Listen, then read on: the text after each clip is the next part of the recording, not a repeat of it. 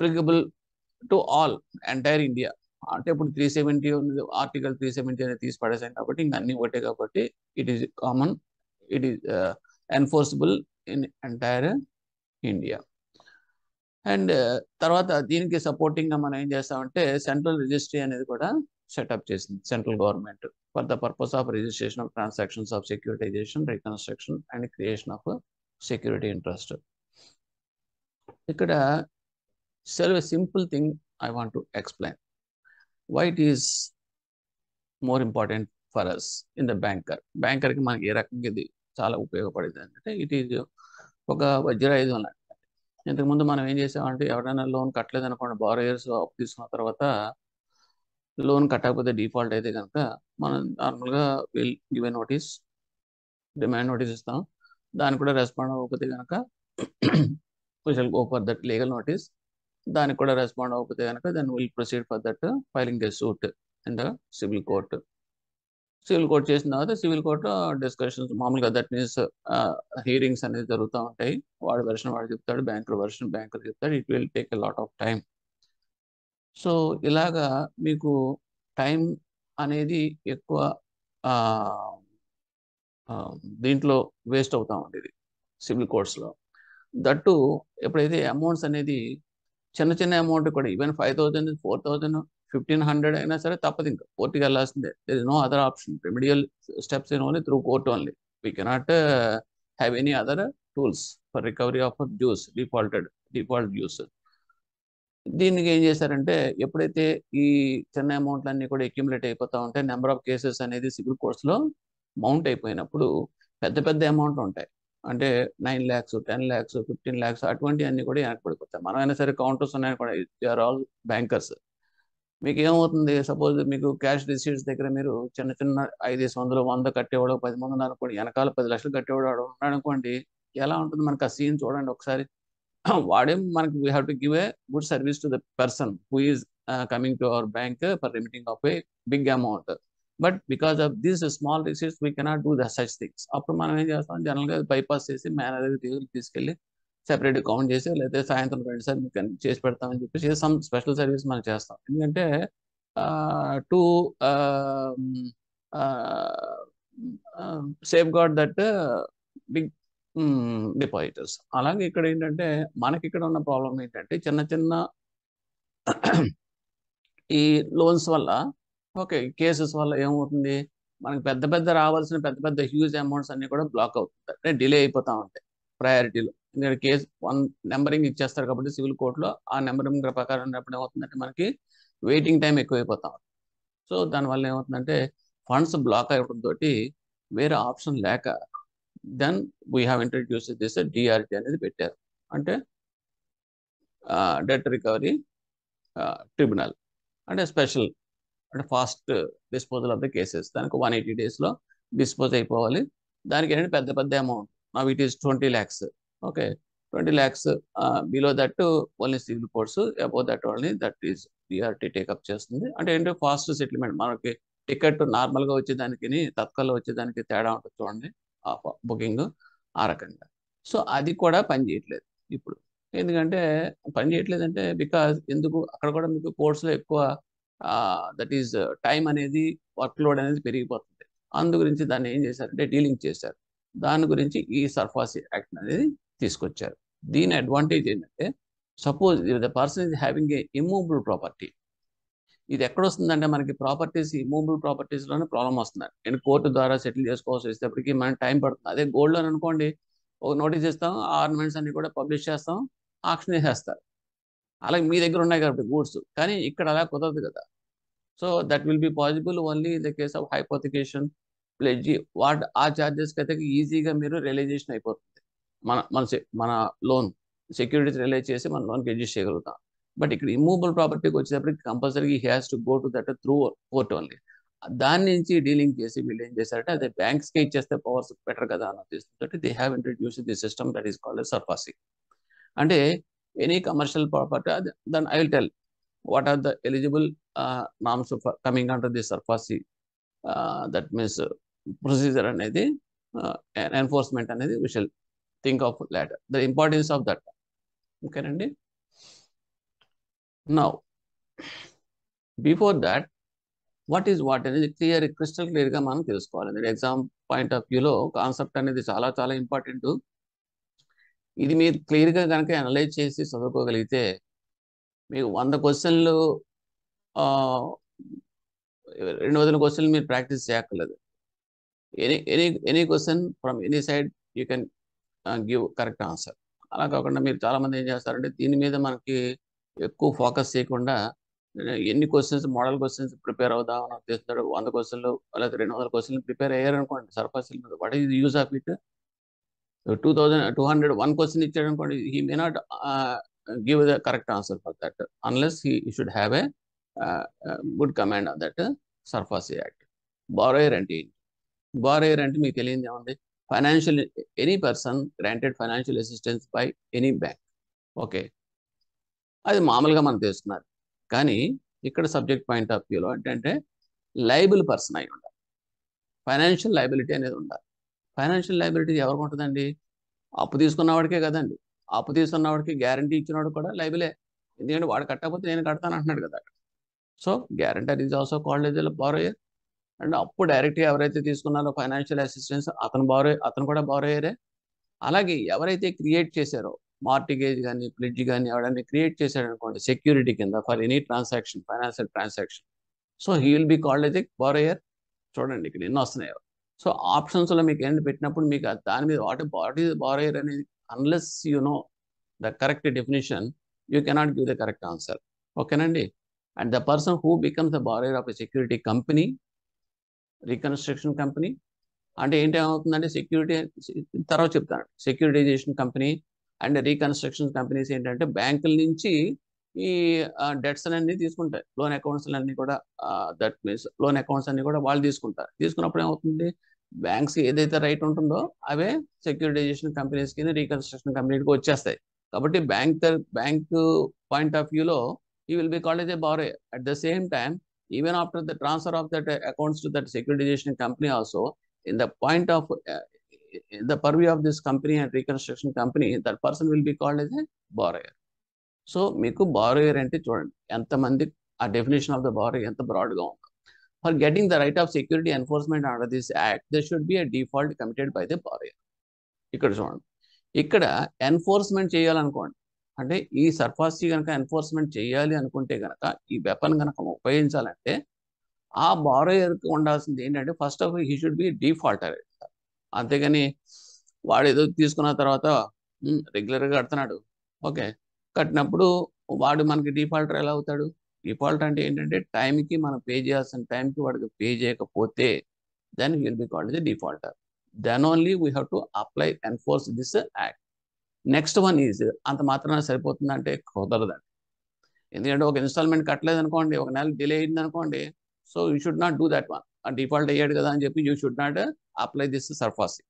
చాలా చాలా ఇంపార్టెంట్. ఎందుకంటే మీకు అడుగుతూ ఉంటాడు, ఒక హోమ్ లోన్ అకౌంట్ SMA 2లో ఉంది, okay, whether you can impose that SARFAESI act, అంటే whether you can take the position of his immovable property, house కానీ కమర్షియల్ సైట్ కానీ తీసుకోవచ్చా అంటే తీసుకోకూడదు.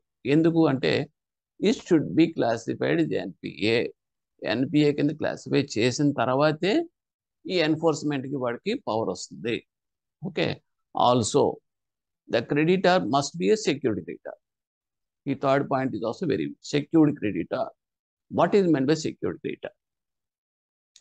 అంటే సెక్యూర్డ్ క్రెడిటర్ అంటే ఏంటంటే ఆ ప్రాపర్టీ ఏదైతే ఇతను పెట్టాడో, ఓకే, ఈ purpose of this loan, suppose నేనే ఉన్నానండి, ఒక 10 lakhs నేను బ్యాంక్లో అప్పు తీసుకున్నాను, ఓకే, ఒక బిజినెస్ లోన్కి, ఓకే, లిమిటో లేదా ఇది అనుకోండి. దానికి నా హౌస్ నేను ఒక 50 lakhs ఉండే హౌస్ని నేను మార్టిగేజ్ చేశాను, okay. At the same time I have taken an education loan to my son. నా ఎడ్యుకేషన్ లోన్ కూడా నేను తీసుకున్నాను మా అబ్బాయికి, అదొక 5 lakhs. సో ఇప్పుడు నాది 2 లోన్స్ ఉన్నాయి. ఒకటి ఏంటంటే 10 lakhs నేను తీసుకున్నాను నా బిజినెస్ పర్పస్కి, డైరెక్ట్గా నాకున్న ప్రాపర్టీని ఆ బిజినెస్ లోన్కి మాత్రమే నేను సెక్యూరిటీ కింద ఇచ్చాను. But I have not given my property to this education loan who has taken for my son education. Okay, ఇప్పుడు నా సన్ ఎడ్యుకేషన్ లోన్ డిఫాల్ట్ అయింది, NPA అయిపోయింది. సో ఇప్పుడు బ్యాంకరు ఈ ప్రాపర్టీని అమ్మి టేకింగ్ పొజిషన్ తీసుకోగలదంటే తీసుకోలేదు. ఎందుకంటే నేను ఇచ్చిన సెక్యూరిటీ దేనికి కనెక్ట్ అయ్యి ఉంది? నా బిజినెస్ లోన్కి మాత్రమే కనెక్ట్ అయ్యింది.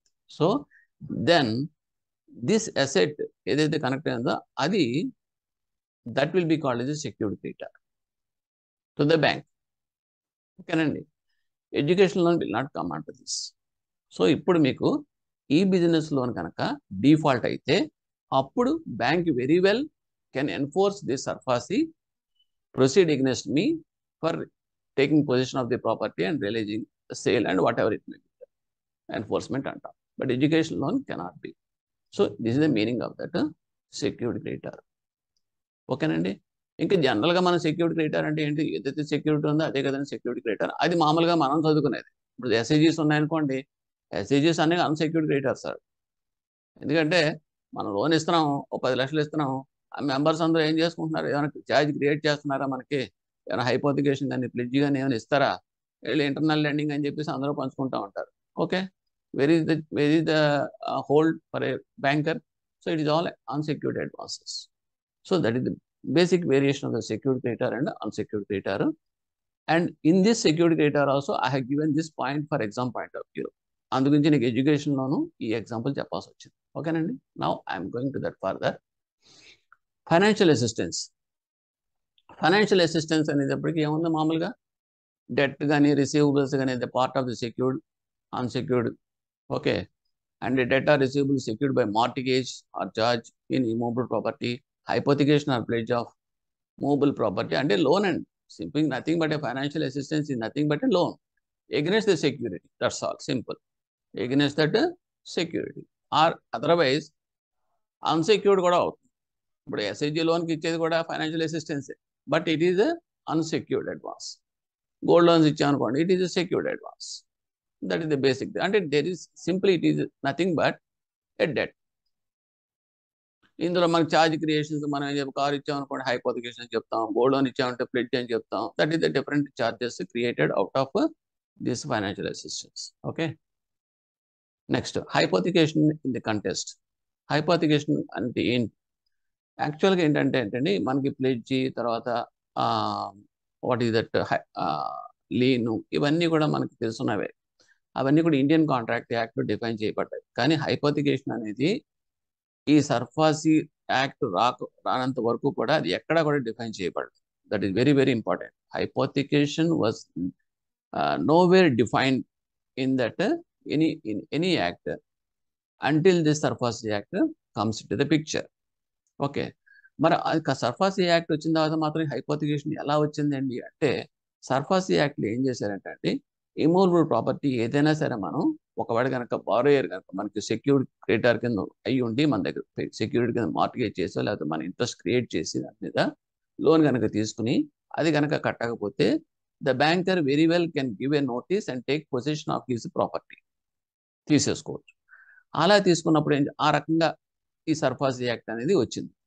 అంటే దీంట్లో మీకు పాయింట్ ఏంటంటే, మామూలుగా అయితే కనుక మనం డైరెక్ట్ తీసుకోవడానికి లేదు. కట్టకపోతే మనం కోర్టుకి వెళ్ళాలి. సార్ ఇది సార్ డాక్యుమెంట్ ఇచ్చాడు సార్, డాక్యుమెంట్ ప్రకారం మాకు కన్సిడరేషన్ ఉంది సార్, కట్టలేదు సార్, దాన్ని చూడండి సార్ అంటే కోర్టు హీరింగ్ అన్ని చేసిన తర్వాత వస్తుంది. అది నార్మల్ కోర్స్, ఓల్డెన్ డేస్లో ఉండేది, ఇప్పటి నుంచి ట్రెడిషనల్గా ఉండేది. ఇప్పుడు ఈ సర్ఫాసీ యాక్ట్లో ఏమవుతుందంటే, he can directly take position without intervention of the court. That is the only, that's why it is called as a Vajrayadhan. ఎందుకంటే best source for recovery of this default amounts. ఇప్పుడు ఏమవుతుంది మీకు, ఎప్పుడైనా టేక్ పొజిషన్ తీసేసుకుంటాం, మనం అమ్మేస్తాం. Okay, sale notice ఇచ్చి. ఇక్కడ ఏమవుతుందంటే ఈ సర్ఫాసీ యాక్ట్ వచ్చినప్పుడు ఏం చేశారంటే, వాళ్ళు ఇమ్మూవబుల్ ప్రాపర్టీ అనేది మాత్రం హైలైట్ చేశారు యాక్ట్లో. చేసేటప్పటికి అంత మన బారోయర్స్ కొంచెం మేధావులు కూడా ఉంటారు కదండి ఇందులో. వాళ్ళు ఏం చేశారంటే, ఇదేదో బాగుంది, సపోజ్ ఇక్కడ ఏదో యూనిట్ ఉందండి కంపెనీ, ఓకే, ఏదో సమ్ గ్లాస్ వేర్ సంబంధించిందో లేకపోతే పేపర్ కప్పులు ఏదో పెద్ద యూనిట్ ఏదో ఒకటి ఉంది.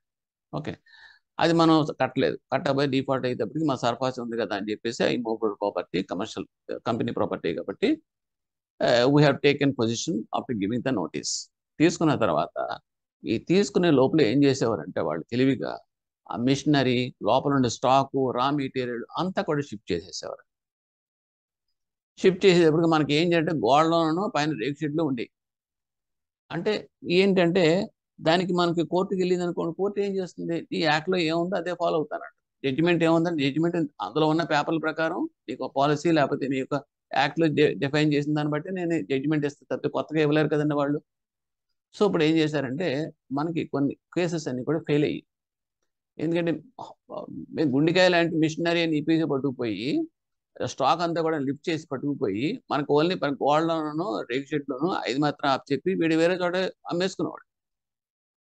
సో దీని ఇలా కాదు, హైపోథికేషన్ అనే క్లాస్ కూడా ఇంక్లూడ్ చేయాలి, దీన్ని కూడా డిఫైన్ చేయాలి అంటే అప్పుడు వాళ్ళు తీసుకొచ్చారు. సో ఆ రకంగా ఏంటంటే హైపోథికేషన్ వాజ్ డిఫైన్డ్, ఇది అడుగుతాడు point, where this hypothecation charge was defined in, అంటే ఇక్కడ మీరు అడుగుతారు Indian contract act something acts అని ఇచ్చినప్పుడు ఇక్కడ సర్ఫాసీలో it was defined. That is the point here. ఓకేనండి.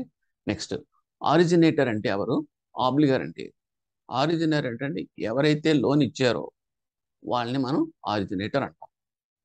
ఓకే, బ్యాంక్ ఇస్తుంది, ఫైనాన్షియల్ ఇన్స్టిట్యూషన్ ఇస్తుంది loan, so the will be called as originator. Obligor అంటే ఎవడైతే లోన్ తీసుకున్నాడో, borrower. Okay, obligor is nothing but a borrower. Next, reconstruction company. Reconstruction company ఏంటంటే what is, మీరు doubt ఏంటంటే securitization company ఏంటంటే reconstruction companies ఏంటంటే ఇవన్నీ ఏంటి అంటే, సెక్యూరిటైజేషన్ కంపెనీ ఏంటంటే just you are taking position of that securities. అంటే ఇప్పుడు సపోజ్ ఒక బ్యాంక్ ఉందండి, ఎక్స్ బ్యాంక్ అన్నది. ఎక్స్ బ్యాంక్ అనేది ఈ ఎన్పిఎస్ఓ లేకపోతే చాలా అడ్వాన్సెస్ అని కూడా బ్యాడ్ అడ్వాన్సెస్ మౌంట్ అయిపోయింది. ఓకే, వీళ్ళు ఏం చేస్తారు, దాని మీద పెట్టుకునేటప్పుడు ప్రొవిజన్స్ పెట్టుకోవాలి, తర్వాత దాని అమౌంట్స్ బ్లాక్ అయిపోతాయి కదా. రీపేమెంట్ అంటే ఇప్పుడు మనకు ఒక అసెట్, ఇవన్నీ అసెట్స్, మన లోన్స్ అన్ని నథింగ్ బట్ అసెట్స్. అసెట్స్ అనేది ఇన్కమ్ జనరేట్ చేయాలి, జనరేట్ చేయకుండా ఐడియల్గా ఉండిపోయినాయి అనుకోండి, what is the use of it, white ఎలిఫెంట్లో ఉంటున్నాయి మన దగ్గర. అటువంటి అప్పుడు ఏం చేస్తారంటే మన బ్యాలెన్స్ షీట్ క్లీన్ చేసుకోవడం కోసం బ్యాంకులు ఏం చేస్తారంటే there is an option for selling of this bad debts. అప్పుడు there will be some other sources who are ready to purchase your bad debts. So that's companies all కాజ్ securitization companies అంటాం. ఈ securitisation companies ఏం చేస్తారంటే బ్యాంకులు ఏదైతే సర్ఫాసీ act ఎన్ఫోర్స్మెంట్కి right అన్నీ ఉన్నాయో, రెమెడియల్ ఆప్షన్స్ అన్ని బ్యాంకర్కి ఎలా ఉన్నాయో, వీళ్ళ దగ్గర నుంచి ఆ సెక్యూరిటీస్ కంపెనీస్ వాళ్ళు తీసేసుకుని వాళ్ళు బ్యాంకులకు ఉండే రైట్స్ ఆటోమేటిక్గా వాళ్ళకే వచ్చేస్తాయి. వాళ్ళు సర్ఫాసీ ఎన్ఫోర్స్ చేయొచ్చు, వాళ్ళు నోటీసులు ఇవ్వచ్చు, వాళ్ళు చేయొచ్చు రికవరీ మెకానిజం అంతా. ఫస్ట్ ఆఫ్ ఆల్ దాని అడ్వాంటేజ్ ఏమవుతుందంటే ముందు బ్యాంక్ దగ్గర ఉన్న బ్యాడ్ డెట్స్ అన్ని కూడా క్లియర్ అయిపోయి బ్యాలెన్స్ షీట్ క్లీన్ అయిపోతుంది. రెండోది ఏంటంటే ఫండ్స్ వచ్చేస్తాయి కాబట్టి ఆ ఫండ్స్ మళ్ళీ ఫ్రెష్ అడ్వాన్సెస్ కింద మనం ఇచ్చుకుంటే ఇన్కమ్ అనేది జనరేట్ అవుతుంది. That is the advantage to the bank. వాళ్ళకి ఏంటంటే వాళ్ళు కంపెనీ కింద ఫార్మ్ అయ్యారు కాబట్టి సెక్యూరిటైజేషన్ కంపెనీ కింద వాళ్ళు ఏం చేస్తారంటే మనకి సెక్యూరిటీ రికవరీ ఏజెంట్స్ అంటారు, ఆ టైప్లో ఏం చేస్తారంటే వాళ్ళు డోర్ టు డోర్ వెళ్ళి వాళ్ళ మెకానిజం ఆఫీస్ సెటప్లు పెట్టుకుని వాళ్ళ రికవరీ ప్రాసెస్లోకి వెళ్ళి వాళ్ళు చేస్తారు. మరి ఏంటి అడ్వాంటేజ్ అంటే బ్యాంక్ కూడా ఏం చేస్తాడంటే తనకున్న బ్యాడ్ అంతా మురికి చెత్త అంతా వదిలించుకుంటాడు సమ్ డిస్కౌంట్. సపోజ్ 100 కోట్లు ఉందనుకోండి, ఓ 10 కోట్లు ఎంతో పోయింది అనుకుంటాడు, 90 కోట్లు అడిగి వచ్చేసింది కదా, దాంతో రోల్ చేసుకుంటా ఉంటాడు, మన క్లీన్ అయిపోతుంది. వాడికి ఏం చేస్తుందంటే వాడంతా తీసుకుంటాడు, డిస్కౌంట్లో వచ్చింది కాబట్టి వాడు ఒరిజినల్గా ప్రైస్ వాడు రికవర్ చేసుకుంటాడు. సో ఆడికి అది ఆ 10 crores 1 crore మిగులుతుంది out of their deduction of their running expenses అన్నీ కూడా. ఓకే, మెయింటెనెన్స్ కూడా. So this is mutual advantage. ఓకేనండి. మరి రీకన్స్ట్రక్షన్ కంపెనీ అంటే ఏంటండి అంటే, రీకన్స్ట్రక్షన్ కంపెనీ అంటే నథింగ్ బట్ కంపెనీస్ ఉంటాయండి, కంపెనీస్ కూడా మీకు డిఫాల్ట్ అవుతూ ఉంటాయి. వచ్చినప్పుడు వీడు ఏం చేస్తారంటే సమ్ వీళ్ళు కొన్ని పవర్స్ ఉంటాయి. ఈ రీకన్స్ట్రక్షన్ కంపెనీస్కి పవర్స్ ఏంటంటే ఆర్బీఐ ఇస్తుంది వాళ్ళకి. So they can change that management of that company and they can go for any remedial steps. Okay, అంటే మళ్ళీ స్ట్రీమ్ లైన్ చేయడానికి ట్రై చేసి అవసరమైతే లిక్విడేషన్ ప్రాసెస్కి ఏదైనా సరే చేసుకోవచ్చు. And these are all the reconstruction process of the company. రెండు కలిపే ఈ యాక్ట్లో ఉంటాయి అన్నమాట. ఇది ఏంటంటే ఈ కంపెనీ, ఈ reconstruction company, security reconstruction company ఎవరైనా సరే స్టార్ట్ చేయొచ్చు. Okay, but only thing that should be registered with companies act 1956. అది important. Next, securitisation. Here securitisation గురించి మనం చెప్తాం మీన్స్ ఇప్పుడు చెప్పిందే acquisition of financial assets by the securitization or reconstruction company from the originator, bank, on acquisition of the financial asset, a company becomes the owner of the financial asset naturally. Owner of the assets ఎవరు? Bank.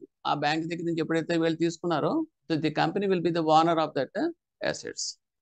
అలా at the same time steps in to the shoes of the lenders bank or financial institute. అంటే బ్యాంకర్కి ఏదైతే ఉన్నాయో powers అవన్నీ కూడా వీళ్ళకే వస్తాయి. అంటే వాళ్ళ చెప్పుల్లో వీళ్ళు అడిగెట్టినట్టే లెక్క. That is the stepping in to the shoes అంటాం. This acquisition can also be said to be as a sale of asset without recourse to the point. ఈ point important. This acquisition process అనేది ఎలా జరుగుతుంది అంటే, okay, బ్యాంకులకి ఏం సంబంధం? Without recourse to the bank. తీసుకున్నారు, అది కుళ్ళిపోయిందా మంచిదా అనేది అవన్నీ నువ్వు తీసుకున్నవాడు భరించాలి, నాకేం సంబంధం లేదు. అంటే బ్యాంకులను అమ్మేసింది, సేల్ చేసేసింది. సేల్ చేసేసిన తర్వాత ఆడ కట్టలేదండి, మరి ఏం చేయాలి, మీకు తీసేసుకోండి, వెనక్కి తీసుకోవడానికి లేదు. It is is botheration, it is is headache. So ఆ రకంగా ఎక్విజిషన్లో జరిగేది ఏంటంటే without recourse to the bank. ఈ point also important to you. Next we are coming to that security agreement. What is meant by security agreement? Security agreement అంటే ఏంటంటే documents under which security interest is created in favour of the security creditor. Simple document. ఇది nothing but agreement, is nothing but a document. ఏ రకంగా తీసుకుంటామంటే మన originator దగ్గర నుంచి అంటే బ్యాంకర్ దగ్గర నుంచి ఆ కంపెనీ సెక్యూరిటైజేషన్ కంపెనీ బట్టి తీసుకుంటాడు కదండి. అసెట్స్ అంటే this means loans, bad debts, whatever it మీరు తీసుకుంటారు కదా. తీసుకున్నప్పుడు they will undergo some agreement. అదేంటంటే in favour of that security creditor ఇస్తాడనమాట. So this is called as security agreement అంటాం. Next security receipt. ఇందులో మనకి ఇంకొంచెం డీప్గా కూడా వెళ్ళొచ్చు, అది కూడా చూద్దామండి. ఎందుకంటే ఎగ్జామ్ పాయింట్ ఆఫ్ వ్యూలో these points are also very very important. ఒకటి, సెక్యూరిటైజేషన్ అగ్రిమెంట్ అనేది ఇక్కడ కొన్ని పాయింట్స్ చెప్తున్నాను మీకు. మామూలుగా మన అసెట్స్ తీసుకుంటాం, బ్యాంకర్ ఉంటాడు, బ్యాంకర్ దగ్గర నుంచి లెఫ్ట్ సైడ్ ఇంకోటేమో కంపెనీ ఉంటుంది, సెక్యూరిటైజేషన్ రీకన్స్ట్రక్షన్ కంపెనీ. ఇవన్నీ కూడా ఎక్వైర్ చేస్తారు వాళ్ళు, వాడుకున్న ఎన్పిఏలు చెత్త చెదారం అంతా కూడా వీడు తీసుకుంటాడు, డిస్కౌంట్ మీద తీసుకుంటాడు, ఏ రకంగా తీసుకుంటాడు. తీసుకున్నప్పుడు న్యాచురల్గా ఏమవుతుందంటే ఆ అసెట్స్ ఉన్నాయి చూడండి, ఆ అకౌంట్ అసెట్స్ అంటే నథింగ్ బట్ లోన్స్, అవన్నీ కూడా వీళ్ళకి అంటే కంపెనీకి బ్యాంక్ వాడు అసైన్ చేయాలి. అంటే ఇక్కడ ఏంటి ఏముంటుందంటే నీకు ఇవన్నీ ఇస్తున్నానని చెప్పేసి అసైన్మెంట్ అనేది చెయ్యాలి. ఓకే, అసైన్మెంట్ ఇది nothing but that is a right. It is దాని మీద హోల్డ్ చేసే హక్కు అంతా కూడా వాళ్ళకి ఇస్తున్నట్టు లెక్క. ఈ అసైన్మెంట్ గురించి మనం వేరే వీడియో కూడా చేసాము, అందులో మీరు చూస్తే తెలుస్తుంది. అసైన్మెంట్ ఏంటి, లీన్ అంటే ఏంటి, ప్లెడ్జ్ అంటే ఏంటి, హైపోథికేషన్ ఏంటి అనేది టైప్స్ ఆఫ్ చార్జెస్ అనే దాంట్లో మీరు చూస్తే తెలుస్తుంది అన్నమాట. సో ఇప్పుడు ఏమవుతుంది, వీళ్ళిద్దరి మధ్యలో ఒక డీడ్ అనేది ఉంటుంది. డీడ్ అనేది నథింగ్ బట్ అగ్రిమెంట్ లాంటిది. ఇవన్నీ నీకు అసైన్ చేస్తున్నానని చెప్పేసి అని అంటాం. కానీ గుర్తుపెట్టుకోవాల్సిన విషయం ఏంటంటే ఈ పర్టికులర్ సెక్యూరిటైజేషన్ దాంట్లో అసైన్మెంట్ అనేది రాదు. అసైన్మెంట్ అంటే simple transfer of that loan accounts to the company అది మాత్రం కాదు. అంటే డీడ్ అనేది ఎక్కడ ఉండదు. మరి డీడ్ లేకుండా వాళ్ళిద్దరికి ఎలాగా కుదురుతుందండి, ఎలా బ్రిడ్జ్ అవుతుంది అంటే వీడు ఏం చేస్తాడంటే బ్యాంక్ వాడు వాడికి అసెట్స్ అన్నీ కూడా ట్రాన్స్ఫర్ చేసేస్తాడు, ఇచ్చేస్తాడు. కంపెనీ వాడు ఏం చేస్తాడంటే దానికి బదులుగా బాండ్స్ కానీ డిబెంచర్స్ కానీ ఇచ్చేస్తాడు. చూడండి ఎంత ఇంపార్టెంట్ ఇది. ఈ మెకానిజం చాలా చాలా ఇంపార్టెంట్, ఎస్పెషల్లీ ఫర్ సిఐబి. అంటే ఇక్కడ ఏమవుతుంది, మీకు అసైన్మెంట్ డీడ్ అనేది సెపరేట్గా ఉండదు. చాలా చాలా ఇంపార్టెంట్. అసైన్మెంట్ డీడ్ అనేది ఉండదు. సింపుల్గా వీడి అసెట్స్ వాడికి ఇస్తాడు, కంపెనీ వాడు ఏం చేస్తాడంటే బాండ్స్ రూపంలో కానీ లేదంటే క్యాష్ రూపంలో ఇవ్వడు, బాండ్స్ రూపంలో కానీ లేదంటే డిబెంచర్స్ రూపంలో కానీ వీడికి ఇచ్చేస్తాడు బ్యాంకర్కి. మరి క్యాష్ రూపంలో కాకుండా బాండ్స్ డిబెంచర్స్ ఇస్తే బ్యాంక్ వాడికి ఏంటో ఉపయోగం, ఫండ్స్ ఇలాగ ఎలాగంటే ఏ ఉపయోగం ఉందండి, ఎస్ఎల్ఆర్ సిఆర్ఆర్ పర్పస్కి ఎలాగో కావాలి బయట పెడతాడు ఫండ్స్ అని తీసుకొచ్చి, ఆ ఫండ్స్ ఈ రకంగా వచ్చినప్పుడు అవే చూపించుకుంటాడు, వాడికి ఫండ్స్ మిగిలినట్టే కదా లెక్క. So that is advantage of the banker. Okay, ఇది subject to some terms and conditions ప్రకారం వాళ్ళు రాసుకుంటారు అన్నమాట. దాన్నే మనం అసైన్మెంట్ కింద తీసుకుంటాం. That is one point here. And second point ఏంటంటే ఎక్కడైనా సరే డాక్యుమెంట్ కనుక ఎగ్జిక్యూట్ చేస్తే కనుక కంపల్సరీగా స్టాంపింగ్ అనేది చేయాలి, అంటే స్టాంప్ డ్యూటీస్ అనేది పే చేయాలి.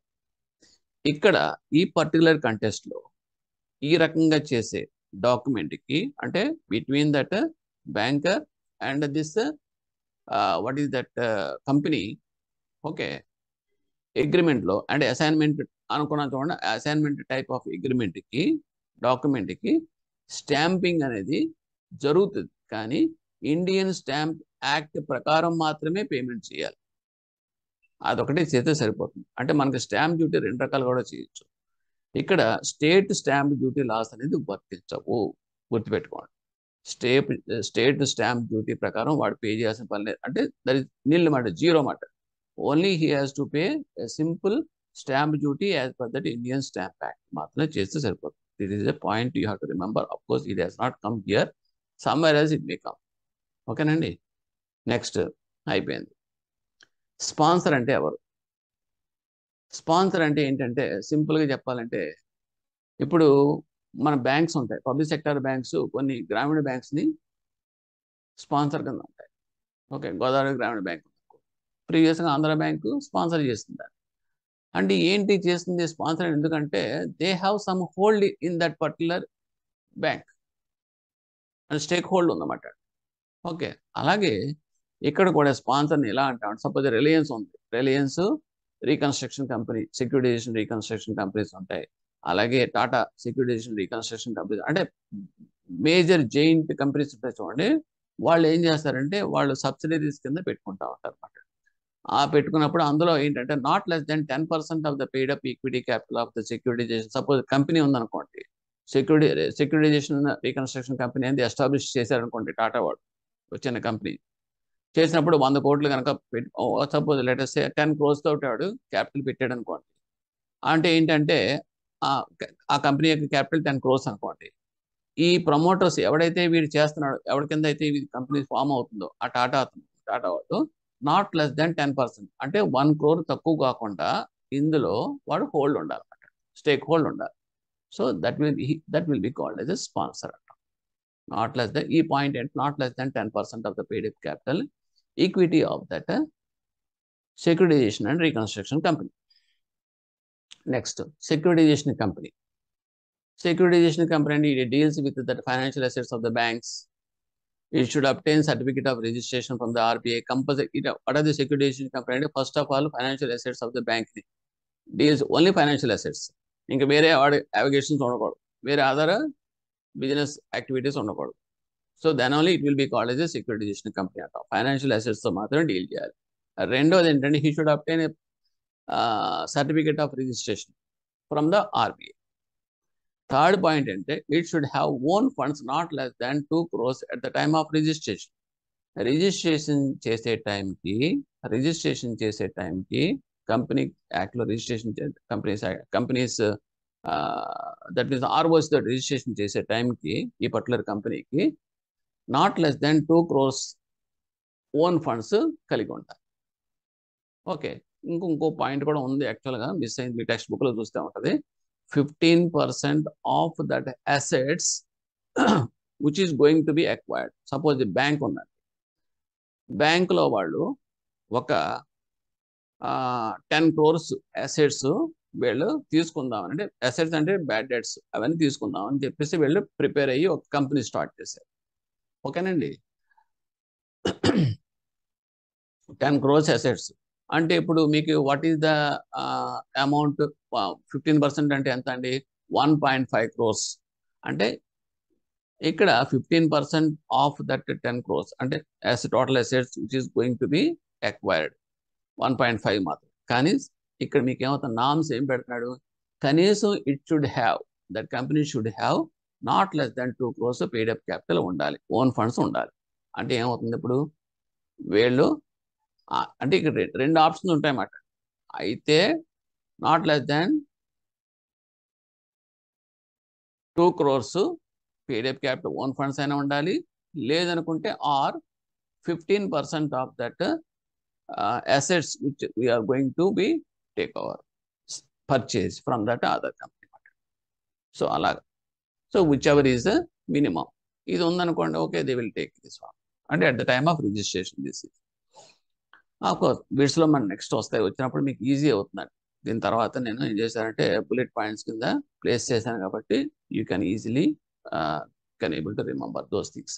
And the risk of non realization of assets will be impacting of the investors. ఇకపోతే ఇక్కడ ఏం జరుగుతుందంటే సెక్యూరిటైజేషన్ కంపెనీలో జనరల్గా ఏం చేస్తారంటే సెక్యూరిటైజేషన్ కంపెనీ వాడు ఏం చేస్తాడు, బాండ్స్ తర్వాత వాట్ ఈస్ దిస్ డిబెంచర్స్ కింద బ్యాంకుకి ఇచ్చేస్తారు. ఇచ్చేసిన తర్వాత ఆ అసెట్స్ అన్ని తీసేసుకుంటారు. ఎవరు? ఈ సెక్యూరిటైజేషన్ కంపెనీ తీసుకుని ఏం చేస్తుందంటే against these secured assets they will issue security receipts. Security ఇప్పుడు మనమైనా సరే బ్యాంక్ కూడా ఏం చేస్తాం, మనం కలెక్ట్ చేస్తున్నాం కదండి. మన వెళ్ళి నేను ఓ 10,000, 20,000, 30,000, 1,00,000, 2,00,000 మనం డిపాజిట్ చేస్తున్నాం లేదా బ్యాంకులో. వాడు ఏం చేస్తున్నాడు, ఇగో 6% ఇస్తున్నాను, 7%, 1 year కింద, 2 years కింద అని చెప్పి మనకి రేట్ చార్ట్ ఇస్తున్నాడు, డిపాజిట్ రేట్స్ ఇస్తున్నాడు. దాని ప్రకారం మనం ఇన్వెస్ట్ చేస్తున్నాం. ఆ టైం అయ్యేటప్పటికి మెచ్యూరిటీ మనం ఆ రిసీట్ పట్టుకెళ్ళిస్తే కనుక మన డబ్బులు మనకి విత్ ఇంట్రెస్ట్ ఇచ్చేస్తున్నారు. సేమ్ అదే ప్రాసెస్ ఏం చేస్తాయంటే ఈ కంపెనీస్ ఇవన్నీ చూపిస్తాయి. ఇవన్నీ చూడ మా దగ్గర ఉన్న సెక్యూరిటీస్, పలానా బెంచ్ సర్కిల్ ఈ హౌస్ ఉంది, పలానా చోట ఏమో స్థలం ఉంది, దీని వాల్యూస్ ఇంత అని చెప్పేసి అసెట్స్ అన్ని కూడాను ఆడికి ఇన్వెస్టర్స్కి అట్రాక్ట్ చేస్తుంది. అట్రాక్ట్ చేసి ఇవన్నీ ఉన్నాయి, మీకు ఏం పర్వాలేదు, భరోసా ఇచ్చి మీకు against these securities you can come and invest in our security receipts అని చెప్పేసి సెక్యూరిటీ రిసీట్స్ని ఇష్యూ చేస్తాయి. అడిగి కొంత దీని ఇన్వెస్టర్స్కి ఏంటి అడ్వాంటేజ్ అంటే they will get some attractive interest. Okay, at the same time ఇవన్నీ కూడా సెక్యూర్డ్గా ఉంటాయి because of this assets on hold. So that is the mechanism behind this one. ఇక్కడ ఏమవుతుందంటే the risk of non realization of assets. ఒకవేళ కనుక మనం అనుకున్న అసెట్స్ కనుక రియలైజ్ కాలేదనుకోండి, రియలైజ్ కాకపోతే అంటే అమ్ముడు అవ్వలేదు అనుకోండి, అప్పుడు రిస్క్ ఎవరు భరిస్తారు అంటే కనుక కంపెనీ కూడా భరిస్తాడు. ఈ పాయింట్ ఇంపార్టెంట్. ఇన్వెస్టర్స్కి ఏమీ సంబంధం లేదు, ఈ ఇన్వెస్టర్ నాకేం సంబంధం లేదు, ఆ రిస్క్ అంతా కూడా వీడే భరించాలి. నాకు టైం కల్లా ఇంట్రెస్ట్ ఎష్యూర్డ్గా నువ్వు చెప్పిన ఇంట్రెస్ట్ నాకు ఇవ్వాలి అని కూర్చుంటారు. మరి ఇన్వెస్టర్స్ అవతల వైపు ఎవరండి అంటే మీరు నేను కాదు, QIBs అంటాం, qualified institutional buyers. That is also important. Qualified institutional buyers అంటే ఎవరంటే మన public sector banks and insurance companies, mutual funds. Okay, and ఇవన్నీ కూడా qualified institution because there is some norms are there.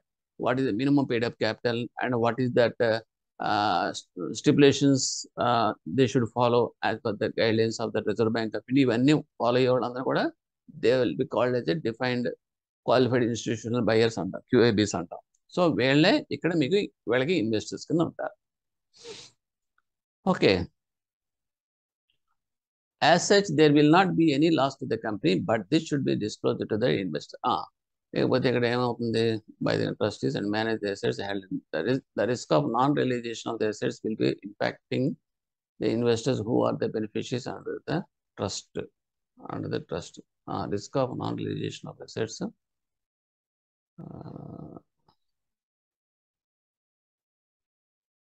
Sorry, RBI can. ఇక్కడ ఏమవుతుందంటే this company has formed different scheme.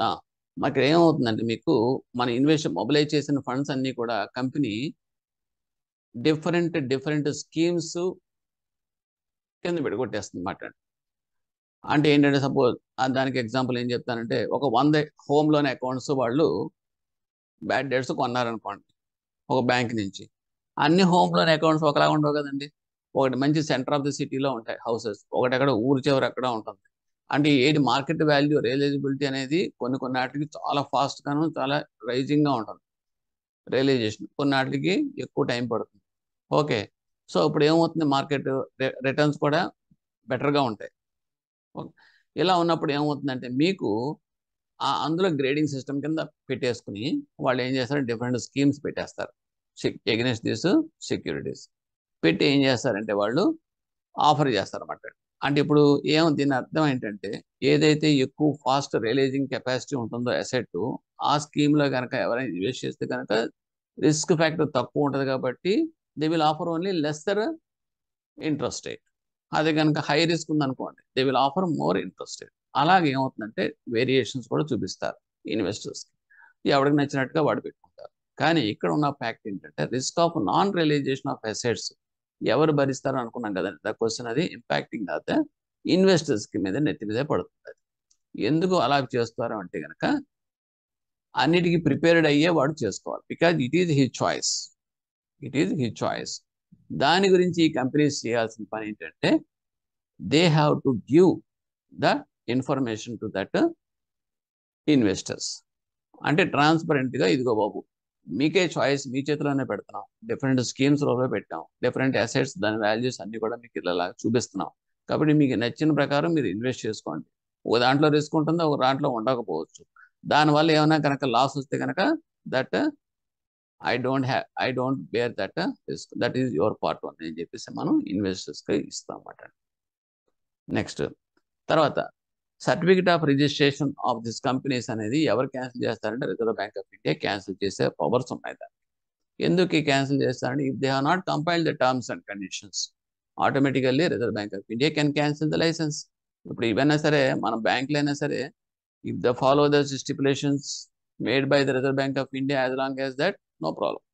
ఇప్పుడు SLR maintain చేయాలంటే చేయాలి, సిఆర్ఆర్ మెయింటైన్ చేయాలంటే చేయాలి, డీవియేషన్తో KYC అనేది ఫాలో అవ్వాలి. ఏం చేయలేదనుకోండి ముందు వార్నింగ్ ఇస్తారు, దాని పెనాల్టీ తర్వాత క్యాన్సిల్ చేసి పడుతుంది license of the bank.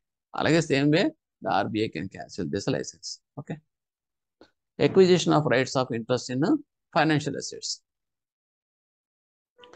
Company can acquire the financial asset of any company by using a debenture. ఇదే అనుకున్నదే debenture, bond or any other security by the agreement consideration అనేది చాలా పాయింట్ ఇంపార్టెంట్.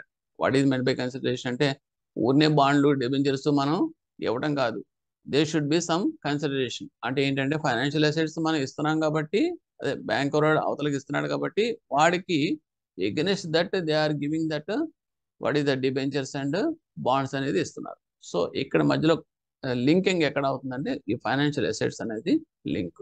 సో బ్రిడ్జ్ మాట. So this is called as a consideration అంటాం. Okay. By entering in to the agreement with such a bank transfer of fund as these transactions involve. ఈ రకంగా జరిగే transactions రెండు steps ఉంటాయండి. ఒకటి ఏంటంటే acquisition of financial assets and undivided interest there in. Second point issue of security receipts in favour of that investors. ఏంటి అంటే first ఏం జరుగుతుందంటే ఎక్విజిషన్ ఆఫ్ ఫైనాన్షియల్ అసెట్స్ అనేది ఎలా తీసుకుంటారు అంటే అన్డివైడెడ్ ఇంట్రెస్ట్. అన్డివైడెడ్ ఇంట్రెస్ట్ అంటే దాని అర్థం ఏంటంటే సి హియర్ బ్యాంకుల నుంచి బ్యాడ్ డెట్స్ అన్ని కూడా కంపెనీ తీసుకుంటుంది. ఓకే. తీసుకుంటున్నప్పుడు హోల్సేల్గా తీసేసుకుంటుంది. ఇదిగో ముద్ద ఫిగర్, ఇది 50 కోట్లు లేకపోతే 60 కోట్లు అని చెప్పి తీసుకుంటాం. అంతేగాని ఏ అసెట్ వాల్యూ ఎంత, ఏ అసెట్ వాల్యూ ఎంత అనేది మనం తీసుకోవడానికి కుదరకపోవచ్చు. అంటే సెగ్రిగేట్ చేసి ఈచ్ అండ్ పిన్ పాయింట్ కింద మనం డివైడ్ చేసి చేయలేం. ఓకేనండి. ఇలా చేస్తున్నప్పుడు ఏమవుతుందంటే మీకు ఇలా ఇలా మొత్తం తీసుకుంటున్నప్పుడు security, what I mean to say security receipts issue చేశారు. సెక్యూరిటీ రిసీట్స్ సపోజ్ ఒక అసెట్ ఉందండి, 50 లక్షల హోమ్ లోన్, అంటే హోమ్ లోన్ ఉంది ఒక అసెట్. సో ఇప్పుడు 50 లక్షలు పెడతాడంటే ఎవడు పెడతాడు, అందులో 5 లక్షలు 3 లక్షలు 2 లక్షలు పెట్టేవాడు ఎంతమంది ఉంటారు. Against in this particular 50 lakhs home loan సంబంధించిన అసెట్ ఎగెనిస్ట్ గా ఇచ్చే సెక్యూరిటీస్ మీద, సెక్యూరిటీ రిసీట్స్ మీద. సో ఇప్పుడు ఏమవుతుంది, అందరి యొక్క ఛార్జ్ ఏ రకంగా అన్డివైడెడ్ పోర్షన్ అవుతుంది. అంటే ఎవరికి వస్తుంది కంప్లీట్ గా 50 లక్షలు పెట్టినోడికి ఇది అసెట్ ఆడికి ఇచ్చేస్తాం. అక్కడ దాకా ఎందుకంటే very simple example, individual house కి ఒక అపార్ట్మెంట్ కి తేడా అండి, అంతే సింపుల్. ఇండివిజువల్ హౌస్ ఉందనుకోండి, నాకు నచ్చింది అనుకుంటే నేను 20 లక్షలు ఇచ్చానంటే 20 లక్షలు నా హౌస్ నేను తీసేసుకుంటాను, నా పేరు టైటిల్ డీడ్ వచ్చేస్తే ఆ హౌస్ అంతటి మీద నాకు పూర్తి హక్కు ఉంటుంది. అవసరం అయితే గోడ బద్దలు కొడతాను, లేదా కన్స్ట్రక్ట్ చేసుకుంటాను, నా ఇచ్చినట్టు చేసుకుంటాను. Okay, it is my fold. అదే మీరు అపార్ట్మెంట్కి వెళ్ళండి, అపార్ట్మెంట్లో మీకు అన్డివైడెడ్ పోర్షన్ అంటాడు. అన్డివైడెడ్ అన్డివైడెడ్ అంటే ఏంటి, అందులో కొన్ని మాత్రమే మనకి ఇంచుమించు చెప్పాలంటే మన కామన్ ఏరియా అంటాం, అన్డివైడెడ్ పోర్షన్ అంటాం. మరి రిజిస్ట్రేషన్ జరిగేటప్పుడు అదే ప్రాబ్లం వస్తుంది అక్కడ.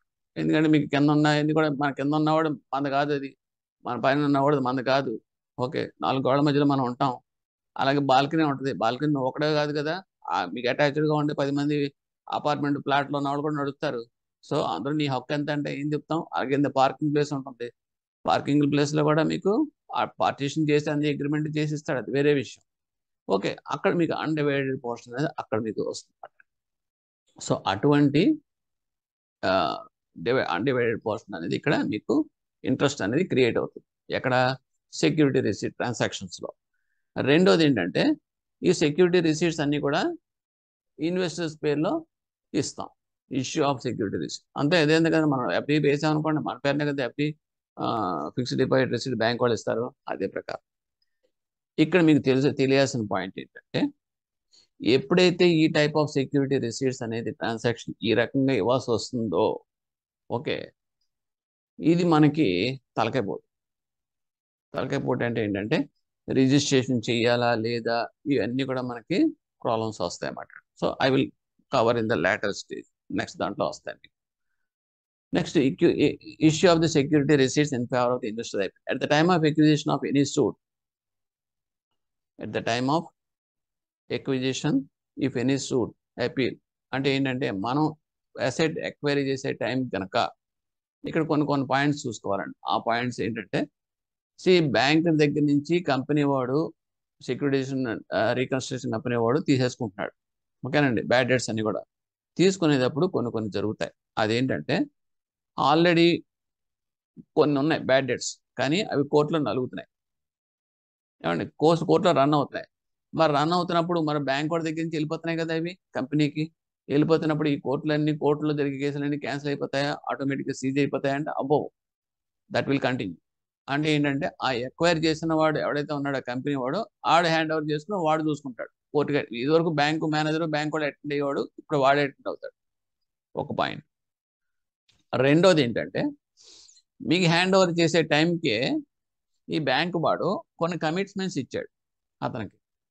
ఏంటంటే నీకు ఇచ్చేస్తాను, లోన్ ఇచ్చేస్తాను నీకు, మీ అబ్బాయికి ఎడ్యుకేషన్ డెఫినెట్గా ఇచ్చేస్తాను, ఎందుకంటే నువ్వు యువర్ బ్యాంకింగ్ విత్ మీ అని చెప్పేసి వాడు మేనేజర్ కమిట్ అయిపోయాడు. కమిట్ అయిపోతే మరి వాడు తీసుకున్నాడుగా, మీ దగ్గర నుంచి ట్రాన్స్ఫర్ అయిపోయినాయి కదా, అకౌంట్స్ అసెట్స్ అన్ని కూడా అటువైపు వెళ్ళిపోయినాయి కదా. వెళ్ళిపోయినప్పుడు మరి అక్కడ ఏమైనా మరి ఇవ్వాలా కంపెనీ వాడు అంటే ఇవ్వాల్సిన అవసరం లేదు. అక్కడ ఇవ్వాల్సిన అవసరం ఏమీ లేదు. So there is no obligation on the part of the company to fulfill that commitments already made by the bank by that time. చేయక్కర్లేదు.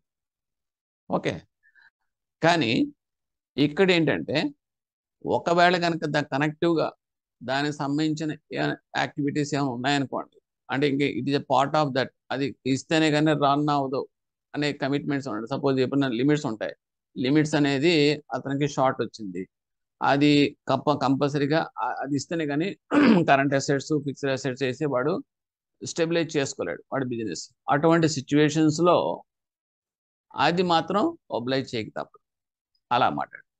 సో అది మీకు చాలా క్లియర్గా డిమార్కేషన్ అనేది మీరు చూసుకోవాల్సి వస్తుంది. అవి ఎగ్జాంపుల్స్.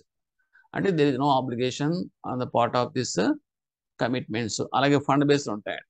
ఓకే, ఫండ్ బేస్డ్లో ఏం చేస్తాడు, ఫండ్ బేస్డ్ అంటే ఏంటి, ప్రామిసెస్, నీకు అది ఇచ్చేస్తాను ఇది ఇచ్చేస్తాను అని చెప్పారంటారు.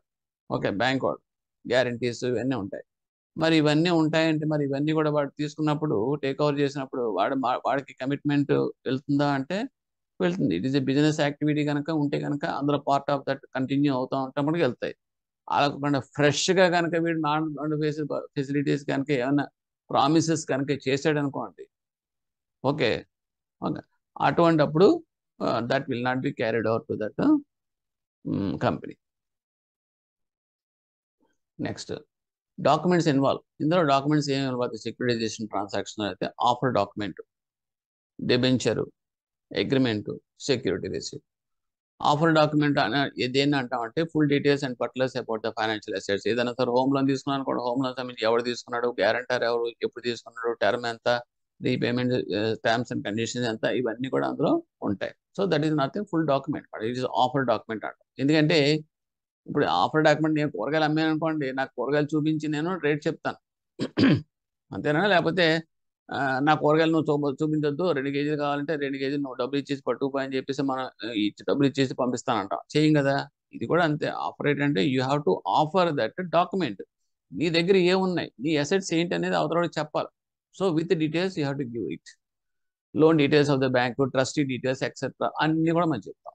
డిబెంచర్, డిబెంచర్ అనుకున్నాం కదండి. డిబెంచర్ అంటే ఏంటంటే వీడు అక్కడ ట్రాన్స్ఫర్ చేస్తుందంటే ఆడవతలకి డిబెంచర్ ఇస్తాడు. కానీ ఇక్కడ కండిషన్ ఏంటంటే డిబెంచర్ ఇచ్చేటప్పుడు రేట్ ఆఫ్ ఇంట్రెస్ట్ అనేది ఆఫర్ చేస్తాడు. ఎవరు, కంపెనీ వాడు, ఎవరికి, బ్యాంకర్కి. అది దాని మీద కొన్ని కండిషన్ రెస్ట్రిక్షన్స్ ఉంటాయి. అంటే the rate of interest offered in the debenture cannot be less than 1.5% above the bank rate. This is very very important. Bank rate suppose if it is 5% అనుకోండి, 5 + 1.5 ఎంత, 6.5. 6.5 కన్నా తక్కువ ఎట్టి పరిస్థితుల్లోనూ కూడా ఎక్వైర్ చేసిన కంపెనీ ఫైనాన్షియల్ ఇన్స్టిట్యూషన్కి ఆఫర్ చేయకూడదు, తక్కువ చేయడానికి లేదు. అంటే above that only they should give that interest rate. Agreement, it is with the originator to continue to serve the assets of that securitization. Originator and agreement originator దగ్గర ఉంటాయి. It is with the originator bank, financial institution దగ్గర ఉంటాయి to continue to serve the assets of that securitization. ఆ securitization చేసే securitization అంటే what is that enforcement and other things అన్ని కూడా continue చేయమని చెప్పేసి దట్ అగ్రిమెంట్ అనేది ఉంటుంది. That is called security receipts అంటే చెప్పాను. It is the favour of the investors. మనం ఇచ్చే రిసీట్స్, మన ఎఫ్డి రిసీట్స్ అలాగా వీడి కంపెనీ వాడు ఇన్వెస్టర్స్కి ఇస్తున్నాడు కదండి, అంటే క్యూఐబీస్, క్వాలిఫైడ్ ఇన్స్టిట్యూషనల్ బయర్స్కి. That is called security receipt in favour of the investors అంటాం. Next, notice to that originator and discharge of obligation. ఇదేంటండి, ఇది కూడా చాలా ఇంపార్టెంట్. సపోజ్ బ్యాంకర్ ఉన్నాడు. బ్యాంకర్ ఏం చేస్తాడు, బ్యాంక్లో ఏదో బ్యాంక్ ఉంది, మీరే బ్యాంకు, నేను మీ దగ్గర లోన్ తీసుకున్నాను, కట్టలేదు. కట్టకపోయేటప్పటికి ఎన్పిఏ అయిపోయింది. నా లోన్ ఏం చేశారు మీరు, ఎవడో రిలయన్స్ అని చెప్పారు, లేకపోతే వై అన్నవాడికి మీరు అమ్మేశారు నా అసెట్స్. ఓకే, మీరు అమ్మేసిన విషయం నాకు తెలియదు. ఓకే, నేను రేపు పొద్దున డబ్బులు కట్టడానికి వచ్చాను. వచ్చినప్పుడు ఎవడు కట్టాలి, నేను? మీరు కడితే మీరు ఆల్రెడీ పంపించేశారు అక్కడికి. సో ఇక్కడ ఏమవుతుందంటే రెండు ఆప్షన్స్ ఉంటాయి. ఒకటి ఏంటంటే, మీరు కనుక నాకు నోటీస్ ఇచ్చారనుకోండి, బ్యాంక్ వాడు కనుక నాకు నోటీస్ ఇచ్చాడనుకోండి, ఇదిగో బాబు నీ అసెట్స్ అన్ని కూడా నువ్వు కట్టలేదు, నీ అసెట్స్ అన్ని కూడా మేము అమ్మేసాం, అమ్మేసిన దాంట్లో నీది కూడా ఉంది, పలానా రిలయన్స్ వాడికి వెళ్ళిపోయింది నీది అని చెప్పేసి నోటీస్ ఇచ్చాడనుకోండి. Okay, that is one system. రెండోది నోటీస్ ఇవ్వకుండా చేయడు. నోటీస్ ఇస్తే ఏంటి, నోటీస్ ఇవ్వకపోతే. నోటీస్ అంటే ఇచ్చాడు అనుకోండి, ఇప్పుడు నేను మీకు కట్టాను అనుకోండి, నేను మీకు కట్టాను 10,000 బ్యాంకులో కట్టేశాను.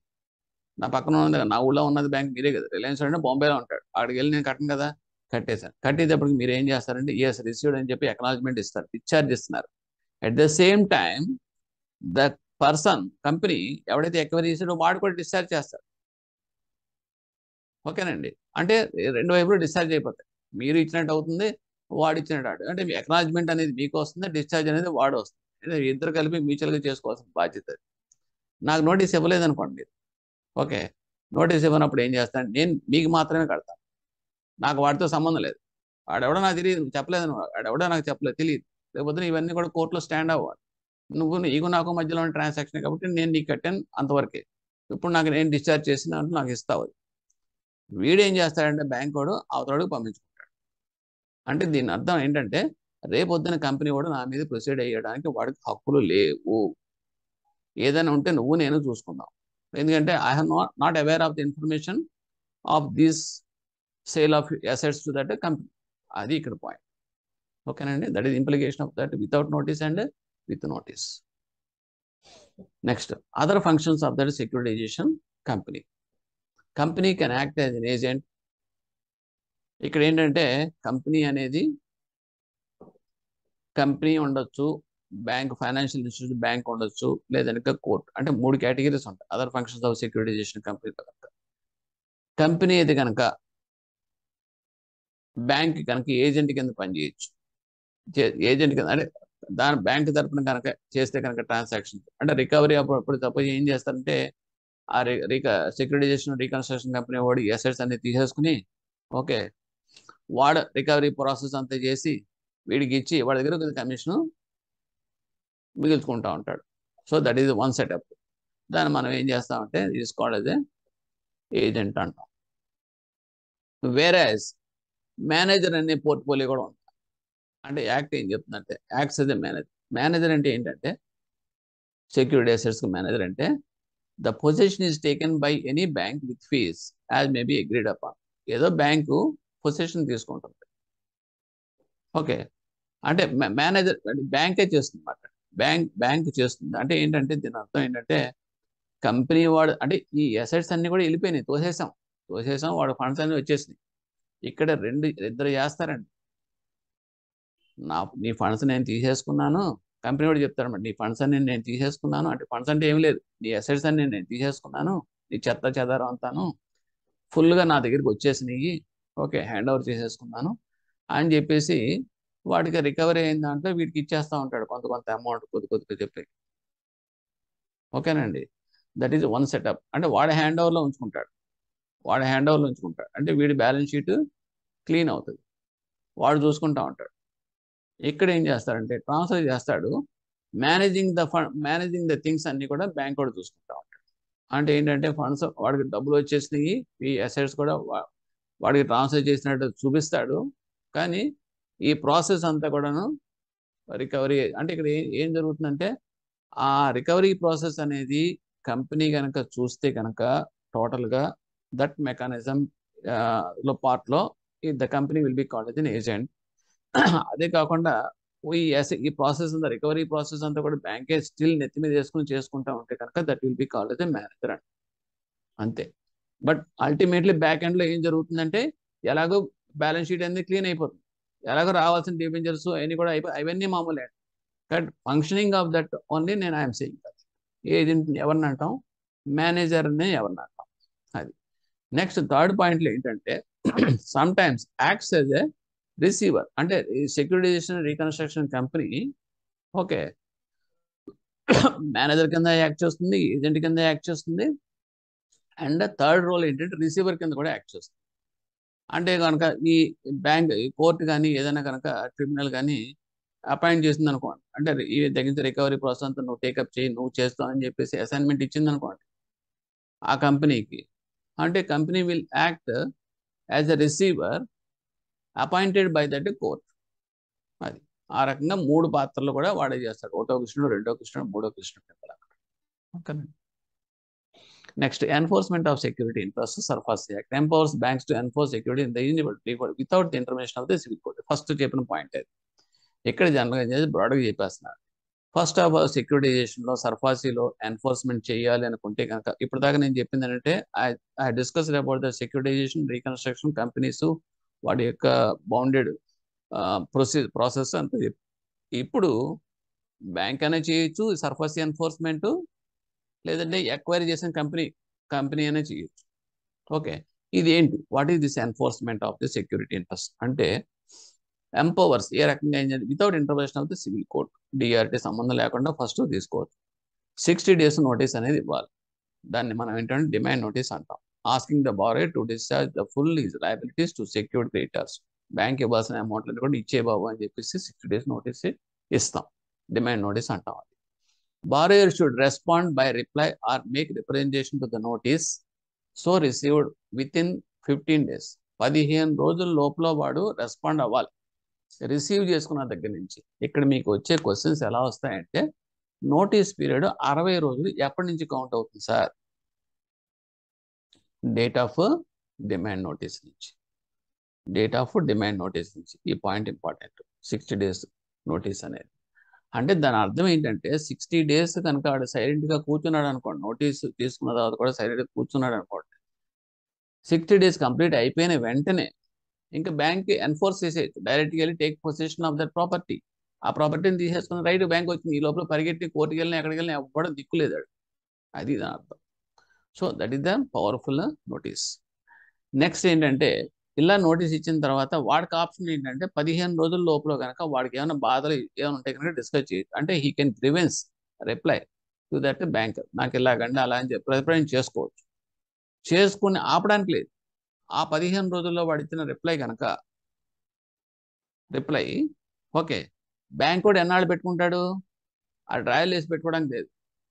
అది సాటిస్ఫై అయితే కనుక ఓకే డిఫర్ చేసేస్తాడు, డిఫర్ చేసే సరేలే కొంత టోకెన్ అమౌంట్ ఏదో కడతానన్నావు కదా సరేలే డిఫర్ చేస్తానని చెప్పేసి బ్యాంక్ కూడా డిఫర్ చేసేయచ్చు, ఆ ప్రాసెస్ ఎన్ఫోర్స్మెంట్ ఆఫ్ సర్ఫాసీని డిఫర్ చేసేయచ్చు. లేదు నచ్చలేదు అనుకోండి, వాడు ఏమి కట్టను నాకు ఎక్స్టెన్షన్ కావాలని చెప్పాడు అనుకోండి, అది ఎలా కుదురుతుంది, సో హీ కెన్ కంటిన్యూ. కానీ ఏ సంగతి వాడికి చెప్పాలి, అది 1 week. The bankers reply period is 1 week and the borrowers respond period is 15 days. ఇది వరకు 1 week ఉండేది బారోయర్కి. వాడు ఏం చేస్తారు, నాకు నోటీస్ రాలేదు సార్, ఆ టైంకి నేను లేను సార్, అందు గురించి అక్కడ ఊరు లేను సార్, చాలా షార్ట్ టైం సార్, ఇవన్నీ జరుగుతూ ఉంటాయి. కొరియర్లో కూడా ఒక్కోసారి 3 రోజులు 4 రోజులు పడతా ఉంటుంది ఏంటి సర్వ్ చేయడానికి నోటీసు. సో ఆ రకంగా డిఫికల్టీస్ తోటి అది పెంచారు, 15 రోజులకి పెంచారు అన్నమాట. So 15 days year, there the bankers reply 1 week. ఆ రెండు కూడా పాయింట్ గుర్తుపెట్టుకోండి. నెక్స్ట్ సెక్యూర్డ్ క్రెడిటర్, అదే మీకు ఇచ్చాను. should respond within 1 week if any representation received from the borrower in response to the notice, even it is not acceptable to him. Next, IPN. Borrower has always have a right to appeal to the DRT even before that bank's reply, as it is not compulsory after reply from the bank. ఈ point చాలా చాలా important. మీకు ట్విస్టింగ్సే ఉంటాయి అన్నీ కూడా. IABF direct questions ఏమీ ఉండవు, statements కూడా డైరెక్ట్గా ఉండవు. ఇక్కడ బారోయర్ అనేది డిఆర్టీకి వెళ్ళొచ్చు. డిఆర్టీకి అనేటప్పటికి ఏమవుతుంది, కోర్టు. ఇది జ్యుడిషియల్, డిఆర్టీ సిస్టమ్ అనేది జ్యుడిషియల్. అంటే ఇక్కడ మీకు సివిల్ కోర్టుకి వెళ్ళొచ్చా, లోకల్ డిస్ట్రిక్ట్ కోర్టుకి, అబ్బాయి కుదరదు. సర్ఫాసీ ఎన్ఫోర్స్మెంట్ ఇనిషియేట్ చేసిన వెంటనే బారోయర్కి ఇది అన్యాయం అండి, ఇది నేను చక్కగా మంచి కస్టమర్ని, చక్కగా అన్నీ కూడా ఇప్పుడు దాకా ఒక్క బ్యాడ్ రిమార్క్ కూడా లేకుండా మేనేజ్ చేస్తున్నాను, నన్ను కొంచెం హెరాస్మెంట్ చేద్దామని ఉద్దేశంతో నా మీద పడకేలా చేస్తున్నాడని చెప్పేసి అనుకున్నాను అనుకోండి, ఎవడో కూడా ఉండాలి కదా ఇది చెప్పింది వినటానికి. అందుగురించి they have given option of this judicial system link చేశారు. అదేంటంటే నార్మల్ కోర్ట్స్ కాదు, డైరెక్ట్గా డిఆర్టీకే రిప్రజెంట్ చేయాలి, అపీల్ చేసుకోవచ్చు. ఓకే, అది అతను ఉన్న హక్కు. ఇకపోతే ఇది ఎప్పుడు లోపల చేసుకోవాలనేది ఏం లేదు. ఓకే, అదేంటంటే వాడు నోటీస్ ఇచ్చాడు కాబట్టి ఇన్ని రోజుల్లో చేయాలా లేకపోతే 60 డేస్లో చేయాలా అనేది ఏం లేదు, వాడు ఎప్పుడైనా చేయొచ్చు. నోటీసు రిప్లై అంటే బ్యాంకర్స్ ఇచ్చేసాడు, 15 రోజుల లోపల వాడే ఇచ్చేసాడు. ఇచ్చిన తర్వాత బ్యాంకర్ గురించి వెయిట్ చేయక్కర్లా, నాకు చాలా అన్యాయం అని చెప్పేసి వీడు వెళ్ళిపోవచ్చు. అంటే he did not wait the reply from the banker, what he will respond అనే దాని గురించి అక్కర్లేదు. లేదనుకుంటే కనుక రిప్లై తర్వాత కూడా వెళ్ళవచ్చు. So this is the point here. And డిఆర్టీకి అపీల్ చేసుకోవచ్చు. ఇకపోతే if the borrower does not pay in full as per the notice, take possession of the assets of the borrower including that right of transfer by way of lease, assignment of sale for the realisation of the money. ఒకవేళ కనుక borrower 15 రోజుల్లో respond కాకుండా సైలెంట్గా కూర్చుని notice కూడా receive చేసుకుని కూర్చున్నాడు అనుకోండి, మనకు 60 days అయిపోయింది అనుకోండి, so we can take possession of that assets. ఇంకా అందులో ఏం తిరిగేలేదు. దాన్ని ఎందుకు తీసుకుంటాం, పొజిషన్ తీసేసుకుని సేల్కి వెళ్ళిపోవడం. When the sale is made, the appropriation of the sale process realise are the following order. ఇకపోతే వదిలేసాను. ఇక్కడ బాగా వస్తే కానీ జనరల్గా ఏంటంటే మనం పొజిషన్ తీసుకుంటాం. జనరల్గా ఏమవుతుందంటే పొజిషన్ తీసుకోవడం అంటే ఏంటంటే మనం డైరెక్ట్గా వెళ్ళిపోయి ఒక నోటీసు దాని మీద అంటిస్తాం, పొజిషన్ నోటీస్ అంటించి మనం పేపర్ కూడా ఇచ్చేస్తాం. ఎందుకంటే సింబాలిక్ పొజిషన్ కూడా చేయాలి. ఎందుకంటే ఒక్కొక్కసారి ఏం చేస్తామంటే ఇందులో చిన్న టెక్నికల్ పాయింట్స్ బ్యాంకర్స్కి కొంచెం ప్రాక్టికల్గా, మనకి 60 days అయిపోయిన తర్వాత automatically will take full powers to take possession of the property. ఇక్కడ జనరల్గా ఏంటంటే మనకి మూవ్డ్ ప్రాపర్టీ అయి ఉండాలి, తర్వాత నాన్ అగ్రీ ప్రాపర్టీ ఉండాలి. కమర్షియల్ ప్రాపర్టీస్ మాత్రమే మనం చేయగలుగుతాం.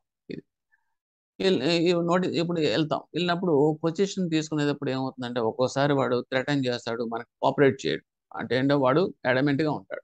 అటువంటిప్పుడు మనం ఏం చేస్తామంటే మనం సింపుల్గా నోటీస్ వాడి మీద పేస్ట్ చేసి, ఇంకా వాడు బోండాలు పెడతాడని భయం ఉంటే కనుక will take protection from that district magistrate దగ్గర నుంచి పోలీస్ ఫోర్స్ అవన్నీ కూడా పెట్టుకుని విల్ టేక్ సింబాలిక్ పొజిషన్. అంటే ఏం లేదు, రికార్డ్ చేస్తాం వాళ్ళ ప్రజెన్స్లో మనం అంటించి మేము పొజిషన్ ఇవన్నీ తీసేసుకున్నాం అని చెప్పేసి అది మనం రికార్డ్ చేసి ఫోటో తీసుకునేవన్నీ పెట్టుకుంటే సరిపోతుంది. That is it self is a symbolic position. అంటే ఫిజికల్ పొజిషన్ తీసుకోలేని పరిస్థితులు. ఓకేనండి, ఫిజికల్ పొజిషన్ మనకి ఇచ్చేసాడు అనుకోండి, గొడవ లేదు, మనమే తీసుకుంటాం, మనం తాళం వేసేస్తాం, మన హ్యాండ్ ఓవర్లో పెట్టి.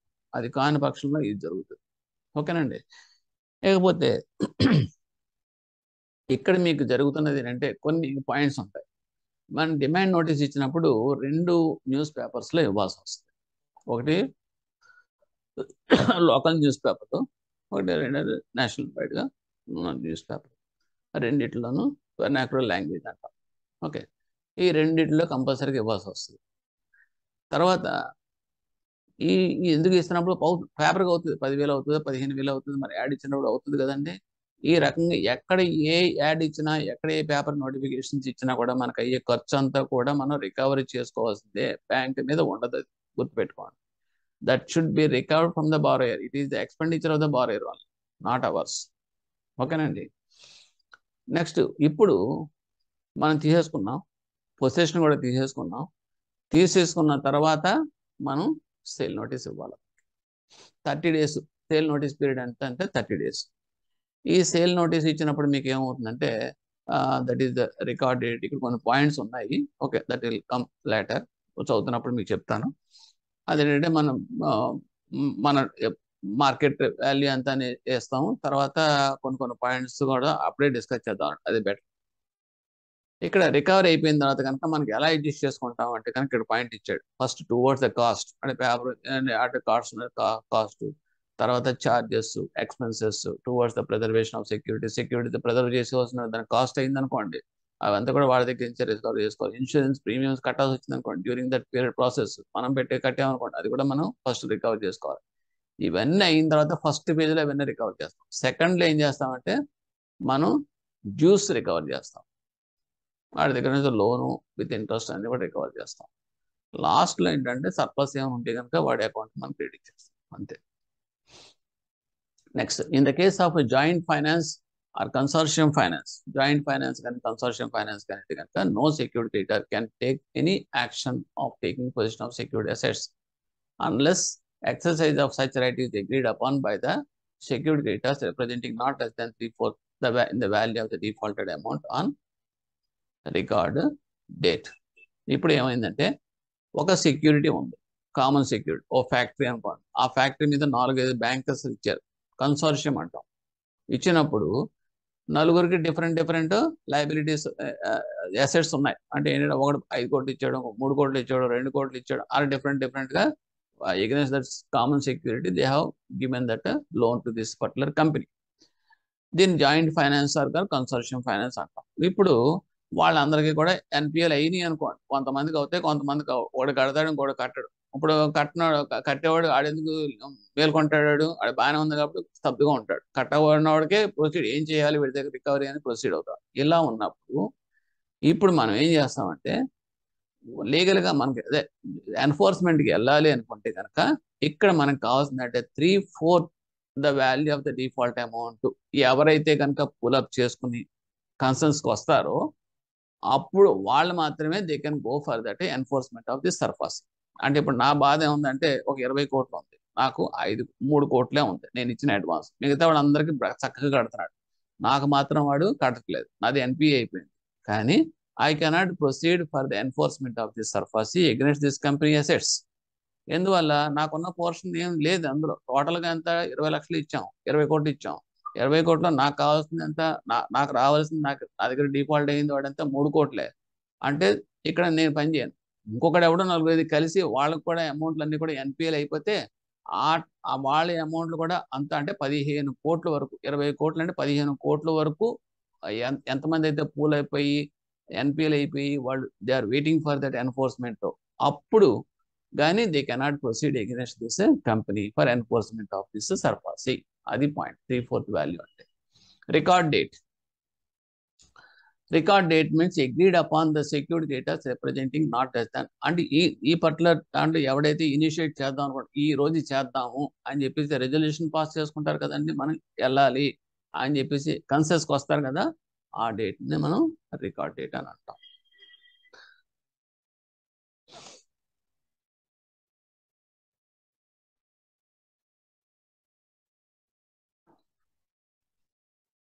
Next, in normal course if the borrower is a company under winding up process, the dues payable to the workman have pari passu charge with the secured creditors. But in SARFAESI, this is not so. It is an exception to this act. What is the meaning of this one? అంటే ఏంటంటే, see here, ఒక company ఉంది, కంపెనీలో మీరు కట్టలేదని చెప్పి మీరు secured creditor కదా, మీరు బ్యాంకరు వెళ్ళిపోతున్నారు, వాడి అసెట్స్ అన్ని మీరు సీజ్ చేసుకుని అమ్మేద్దాం అని చెప్పి అమ్మేస్తారు, బాగానే ఉంది. మీ లోన్ పోర్షన్ 3 కోట్ల ఎంత ఉంది, కానీ అందులో పెట్టుబడి పెట్టినోడు ఉన్నారుగా షేర్ హోల్డర్స్, మరి వాళ్ళ పరిస్థితి ఏంటి, మీ లోన్ మీరు తీసేసుకుంటే కుదురుతుందా అనుకున్నప్పుడు మామూలుగా ఏమవుతుందంటే ఈ రకంగా మన కంపెనీ కనుక దానంతటి అది లిక్విడేషన్లోకి వెళ్తే కనుక ఓకే, అప్పుడు నార్మల్ కోర్సులే కనుక బారోయర్ కనుక ఒక కంపెనీ అయితే కనుక వైండింగ్ ఆఫ్ ప్రాసెస్ ఉంటే dues payable to the workman have pari passu charge with the secured creditors. అంటే సెక్యూరిటీ క్రెడిటర్స్ అంటే ఆ కంపెనీకి ఇచ్చిన వాళ్ళు ఉంటారు కదా, కంపెనీలకు ఇచ్చిన వాళ్ళు ఫైనాన్షియల్స్ కావచ్చు, లేకపోతే ఇంకెవరైనా వస్తే వాళ్ళు కూడా లైబులే కదా, అంటే వాళ్ళు కూడా కంపెనీ లైబులే. అంటే ఈ క్యాపిటల్ ఎవరైతే షేర్ హోల్డర్స్ ఉన్నారో వాళ్ళకి లైబులే కంపెనీ, అండ్ దిస్ ఎవరైతే అప్పు ఇచ్చారో వాళ్ళకి లైబుల్. ఇటువంటి అప్పుడు ఏమవుతుందంటే పారీపసు అని చెప్పి అంటే ఏంటంటే ప్రపోర్షనల్ ఛార్జ్. అంటే వాడి దగ్గర ఉన్న అసెట్స్ వాల్యూ ఎంతో చూస్తాం, లైబిలిటీస్ ఎంతో అని చూస్తాం. సపోజ్ లైబిలిటీస్ 100 అనుకోండి, అసెట్స్ 50 కోట్లు వస్తుంది అనుకోండి, అంటే ఏంటి, రూపాయికి ₹10 చొప్పున మాత్రం సెటిల్ చేయగలుగుతారు, అంతకన్నా చేయలేరు కదా, ఎందుకంటే because of less assets there more liabilities. Okay, అదే ప్రాసెస్ కనుక ఇక్కడ వస్తే కనుక it is not in the case of SARFAESI, అంటే it is exception to this act. అంటే ఏంటి, సర్ఫాసీ ఓన్లీ సోల్గా ప్రొసీడ్ అయిపోయి వాళ్ళు రావాల్సిన డబ్బులన్నీ తీసేసుకుని మిగతా కావాలంటే ఆ ఇన్వెస్టర్స్కి ఇస్తారు. ఇది గుర్తుపెట్టుకోవాలి. నార్మల్ కోర్సులో వితౌట్ ఇంటర్వేషన్ ఆఫ్ ది సర్ఫాసీ యాక్ట్ అయితే కనుక ద ప్రాసెస్ ఈజ్ పారిపస్సు, అందరూ సమానంగా పంచుకోవడమే ఉన్నది. అలా కాకుండా సర్ఫాసీలో ప్రొసీడ్ అయితే కనుక మనకి first of all first priority will be SARFAESI. Okay, ఎవడైతే సెక్యూరిటీ క్రెడిటర్స్ ఉన్నారో వాళ్ళకి సెటిల్ చేసేస్తారో, మిగతాది మిగిలిందంటే ఇన్వెస్టర్స్ అందులో పెట్టుబడి పెట్టిన వాళ్ళకే వస్తాయి.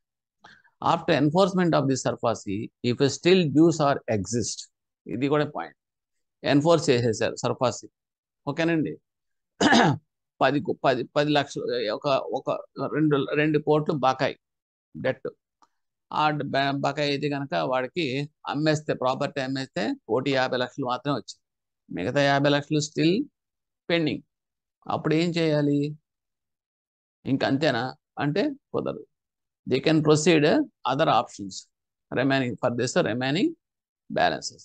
అది 50 లక్షలు అనేది ఎప్పటికి ఏమవుతుంది, above the ceiling of 20 lakhs కాబట్టి డిఆర్టీకి వెళ్ళిపోతుంది.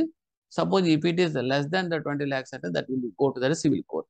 అంతే, యాజ్ యూజువల్గా మనం ఓల్డ్ ట్రెడిషనల్ రికవరీ ప్రాసెస్లోకి వెళ్ళిపోతాం. Next, apart from the secured assets, secured creditors holding security by way of pledge of any movable possession cases, secured creditors are entitled to sell the pledged goods or process against the guarantor to recover the defaulted loan without any initiation of any action against the security assets. ఇక్కడ ఏంటంటే గుర్తుపెట్టుకోవాల్సిన point, సర్ఫాసీకి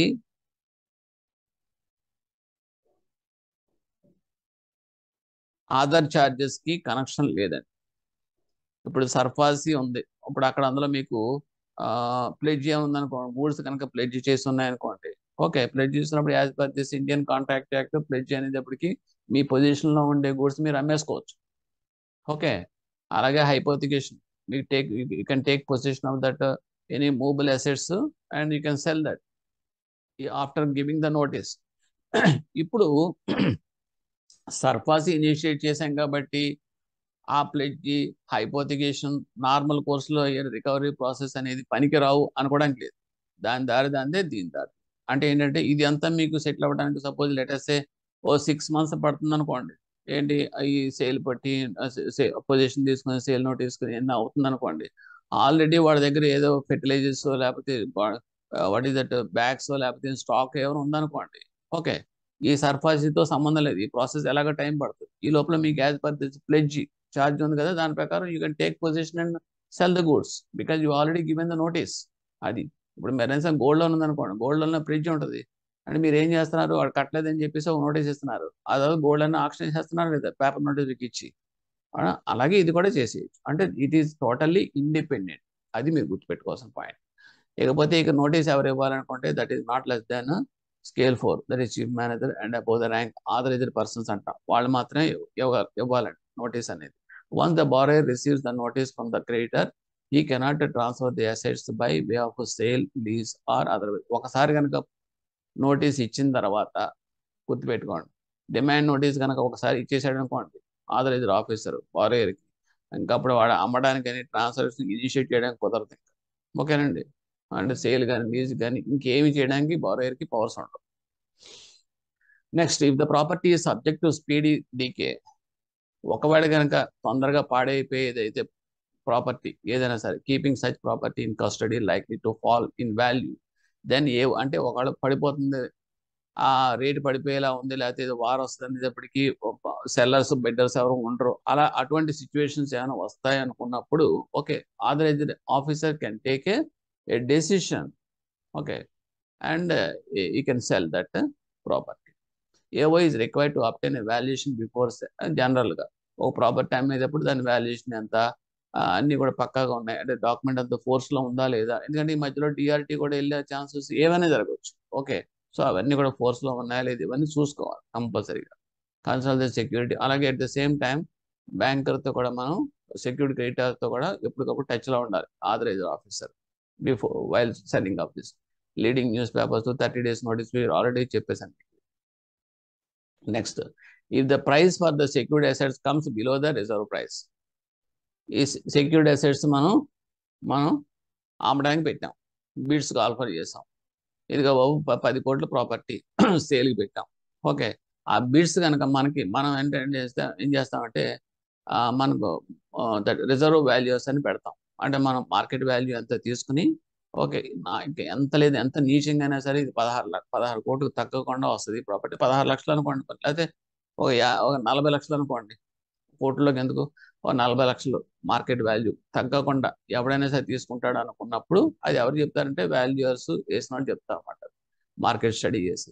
so ఇప్పుడు ఏం చేయాలి, reserve price కింద పెట్టుకుంటాం. అంతకన్నా తక్కువ ఉంటే కనుక మనం బిడ్స్ అనేది దాని అబోవ్ దట్ మనం బిడ్ కాల్ఫర్ చేస్తాం.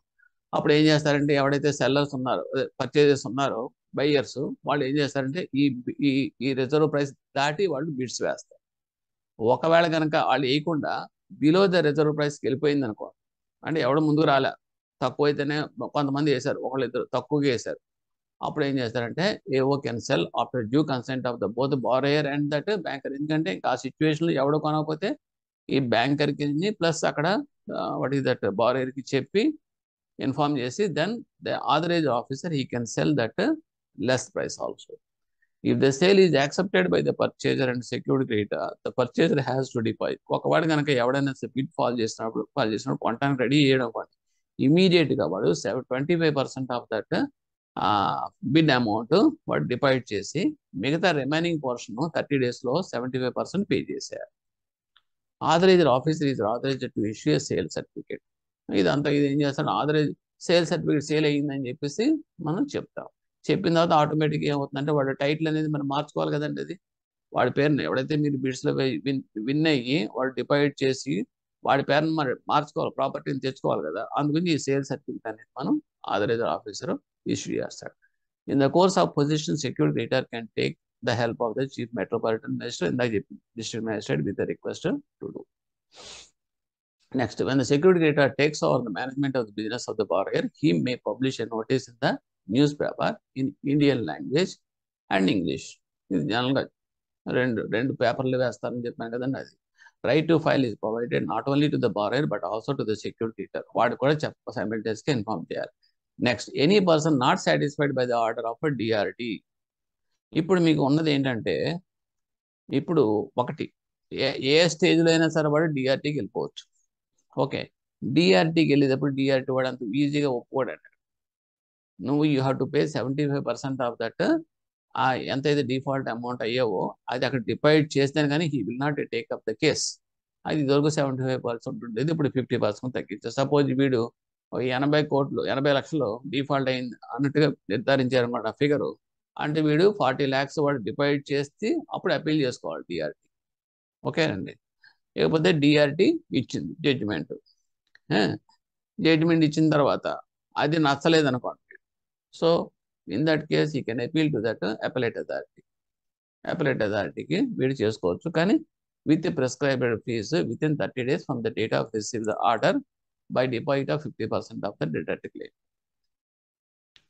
Next, loans not eligible under SARFAESI act. ఏ లోన్స్ సర్ఫాసీలోకి రావు, ఇది important. Loans with outstanding up to 1 lakh. Up to 1 lakh అంటే ఏంటంటే సర్ఫాసీలో eligible accounts 1 lakh and above. Below 1 lakh not eligible for enforcement of this SARFAESI even in the case of immovable properties. రెండో point, agriculture lands cannot be eligible under this enforcement of SARFAESI. 3rd one, loan amount మన ceiling ఎలాగ పెట్టాం, above 1 lakh and above. కానీ there is a condition where the amount due is less than 20% of the principal and interest, that also not eligible. అంటే ఏంటంటే మీ total amount ఎప్పుడో తీసుకున్నాడు 10 ఏళ్ల క్రితం, అది ఇంట్రెస్ట్ ప్రిన్సిపల్ కలిపి మీకు ఒక 14 లక్షలు అయింది అనుకోండి. ఓకే, టోటల్గా అందులో ఆల్రెడీ వాడు పే చేసేసాడు, చాలా వరకు పే చేసేసాడు. 14 లక్షల్లో ఇంచుమించుగా పే చేయగా వాడికి 1.5 lakhs మాత్రమే బ్యాలెన్స్ అమౌంట్ ఉంది ఈ రోజున. కానీ as per this first point ఏమంటున్నాను, అబౌవ్ 1 lakh అనేది కూడా కంపల్సరీగా సర్ఫాసీలోకి ఎన్ఫోర్స్ చేయొచ్చు అని అంటున్నాం. కానీ ఇక్కడ పాయింట్ ఏంటంటే ఆల్రెడీ అతను పే చేసిన అమౌంట్ మోర్ దెన్ 80% పే చేసేసాడు. ఇప్పుడు దాకా ఉన్న టోటల్ ఎక్రూడ్ అమౌంట్లో 14 లక్షల్లో వాడు చాలా వరకు పే చేసేసాడు. ఇట్ ఈస్ కమింగ్ యాజ్ 83%, 85% వచ్చేసింది. అప్పుడు లెస్ దాన్ 20% మాత్రమే కాబట్టి even the balance is more than 1 lakh ఉన్నప్పటికీ కూడా that will not be eligible for SARFAESI enforcement. ఆ పాయింట్ గుర్తుపెట్టుకోండి.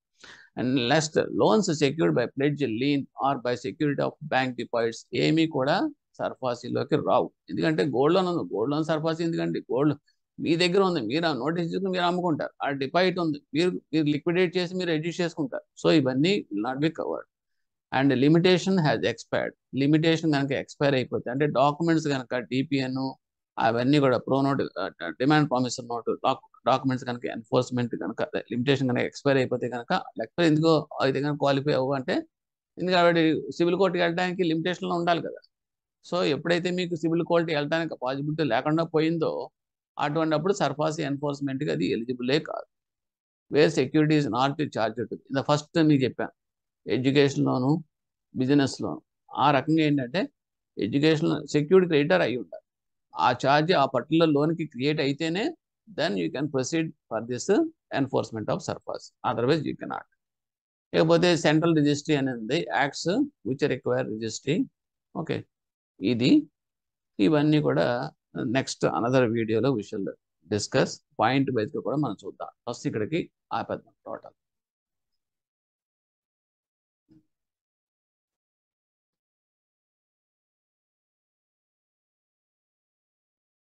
First topic debt recovery tribunals అనేది నీకు నథింగ్ బట్ అది ఫాస్ట్ ట్రాక్ కోర్ట్ లాంటి మాట. ఇదివరకు మామూలుగా ఎవరైనా ఫైనాన్షియల్ ఇన్స్టిట్యూషన్ కానీ బ్యాంక్స్ కానీ ఎవరైనా డిఫాల్ట్ అయ్యారనుకోండి బారోయర్స్, సో మనం ఏం చేస్తామంటే సివిల్ సూట్ ఫైల్ చేయాల్సి వచ్చింది. సూట్ ఫైల్ చేసి సివిల్ కోర్ట్స్లో మనం ఇట్ విల్ టేక్ టైం. ఎందుకంటే నెంబరింగ్ రిజిస్ట్రేషన్ దగ్గర నుంచి ఫైల్ చేసి తర్వాత హీరింగ్స్ అటెండ్ అయ్యి ఫైనల్గా మనకి జడ్జిమెంట్ దట్ మీన్స్ డిగ్రీ వచ్చేటప్పటికి 2-3 years అలా పట్టేది. బట్ అమౌంట్ వైజ్ గా చూసుకుంటే కనుక ఈవెన్ 5,000 అయినా సరే we have to go for that filing of the suit against the borrower. So దీనివల్ల ఏమవుతుందంటే మీకు పెద్ద పెద్ద అమౌంట్స్ అన్ని కూడా మీకు డిలే అయిపోతూ ఉంటాయి, బ్లాక్ అయిపోతూ ఉంటాయి. సో ఫండ్స్ అనేది బ్లాక్ అవడంతో బ్యాంక్స్ కి it is threat for that business and profits of the banks. అందు గురించి ఏం చేస్తారంటే fast disposal of the cases and that to for high volume default amounts కి ఫోకస్డ్ గా పెట్టుకుని this system of debt recovery tribunals అనేది establish అయింది. ఏ రకంగా సెటప్ అయిందంటే చూడండి, DRTs are set up under recoveries of debts due to banks and financial institutions act 1993. దాని ప్రకారం డిఆర్టీస్ అనేది సెటప్ అయింది. This is one question. DRT అనేది ఏ యాక్ట్ ప్రకారం ఎస్టాబ్లిష్ అయింది అనేది. So recovery of debts due to banks and financial institutions act 1993. And this is applicable throughout India. DRT అనేది it is all over India it is applicable. Next, DRT jurisdiction coverage ఎంత అంటే jurisdiction coverage అంటే judgement ఎంతవరకు cover అవుతుంది అంటే amount of default amount 20 lakhs and above. అంటే below 20 lakhs వెళ్ళేటప్పటికి మీరు సివిల్ కోర్టే టేకప్ చేస్తారు. Suppose if 20 lakhs and above అనేటప్పటికి civil courts have no powers to take up the case. అంటే then compulsory it has to go to that DRT. So this point is DRT limit ఎంత అంటే 20 lakhs and above. That should be a point in the examination. Next, debt means any liability includes of interest whether secured or unsecured. Debt అంటే అది security coverage ఏమి ఉంటుంది లేదు. అదే సర్ఫాసీలోకి వచ్చేటప్పటికి మన సెక్యూరిటీ క్రెడిటర్స్ సెక్యూరిటీ అనేది అక్కడ వస్తుంది. కానీ ఇక్కడ డెట్ అనేటప్పటికీ ఇది అన్సెక్యూర్డ్ అడ్వాన్స్ అయినా పర్లేదు, సెక్యూర్డ్ అడ్వాన్స్ అయినా పర్లేదు. But debt in the sense total amount including of that interest will be coming under this meaning of the debt. Any liability payable under a mortgage or payable under a decree also. అంటే ఇప్పుడు ఒక case నడుస్తుంది అనుకో, దీని అర్థం ఏంటంటే ఒక case మీద సివిల్ కేసు నడుస్తుంది అనుకో, నడుస్తున్నప్పుడు అది అంటే అర్థం ఏంటంటే ఆ యాక్ట్ వచ్చేటప్పటికి అక్కడ మాత్రం అప్లికబుల్ అవుతుంది. ప్రస్తుతం this is not applicable to this context. ఎందుకంటే జనరల్ గా 20 lakhs అబోవ్ అయితేనే డిఆర్టీకి వెళ్తాయి. కానీ అక్కడ ఆ టైంలో ఎగ్జిస్టింగ్ అయ్యే అమౌంట్స్ 20 lakhs అంటే అబోవ్ సివిల్ కోర్ట్స్ లో రన్ అవుతున్నాయి అనుకోండి, అంటే ద కేసు రన్ అవుతుంది అనుకోండి. సో అది డిగ్రీ స్టేజ్కి ఉన్నప్పుడు రానప్పటికీ కూడా ఆటోమేటిక్గా they can jump that DRT. ఇది liability payable under mortgage or payable under degree also can be taken as a debt under the definition of the DRT. Similarly, money overdrawn from a bank account without any overdraft facility and liability arising during the course of a business activity, etc., all treated as debts under DRT. DRT को loan తీసుకున్నదే అక్కర్లేదు. By mistake, accidental గా overdrawn అయిందనుకో, overdraft మారిపోయిందనుకో, okay, ఒక some times account లో మనం by mistake మనం overdraft అవుతా ఉంటాయి.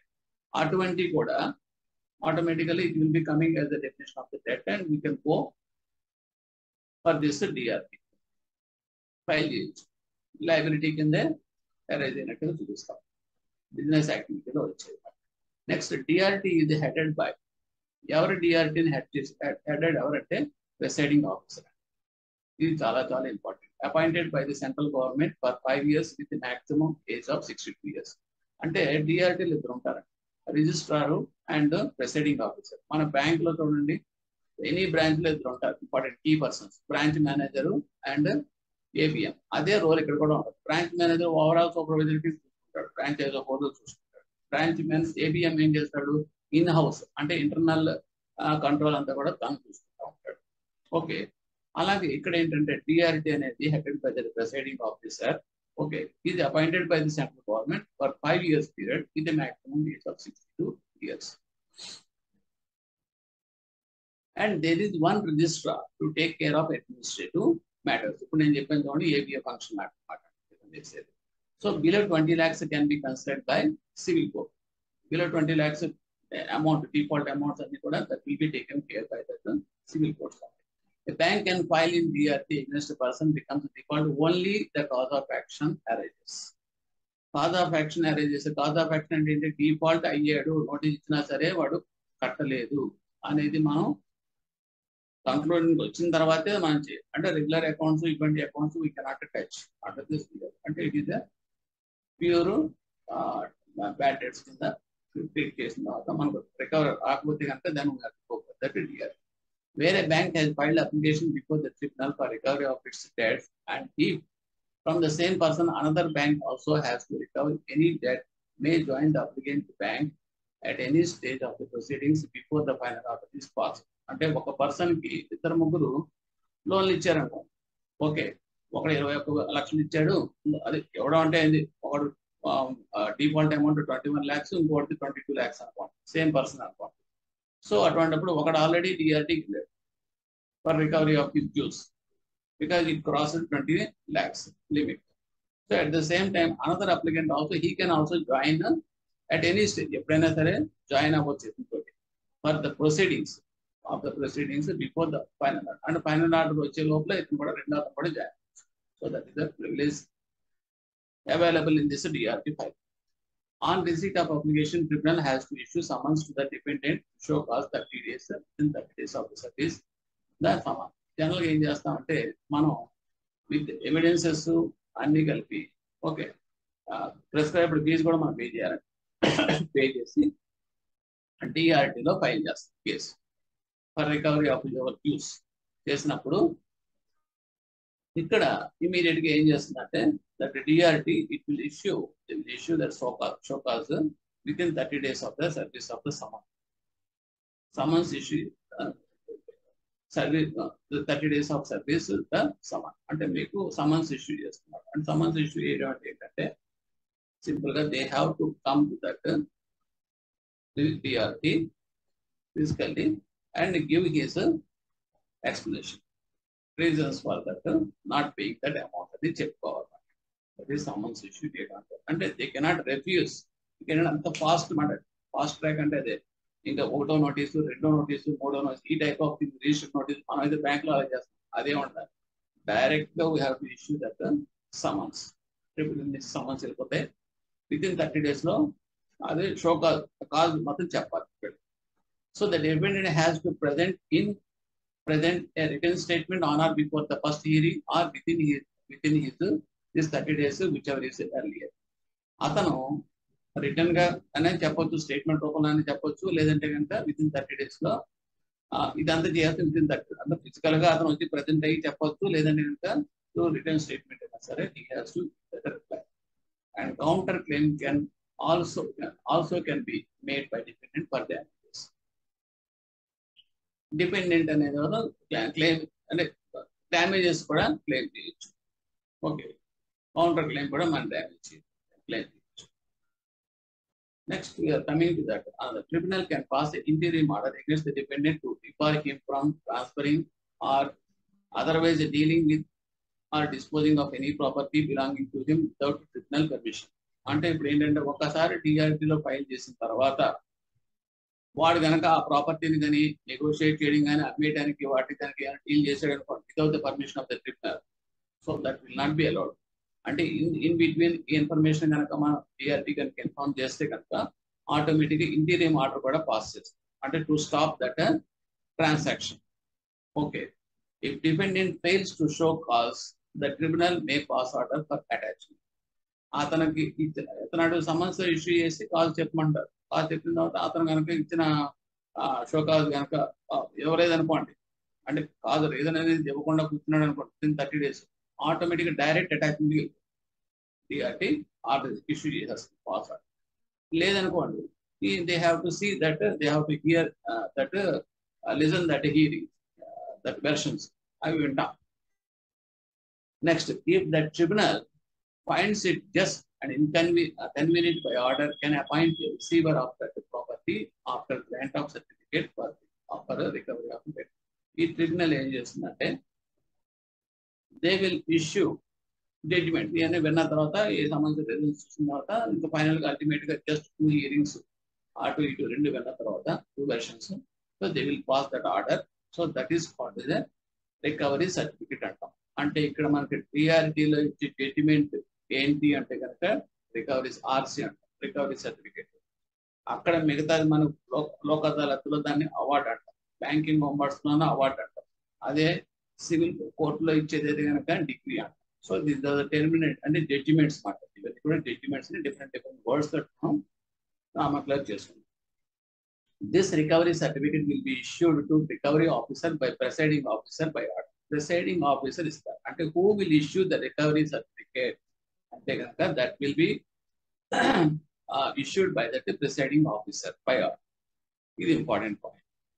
ఎవరికి ఇస్తారు రికవరీ ఆఫీసర్ కి ఇస్తారు ఈ సర్టిఫికేట్. అంటే అక్కడ రికవరీ ఆఫీసర్స్ డిఆర్టీలో చాలా మంది ఉంటారు 4-5 ఉంటారు. ఒక కేసుల ప్రకారం ఏం చేస్తారు ఇంకో రికవరీ ఆఫీసర్ ఏ రికవరీ ఆఫీసర్ వాళ్ళు డిఫరెంట్ ఉంటారు కాబట్టి ఎవరో వాళ్ళకి ఇచ్చి you take up you just process అంతా వీరినట్టు అంటే వాళ్ళు చేసేది ఏం లేదండి ఆర్డర్ తీసుకెళ్తారు బ్యాంకింగ్ అప్రోచ్ అవుతారు వెరీ ప్రాపర్టీని ఐడెంటిఫై చేస్తారు ఆ ప్రాపర్టీని ఏమో మార్కెట్ వాల్యూ అంటే అసెస్ చేస్తారు పేపర్కి ఇస్తారు సేల్ నోటీస్ కింద ఇచ్చేసి పేపర్కి దాన్ని రిలైజ్ చేయడానికి మిగతా ప్రాసెస్ చేసి అమ్మేసి దాని అమౌంట్ బ్యాంక్కి ఇష్యూ చేసేసి డెట్ రియలైజేషన్ డెట్ అంతా క్లోజ్ అయ్యేలాగా చూస్తారు. So this entire process will be handled by the recovery officer. So recovery certificate అనేది judgement order. Okay who will give అంటే president officer that is important. Next we are coming to that appeal to that appellate tribunal. అంటే ఇప్పుడు judgement ఇచ్చారు okay అది నచ్చలేదు so natural గా that people can go to that file appeal for that higher authority appellate authority AP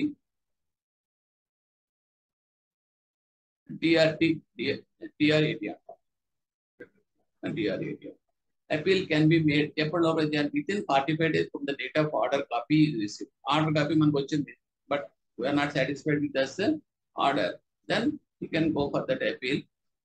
Within 45 days లో receive చేసుకున్న order receive చేసుకున్న దగ్గర నుంచి 45 days లోపల మాత్రం మనం అపీల్ చేసుకోవడానికి అవకాశం ఉంటుంది. These are all the key points. 45 days and this, and but a deposit of 75% of the amount determined by the tribunal is must. కానీ 75% ఆఫ్ దట్ అమౌంట్ డిక్లేర్ చేశారు కదండి.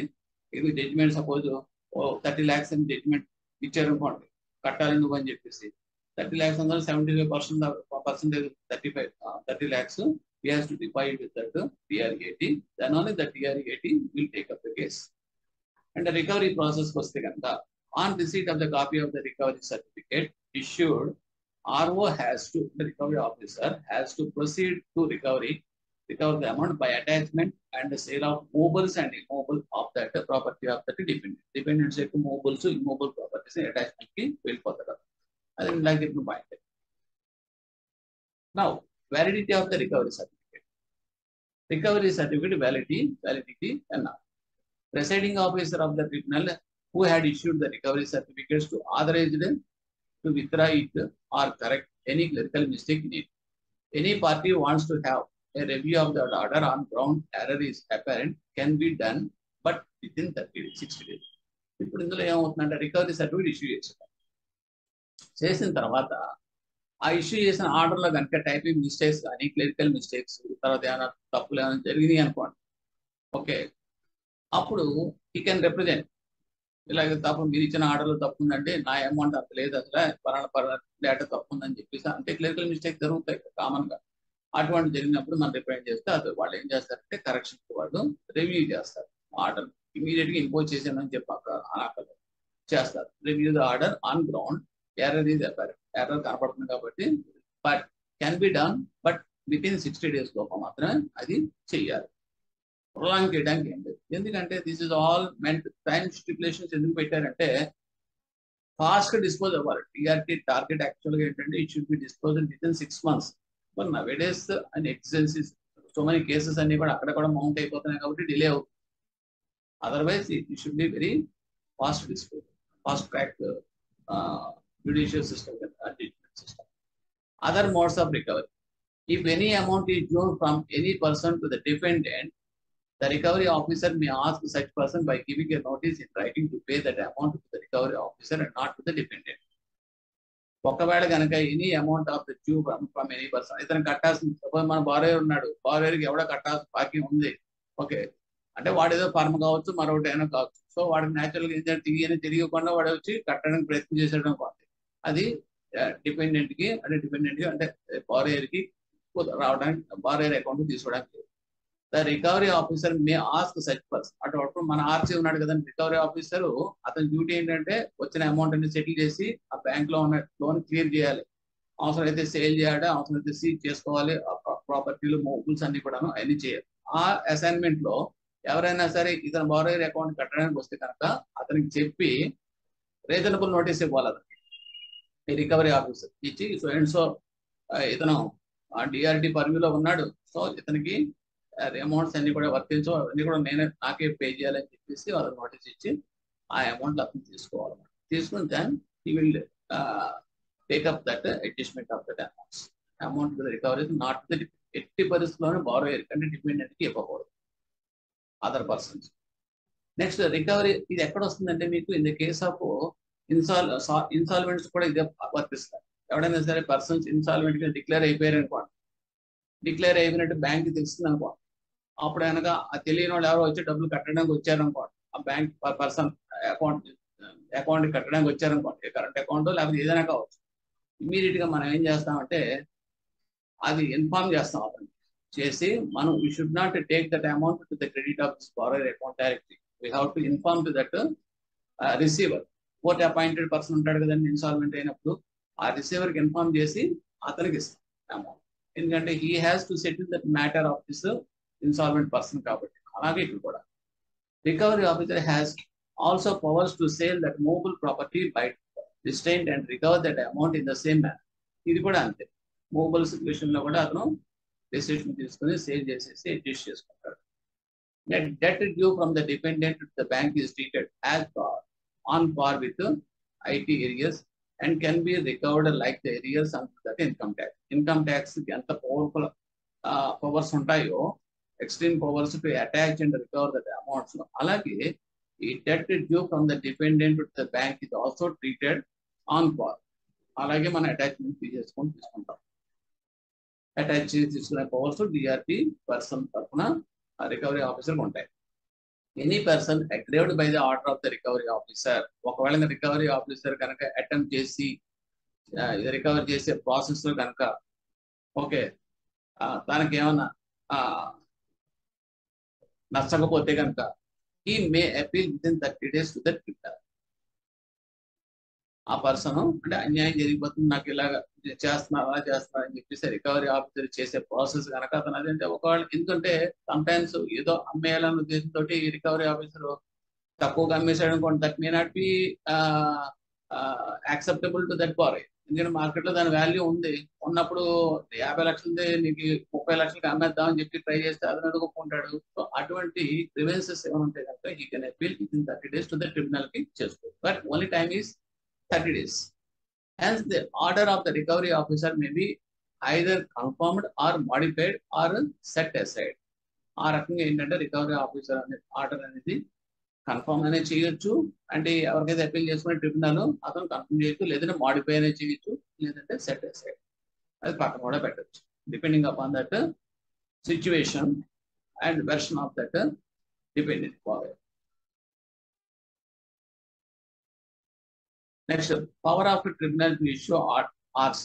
If decree or order is not yet executed, the decree holder may apply to the tribunal for issue of recovery certificate. Suppose ఇప్పుడు డిగ్రీలో ఉందనుకోండి, degree అయిపోయింది, degree ఇచ్చేసారు, executive petition EP file చేయలేదు, ఇంకా process లోనే ఉంది. ఓకే, అటువంటిప్పుడు the degree holder May apply to the tribunal. అంటే జనరల్గా ఏంటంటే అట్ ద టైమ్ ఆఫ్ 93 చెప్తున్నాం, ఆ టైంలో కనుక సివిల్ కోర్ట్స్ లో పెండింగ్ ఉండి ఈ హై డ్యూస్ అమౌంట్స్ పెద్ద అమౌంట్స్, అటువంటిప్పుడు అది ఇంకా ఎగ్జిక్యూట్ చేయకుండా ఉంటే కనుక అప్పుడు ఎలాగ ఫాస్ట్ ట్రాక్ కోర్ట్ వచ్చింది కదా దానికి వెళ్ళిపోతాం. అంటే ఏంటి డిఆర్టీకి మనం ఫైల్ చేస్తాం రికవరీ సర్టిఫికేట్ కోసం, ఇంకా లేట్ అవుతుంది కాబట్టి అందులో. సో అది power to tribunal to issue RC. Next, doctrine of election. Withdrawal of that original application before the DRT under the DRT Act is not a precondition for taking recourse to that SARFASI Act. ఇక్కడ withdrawal of the original application from before the DRT under the DRT action is not a precondition for taking recourse to the SARFASI Act. అంటే ఏంటంటే DRT లో మీరు file చేశారు, okay, file చేసిన తర్వాత ఈ లోపలనే ఎందుకు మనకు డిఆర్టీలోకి వెళ్ళాల్సిన అవసరం ఏముంది, డైరెక్ట్ గా మన సర్ఫాసీలోకి వెళ్ళిపోవచ్చు కదా, మనకు ఆల్రెడీ పవర్స్ ఉన్నాయి కదా అని చెప్పేసి యూ కెన్ గో. అది మీకు అక్కడ మీకు ఇందులో మేము డిఆర్టీ ఇచ్చేసాం కాబట్టి మనం అది కంప్లీట్ అయ్యేదాకా మనం తన జోలికి వెళ్ళడానికి లేదు, సర్ఫాసీ ఎన్ఫోర్స్మెంట్ మనం చేయడానికి లేదు అనేది ఏం లేదు. We can proceed in the SARFAESI also even if you already started with that DRT process.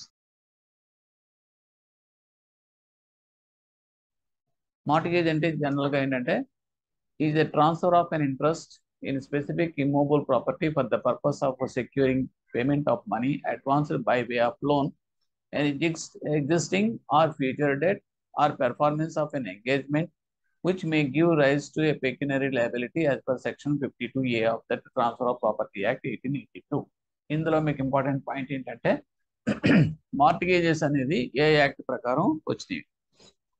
Transfer of property act 1882 section మీకు అనవసరం, అంత ఇంపార్టెంట్ ఏం కాదు, just remember it, that's all. Next ఏంటంటే ఇవి ఇమ్మూవబుల్ ప్రాపర్టీతో డీల్ చేస్తాయి. మార్టిగేజ్ అనేది ఇమ్మూవబుల్ ప్రాపర్టీకి మాత్రమే అప్లికబుల్. అంటే that means sites, buildings, okay, ఇవన్నీ కూడా అంటే ఇమ్మూవబుల్ ప్రాపర్టీస్ అంటాం. ఇందులో అనదర్ ఇంపార్టెంట్ పాయింట్ ఏంటంటే for everything there should be consideration. ఫ్రీగా మార్టిగేజ్ అనేది సెక్యూరిటీ అనేది ఛార్జ్ క్రియేట్ చేసామనుకోండి ఇమ్మూవబుల్ ప్రాపర్టీ మీద, there should be some consideration. దానికి యాక్ట్ ఏం చెప్తుందంటే ట్రాన్స్ఫర్ ఆఫ్ ప్రాపర్టీ యాక్ట్ లో కనీసం ఆ అమౌంట్ ఆఫ్ కన్సిడరేషన్ అనేది 100 రూపాయలనే ఉండాలి, ఉంటేనే మీకు అప్పుడు what is that registered mortgage, ఈ టైప్ ఆఫ్ మార్టిగేజ్ అనేది మనకి వ్యాలిడిటీలోకి వస్తాయి. అది of course just note down that's all. ఇక్కడ పాయింట్ ఏం లేదు అది. తర్వాత ఈ మార్టిగేజ్ దేన్ని క్రియేట్ చేస్తాం, what is implication of that అంటే some interest in specific immovable property. Immovable ప్రాపర్టీలో ఉన్న ఇంట్రెస్ట్ అంటే అక్కడ ఉన్నది ఏంటంటే దాని మీద మనకుండే hold, it's nothing but a hold. అంటే బై వే ఆఫ్ పొజిషన్ ద్వారా రావచ్చు, లేదంటే కనుక దాన్ని ఎంజాయ్ చేయడం, ఆ ప్రాపర్టీని ఎంజాయ్ చేయడం ద్వారా కూడా మనకు రావచ్చు. అంటే హక్కులు లాంటి మాట, మనకుండే హక్కు హోల్డ్ని మనకి ఇస్తుంది ఈ మార్టిగేజ్ అనే ఫెసిలిటీ, ట్రాన్స్ఫర్ చేస్తుంది. అంటే యాక్చువల్గా ఓనర్ ఒకడు ఉంటాడు, వాడు కనుక వేరే కనుక లోన్ ఏమైనా తీసుకున్నాడు అనుకోండి, against this security of this immovable property అనుకోండి, అప్పుడు ఏంటంటే దీని మీద కొంత హోల్డ్ వాడికి ఇస్తాడు ఈ మార్టిగేజ్ డీల్ ద్వారా మాట్లాడు.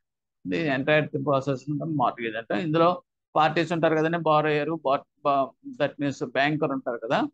ఇప్పుడు ఎక్కడి నుంచి స్టార్ట్ అవుతుంది అది, relationship of that banker and customers. దాంట్లో కూడా ఈ డెఫినేషన్ ఎలా వస్తుంది అంటే, ఎవరు స్టార్ట్ చేస్తారు ఈ మార్టిగేజ్ ట్రాన్సాక్షన్స్ లో అంటే, first it will B originating from that customer. Customer తన దగ్గర ఉన్న ప్రాపర్టీని ఆఫర్ చేస్తేనే అప్పుడు బ్యాంక్ అది సెక్యూరిటీ కింద తీసుకుంటుంది. So originator is a customer, so that's why he will be called as a mortgager అంటాం. ఎవరికి ఇస్తున్నాడు ఇది ప్రాపర్టీని అంటే బ్యాంక్ ఇస్తున్నాడు కాబట్టి, డెస్టినేషన్ బ్యాంక్ కాబట్టి bank is called as a mortgagee. That is the relation part. Next ఇందులో డిఫరెంట్ టైప్స్ ఆఫ్ ఎప్పుడు దేనికి అప్లికబుల్ అంటే, ఎగ్జిస్టింగ్ ప్రస్తుతం మనం ఏదైనా లోన్ తీసుకున్నాం అనుకోండి, బై వే ఆఫ్ లోన్కి సంబంధించింది కానీ, ఎగ్జిస్టింగ్ లోన్కి కానీ, ఆర్ అదర్వైజ్ ఫ్యూచర్ డెట్, ఫ్యూచర్లో కనుక ఏమైనా కనుక లోన్ తీసుకుందాం అనుకుంటే దానికి కూడా మనం ఈ మార్టిగేజ్ అనేది క్రియేట్ చేయొచ్చు, అంటే త్రూ అగ్రిమెంట్ ద్వారా. So and so your future advance of education loan or something, I'm offering this property అని చెప్పేసి మనం కన్సెంట్ ఇచ్చినా కూడా, అంటే ఫ్యూచర్లో వచ్చే లోనే డెట్టే, కానీ even then prior to that also we can give this process of mortgage. అది అలాగే performance of an engagement also, డెట్టే కాకపోవచ్చు, ప్రామిస్, దానికి కూడా మనకి అప్లికేషన్. అంటే ఇప్పుడు మనం గ్యారంటీస్ అయిన అంటాం చూడండి, నాన్ కాంట్రాక్చువల్ ఫెసిలిటీస్ పెర్ఫార్మ్ చేస్తానంటాం, ప్రామిస్ చేస్తాం, గ్యారంటీస్, ఎల్సీస్ అటువంటి ఉంటాయి కదా, వీటికి కూడా ప్రాపర్టీ అనేది మార్టిగేజ్ అనేది అప్లికబుల్ కన్సిడరేషన్ కదా మనం ఇవ్వచ్చు, సెక్యూరిటీ టు ద బ్యాంక్. అంటే లయబిలిటీ పార్ట్కి ఆఫ్సెట్ చేస్తారు. లేకపోతే ట్రాన్స్ఫర్ ఆఫ్ ప్రాపర్టీ యాక్ట్, ఇంట్లో డిఫరెంట్ టైప్స్ ఆఫ్ మార్టిగేజ్లు ఏమున్నాయంటే మనం చూడండి. Simple mortgage, types of mortgage మాట్లాడండి. Mortgage by conditional sale, usufructuary mortgage, English mortgage, anomalous mortgage, equitable mortgage. These are all the different types of the mortgages.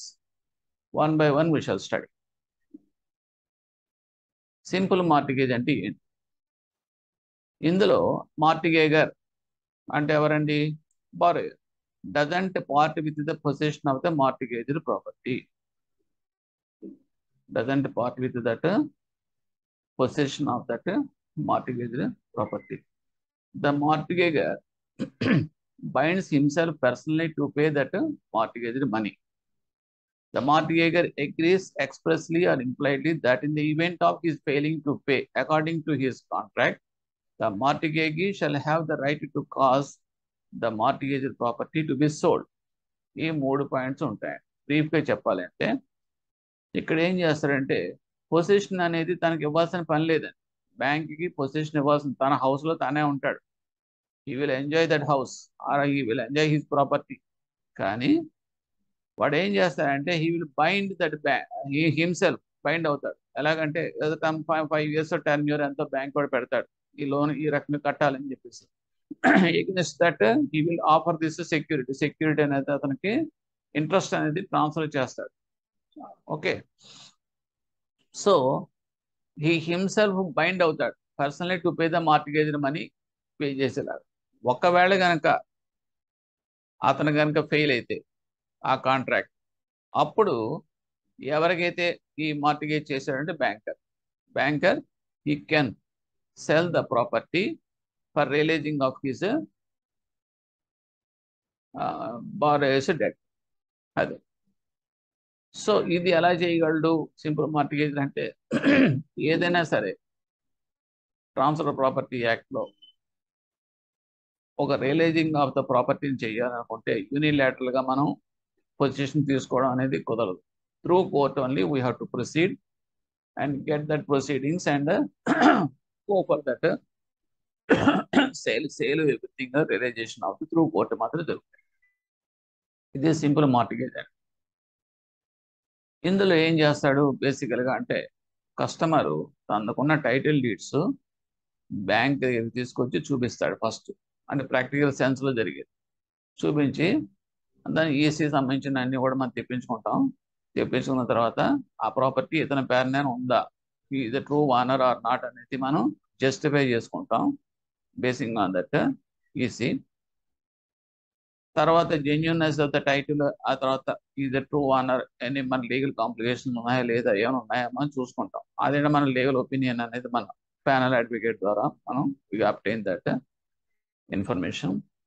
So ఫైనల్గా ఏం చేస్తాడంటే if everything is correct అన్న తర్వాత ఇతను ఏం చేస్తాడంటే మనకి సింపుల్ మార్టిగేజ్ అన్న రిజిస్టర్డ్ మార్టిగేజ్ అన్న ఒకటేనా.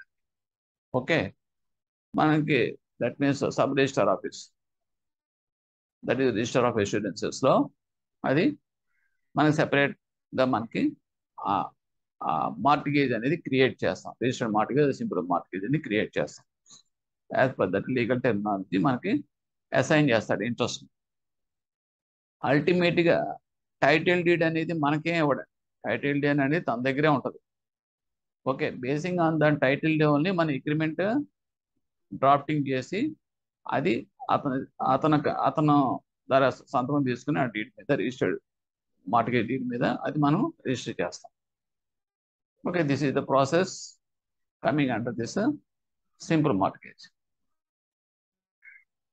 నెక్స్ట్ టైప్ ఏంటంటే మార్టిగేజ్ బై కండిషనల్ సేల్. ఇది another second type of mortgage. ఇందులో ఏమవుతుందో చూద్దాం. It is a transaction in which the mortgager ostensibly sells the mortgage property on condition that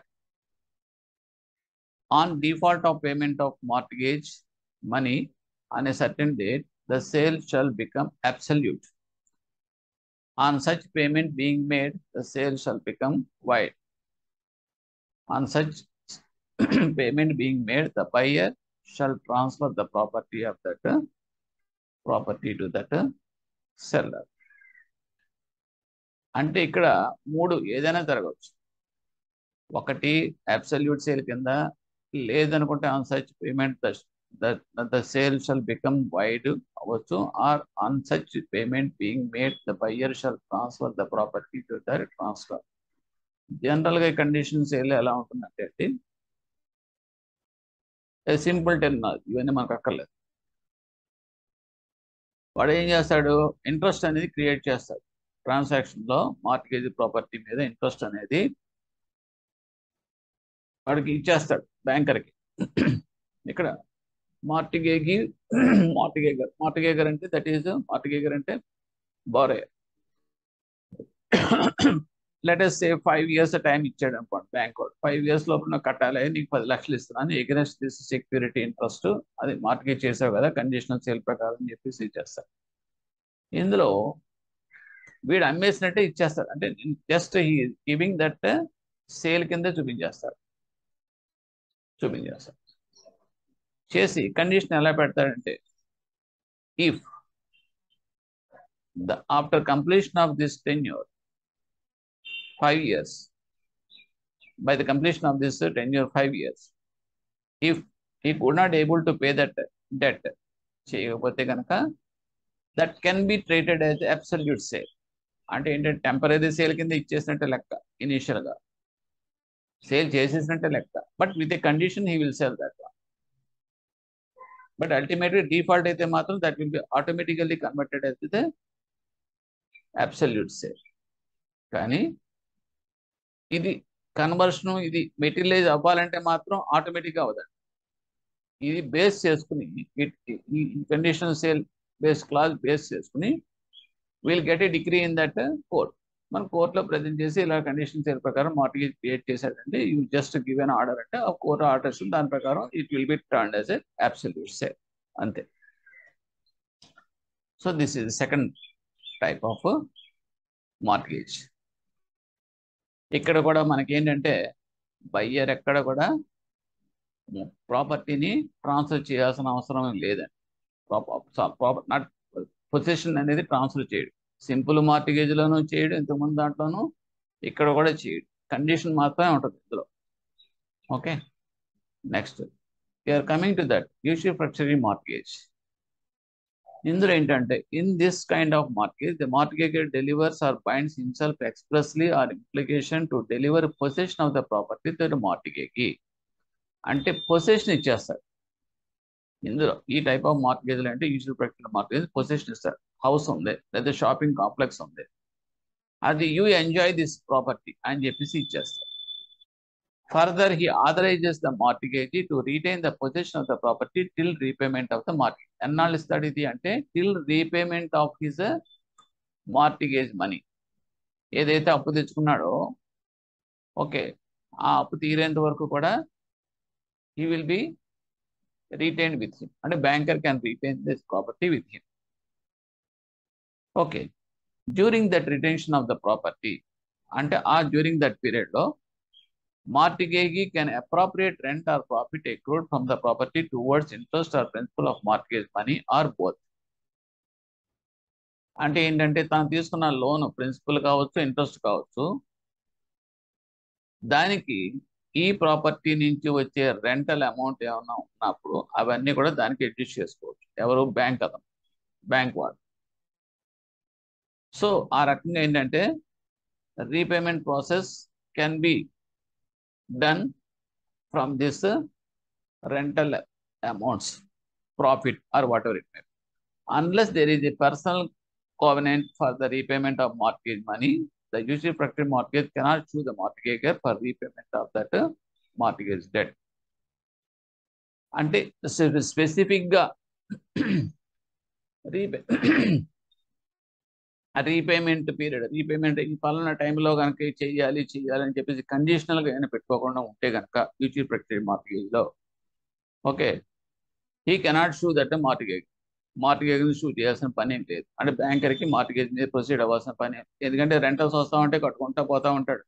అలా కాకుండా తీసే ఓ ఫిక్స్ చేశారనుకోండి 5 years లేకపోతే 6 yearsగా చేసి ఈ లోపల ఈ డెట్ క్లియర్ అయిపోవాలి అని అనుకున్నప్పుడు అప్పుడు ఆ రెంటల్ అమౌంట్ సరిపోకపోవచ్చు. సో రిమైనింగ్ బ్యాలెన్స్ మిగిలిపోయినప్పుడు టైం అయిపోయింది, 5 years 6 years. So inevitably he has to go sue against that person. చేయొచ్చు కోర్టులో. సూ అంటే జస్ట్ కోర్టుకి వెళ్తాం. అది otherwise second option you can continue for ever. So this is all about that usufructuary mortgage. So usufructuary మార్టిగేజ్లో మీరు చూడాల్సింది ఏంటంటే ఫిజికల్ పొజిషన్ అనేది వస్తుంది.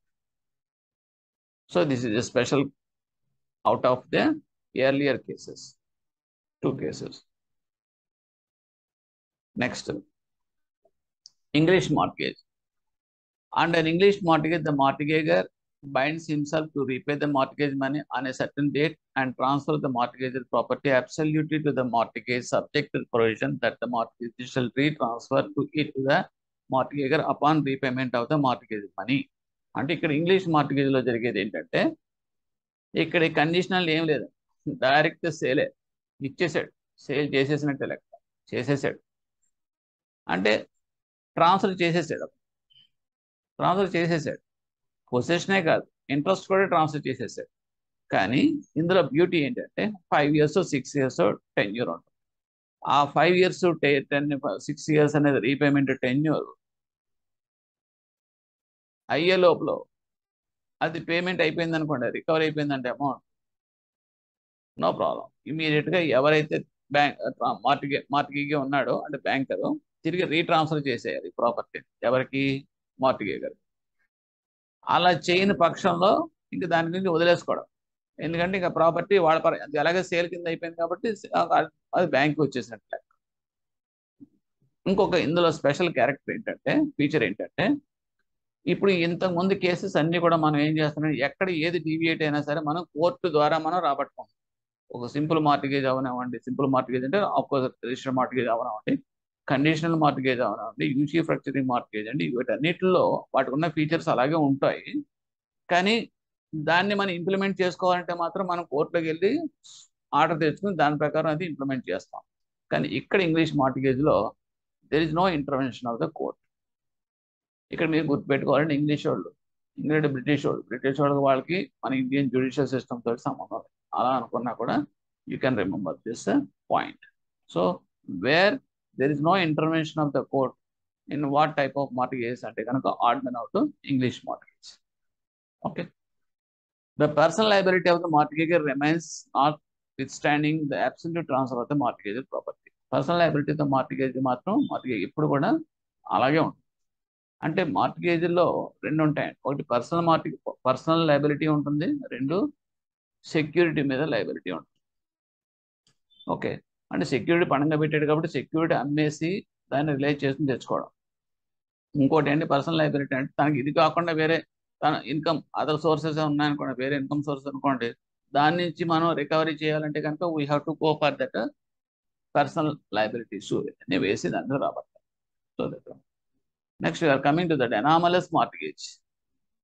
A mortgage which is not simple mortgage, a mortgage by conditional sale, a usually fracturing mortgage, an English mortgage, or a mortgage by deposit of titles is called as a anomalous mortgage. అంటే ఏంటంటే anomalous అంటే పైన ఏవైతే చెప్పామో అవన్నీ కాకుండా ఉన్న mortgage. This not so important for that, but definition పరంగా మాత్రం you just know that. English equitable mortgage అంటే ఈఎం అని కూడా. This form of mortgage is very popular amongst bankers because it is easier to create, it takes less proper process time and not much expensive. ఇది మనకి అందరికీ తెలుసున్నదే EM అంటాం, equitable mortgage. అంటే simple మార్టిగేజ్కి equal మార్టిగేజ్కి తేడా ఏంటి అంటే, ఇదివరకు తేడా ఉండేది కాబట్టి ఇది మనం ప్రిఫర్ చేసేవాళ్ళం, ఎందుకంటే చీప్ అని. ఇప్పుడు nowadays both duties of stamp duties and charges అన్ని కూడా సమానం చేసేసారు కాబట్టి we're preferring only simple mortgage.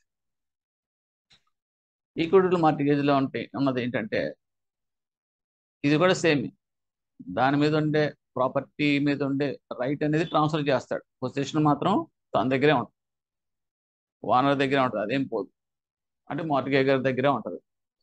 Next ఏంటంటే సింపుల్ మార్టిగేజ్ ఆర్ రిజిస్టర్డ్ మార్టిగేజ్లో టైటిల్ డీడ్స్ అనేది బారోయర్ దగ్గరే ఉంటుంది. కానీ ఇక్కడ ఏం చేస్తాడంటే టైటిల్ డీడ్స్ అనేది డిపాజిట్ చేసేస్తాడు, మీకు ఇచ్చేస్తాడు, బ్యాంక్లో ఇచ్చేస్తాడు. ఓకే, సో ఇక్కడ మనకి టైటిల్ డీడ్స్ అని మన చేతికి వచ్చేస్తాయి, డిపాజిట్ ఆఫ్ టైటిల్ డీడ్స్ అంటాం. సో ఎగ్నెస్ట్ దట్ మనం ఎంఓడి అంటాం, memorandum of deposit of title deeds అనేది తీసుకుని మనం for the purpose of loan ఈ డిపాజిట్స్ ఈ సెక్యూరిటీ సంబంధించిన డిపాజిట్స్ నాకు టైటిల్ డీడ్స్ డిపాజిట్ చేశారని చెప్పేసి మనం రికార్డ్ చేసే ఆ ఫ్యాక్ట్ ని that will registered with that register of insurances లో సబ్ రిజిస్టర్ ఆఫీసర్ రిజిస్టర్ చేస్తాం. ఇదివరకు రిజిస్టర్ చేసేవాళ్ళం కాదు, ఇప్పుడు రిజిస్టర్ చేయాల్సి వస్తుంది because of this CERSAI and others. Okay, so ఆ రకంగా ఏంటంటే ఈక్విటబుల్ మార్టిగేజ్ అనేది స్పెషల్ క్యారెక్టర్ ఫీచర్ ఏంటంటే డిపాజిట్ ఆఫ్ టైటిల్ డీడ్స్ ఉంటాయి ఇందులో, అండ్ ప్రాసెస్ టైం కూడా చాలా ఫాస్ట్గా అవుతుంది, మనకి ఎన్ని చేసే అవసరం లేకుండా ఇమీడియట్గా we can disperse the loan and get it registered in that register of insurances. And it is not expensive అన్నాడు, కానీ ఇప్పుడు అదేం లేదు, బోత్ ఆర్ సేమ్. అది అంత 1%, ఇది 1%, ఇదివరకు అంటే దీనికి దానికి 50% వేరియేషన్ ఉండేది కాబట్టి we advise the customer to go for this equitable mortgage. Nowadays equally chargeable కాబట్టి charges, so we are preferring only simple mortgage. So this is all about the different types of mortgages. Essential requisites of mortgage, English mortgage వస్తే, equitable mortgage వస్తే, there must be an existing or future debt. Only equitable mortgage గురించి చెప్తాను ఎందుకంటే ఇది popular కాబట్టి. Existing debt అయినా ఉండాలి, లేదంటే ఫ్యూచర్ డెట్ అయినా ఉండాలి. ఉత్తనే మనం మార్కెట్ ఈక్విటీ ఈఎం క్రియేట్ చేయడానికి లేదు. ఒకటి, delivery of documents of titles must be by a debtor or his authorized agent or by guarantor or third party in case of advance against third party immovable property is sanctioned. ఒకవేళ కనుక third party immovable property నీకు sanction చేస్తే కనుక third party property మనం తీసుకోవచ్చు. అంటే నేను loan తీసుకుంటున్నాను, సో నా ప్రాపర్టీ లేదనుకోండి, మా బ్రదర్ ప్రాపర్టీ కూడా నేను మార్టిగేజ్ కింద ఇవ్వచ్చు. ఓకే, ఆ రకంగానో చేయొచ్చు. అటువంటిప్పుడు ఏం చేస్తారంటే బ్యాంక్ వాళ్ళు ఏం చేస్తారు, ఎందుకైనా మంచి రేపొద్దున ఫ్యూచర్లో డిస్ప్యూట్స్ వస్తాయి, మనకి ఎందుకు వచ్చింది, ఇప్పుడు బాగానే ఉంటుంది అన్నదమ్ములు, వాడు ప్రాపర్టీ వీడికి చాలా ఉదారంగా ఇస్తున్నాడు, రేపొద్దున వీడే కనుక తిరగబడి నాకైతే ఫోర్స్గా తీసుకుని ఇలా ఎందుకు వచ్చిందని చెప్పేసి ఎవరైతే థర్డ్ పార్టీ ఇచ్చారో ప్రాపర్టీ అతన్ని మనం గ్యారంటర్ కూడా పెట్టుకుంటాం. That is the precautionary measures will take in the case of third party property. Okay, delivery of documents title deeds must be, అది డెటార్ అని చేయొచ్చు, లేదంటే authorised agent or by guarantor property కూడా మనం తీసుకోవచ్చు. ఇలా ప్రాపర్టీ అనేది any person property. Delivery of title deeds must be in the towns mentioned in the act or notified by that state government for this purpose. లేకపోతే DM create చేసినప్పుడు deposit of title deeds deposit చేస్తాం కదండి, అది తీసుకున్నప్పుడు మనం ఎక్కడ తీసుకుంటాం అంటే that will be recorded in the notified areas record చేస్తాం. సపోజ్ రూరల్ బ్రాంచ్ ఉందండి, రూరల్ బ్రాంచ్ నోటిఫైడ్ ఏరియా కాదనుకోండి, అక్కడ మనం డిపాజిట్ ఆఫ్ టైటిల్ డీడ్స్ మనం తీసుకుంటున్నట్టుగా మనం రికార్డ్ చేయకూడదు. అంటే there is separate register, EM register అని ఉంటుంది. ఆ ఈఎం రిజిస్టర్లో అనేది branch record for evidence books evidence act ప్రకారం we have to it will be stand as one of the document for evidence in the court of law. అందు గురించి notified ఏరియాస్లో మాత్రం చేస్తాం. అటు branches which are coming under the notified areas. Suppose మన బ్రాంచ్లో లేదనుకో, నోటిఫైడ్ ఏరియాలో రావట్లేదు అనుకోండి, మరి పక్క బ్రాంచ్ ఏమైనా వస్తుంది అనుకోండి, మా branch. So there will create this EM, అక్కడ ఇస్తాడు అనమాట పార్టీ మీకు. Next continuation of this essential requirement of that requisites of the equitable mortgage వస్తే delivery must be to a creditor or his authorised agent. Delivery must be of documents of the title deeds to immovable property, and delivery must be with intention to create a security on the property comprised in the documents of the title deposited. First ఏంటంటే immovable property చెప్తున్నాం కదండి, only మనం dealing with only immovable property. Mortgage EM creation అనేది immovable property, అది create చేసేవాడు creditor అనేది చేయొచ్చు, అటుంది creditor కానీ ఆర్ హిజ్ ఆథరైజ్డ్ ఏజెంట్ కానీ. డెలివరీ మస్ట్ బి క్రెడిటర్ చేయొచ్చు, లేదంటే క్రెడిటర్ ఆథరైజ్డ్ ఏజెంట్ కానీ. అంటే ఏమి లేదండి, సపోజ్ నా బ్రాంచ్ ఉంది, నా బ్రాంచ్లో నేను కుదరకపోతే, లేకపోతే ఈఎం అనేది ఎక్కడ ఏ నోటిఫైడ్ ప్లేస్లో మనం చేయొచ్చు. సో ఇప్పుడు నా బ్రాంచ్ యాక్చువల్గా నోటిఫైడ్ ఏరియాలో ఉందనుకోండి, డైరెక్ట్గా నాకే చేస్తారు. ఒకవేళ కనుక it is not coming in my notified area అనుకోండి, సపోజ్ నెక్స్ట్ నేను ఐ విల్ రిఫర్ ఒక లెటర్ రాసి అతను ఈఎం క్రియేట్ చేస్తాడండి sir, you please take delivery of the documents అని చెప్పేసి మనం, ఎందుకంటే నెక్స్ట్ బ్రాంచ్కి నేను మేనేజర్ కాదు కదా, పక్కన ఉన్న బ్యాంక్, ఆ బ్యాంక్కి నేను డైరెక్షన్ చేయాలి కాబట్టి ఆ బ్యాంక్ రిక్వెస్ట్ చేస్తాను. చేసిన తర్వాత నా తరపున అతను ఆథరైజ్ ఏజెంట్ కింద అవుతాడు. సో ఆ బ్రాంచ్ మేనేజరు ఆ డిపాజిట్ ఆఫ్ టైటిల్ డీడ్స్లో ఆయన పార్టిసిపేట్ చేసి తీసుకుని ఈఎం అనేది అక్కడ క్రియేట్ చేస్తారు. సో ఆ రకమైన మీనింగ్ వస్తుంది అన్నమాట creditor or his authorised agent అంటే. లేకపోతే ఇమ్మూవబుల్ ప్రాపర్టీ. థర్డ్ వన్ ఏంటంటే delivery must be with intention to create a security. అది చాలా చాలా ఇంపార్టెంట్. నేను ఏదో పట్టుకొచ్చి బాగా తీసుకొచ్చి నా ముందు టేబుల్ ముందు పెట్టాడు అనుకోండి డాక్యుమెంట్స్ టైటిల్ డీడ్స్, ఓకే అది పెట్టాడు కదా, నా కోసమే పెట్టాడు కదా అని నేను తీసేసుకుని ఈఎం అనేది amount memorandum of deposit title deeds తీసేసుకుని రికార్డ్ చేసేసి నేను అది పెట్టుకున్నాను అనుకోండి, లోన్ ఇచ్చేసాను అనుకోండి. ఆ తర్వాత ఎవడంటే నేనేం చేయలేదు, I have no intention, I had no intention for the purpose of given this security for the purpose of raising loan అని చెప్పేస్తే వాడు కంటెంట్ చేశాడు కోర్టులో. మనం చెప్పుకోవాలంటే మనకు రికార్డు కావాలి కదండి. అందు గురించి there is a separate legal format ఉంటుంది అన్నమాట, అందులో క్లియర్గా ఉంటాయి డ్రాఫ్టింగ్. ఎందుకంటే నేను ఈ ప్రాపర్టీ మీకు టైటిల్ డీడ్స్ అన్ని కూడా మీకు డెలివరీ చేస్తున్నాను, ఎందుకంటే for the purpose of raising a loan from your bank against this security which I am proposing to deposit అని ఏదో రాస్తాం. అంటే ఏంటంటే మనకి రికార్డ్ అనేది క్రియేట్ చేస్తాం. సో రేపొద్దున్న నాళ్ళు వీడు లేదు, నేను ఉన్న టేబుల్ మీద పెట్టింది మేనేజర్ లోపల పెట్టేసుకుని అది క్రియేట్ చేసేసుకున్నాడు, యాక్చువల్గా నేను ఇంటెన్షన్ అన్నాడు అనుకోండి, at least this will be stand as evidence court of ఆ పర్పస్ కోసం మనం చేస్తాం. Next key aspects of the mortgage. దానికి వస్తే ట్రాన్స్ఫర్ ఆఫ్ ఫస్ట్ పాయింట్ ఏంటంటే ట్రాన్స్ఫర్ ఆఫ్ ఇంట్రెస్ట్ ఉంటుంది. ట్రాన్స్ఫర్ ఆఫ్ ఇంట్రెస్ట్లో మనకి ఏమొస్తాయి, అక్సెప్ట్ దట్ పొజిషన్ వచ్చేది ఓన్లీ యూసీ ఫ్రాక్చరీ మాత్రమే. ఫస్ట్ పాయింట్లో అవి రాదు. కాబట్టి ట్రాన్స్ఫర్ ఆఫ్ ఇంట్రెస్ట్ అనేది ఉంటుంది, అన్నిటికీ ఉంటుంది. Transfer of some interest in property and not ఇన్స్ ఓనర్షిప్.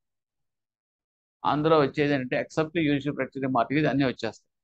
ఇంగ్లీష్ మార్టిగేజ్, తర్వాత what is that conditional sale, simple mortgage, EMI, ఇవన్నీ కూడా. ఇది కూడా వస్తుంది, ఏది యూసీ ఫ్రాక్చరీ మార్టిగేజ్ కూడా వస్తుంది. మనం కన్ఫ్యూజ్ చేయడానికి ఆ రకంగా కూడా ట్విస్ట్ చేయొచ్చు. యూసీ ఫ్రాక్చరీ మార్టిగేజ్ కూడా వస్తుంది. ఇంట్రెస్ట్ అనేది, ట్రాన్స్ఫర్ ఆఫ్ ఇంట్రెస్ట్ అనేది ఇస్తున్నాం, some interest in the property అనేది, ఓకే, బట్ నాట్ ఓనర్షిప్ అని చెప్పి మెన్షన్ చేస్తాం. కానీ ఇక్కడికి వచ్చేటప్పటికి ట్రాన్స్ఫర్ ఆఫ్ పొజిషన్ అనేది ఇక్కడ వస్తుందంటే not a prerequisite for all the types of the mortgages. ఇక్కడ యూసీ ఫ్రాక్చరీ మార్టిగేజ్లో interest along with the possession, interest along with that possession ఇచ్చేస్తాం. So that is the extra feature transfer of పొజిషన్లోకి వస్తే.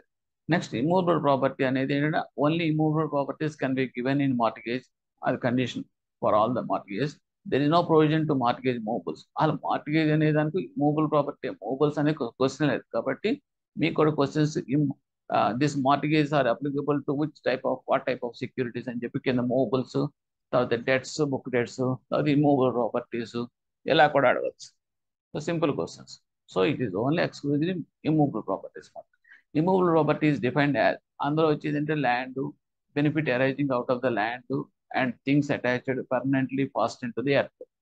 ఇక్కడ మీకు ఏంటంటే ఏదైతే మన పేకలేమో అంటే ఏంటంటే ఫిక్స్డ్ అనమాట, ఎర్త్కి మీకు కనెక్ట్ అయిపోయింది, ప్యాసింగ్ చేసేస్తారు, విచ్ కెనాట్ బి రిమూవ్.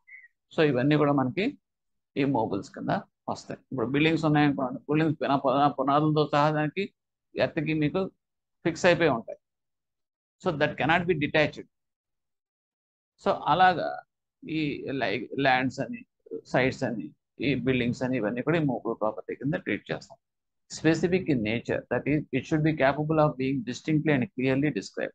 అలాగే మనం డిస్క్రైబ్ చేయగలిగేలా ఉండాలి మూవబుల్ ప్రాపర్టీ. ఎందుకంటే ఐడెంటిఫికేషన్ అనేది ఇంపార్టెంట్.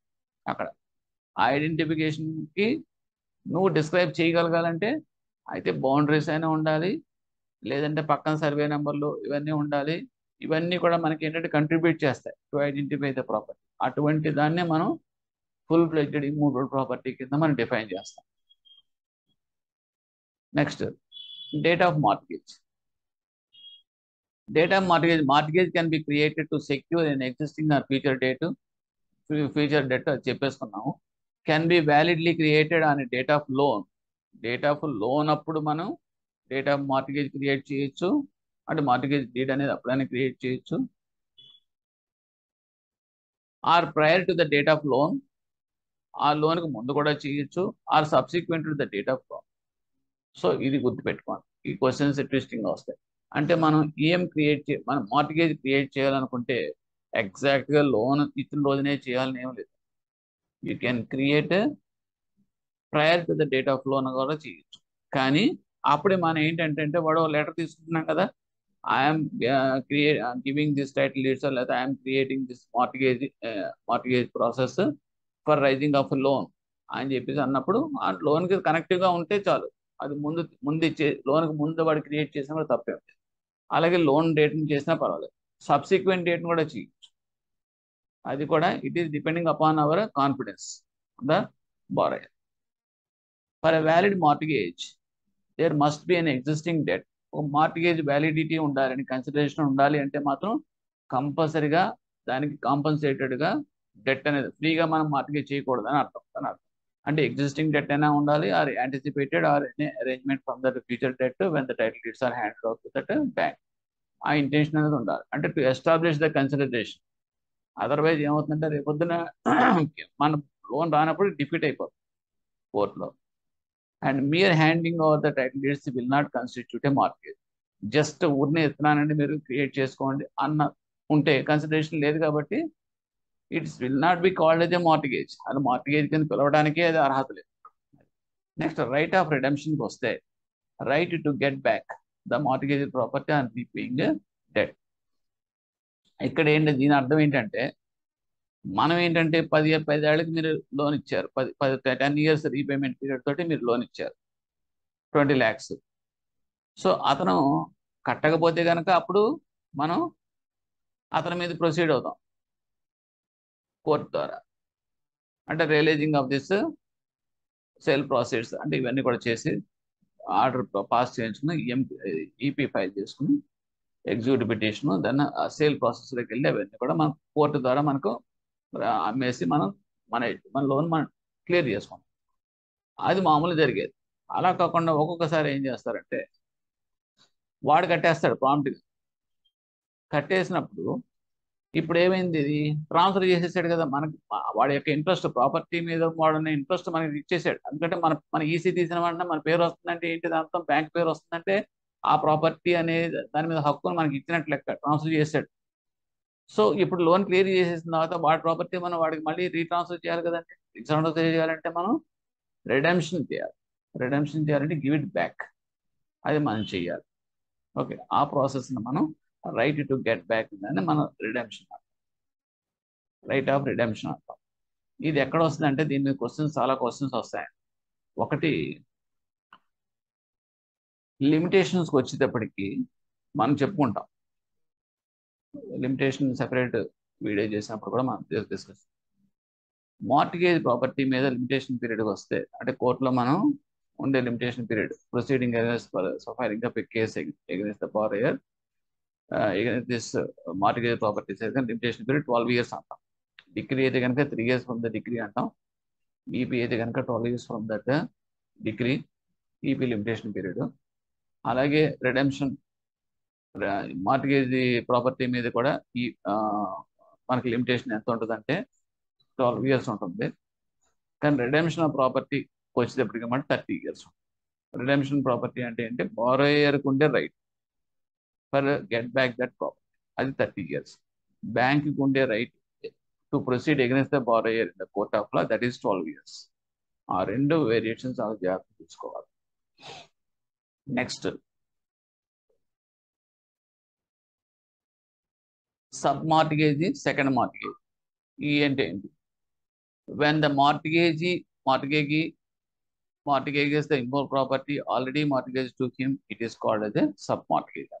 మార్టిగేజ్ అంటే ఎవరండి ఇక్కడ, బ్యాంక్. తనకి అలాగే పెట్టింది, ప్రాపర్టీ పెట్టేశాడు, ఓకే, ఎవరు బారోయర్. అది మళ్ళీ తిరిగి మార్టిగేజ్ ఇంకోటి కానీ చేసుకుంటే కనుక that is called sub mortgage.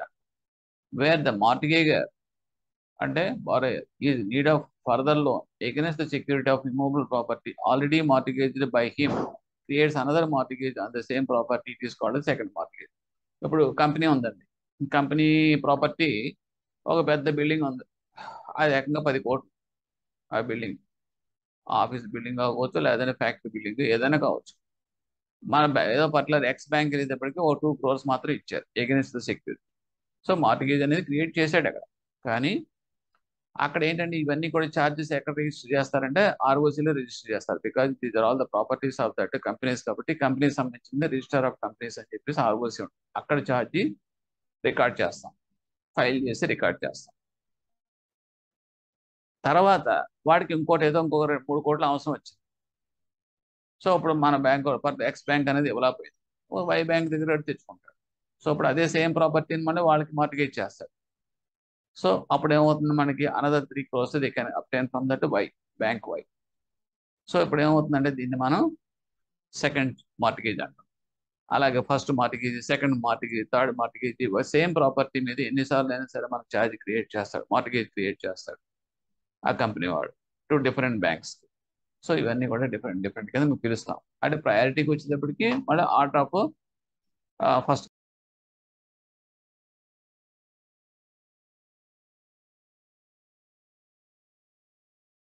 that point wise requisites of that proper bank document వస్తే one by one I will show with my cursor. It should, first point, it should contain correct names of the parties. Parties యొక్క names కరెక్ట్గా ఉండాలి, చాలా చాలా important.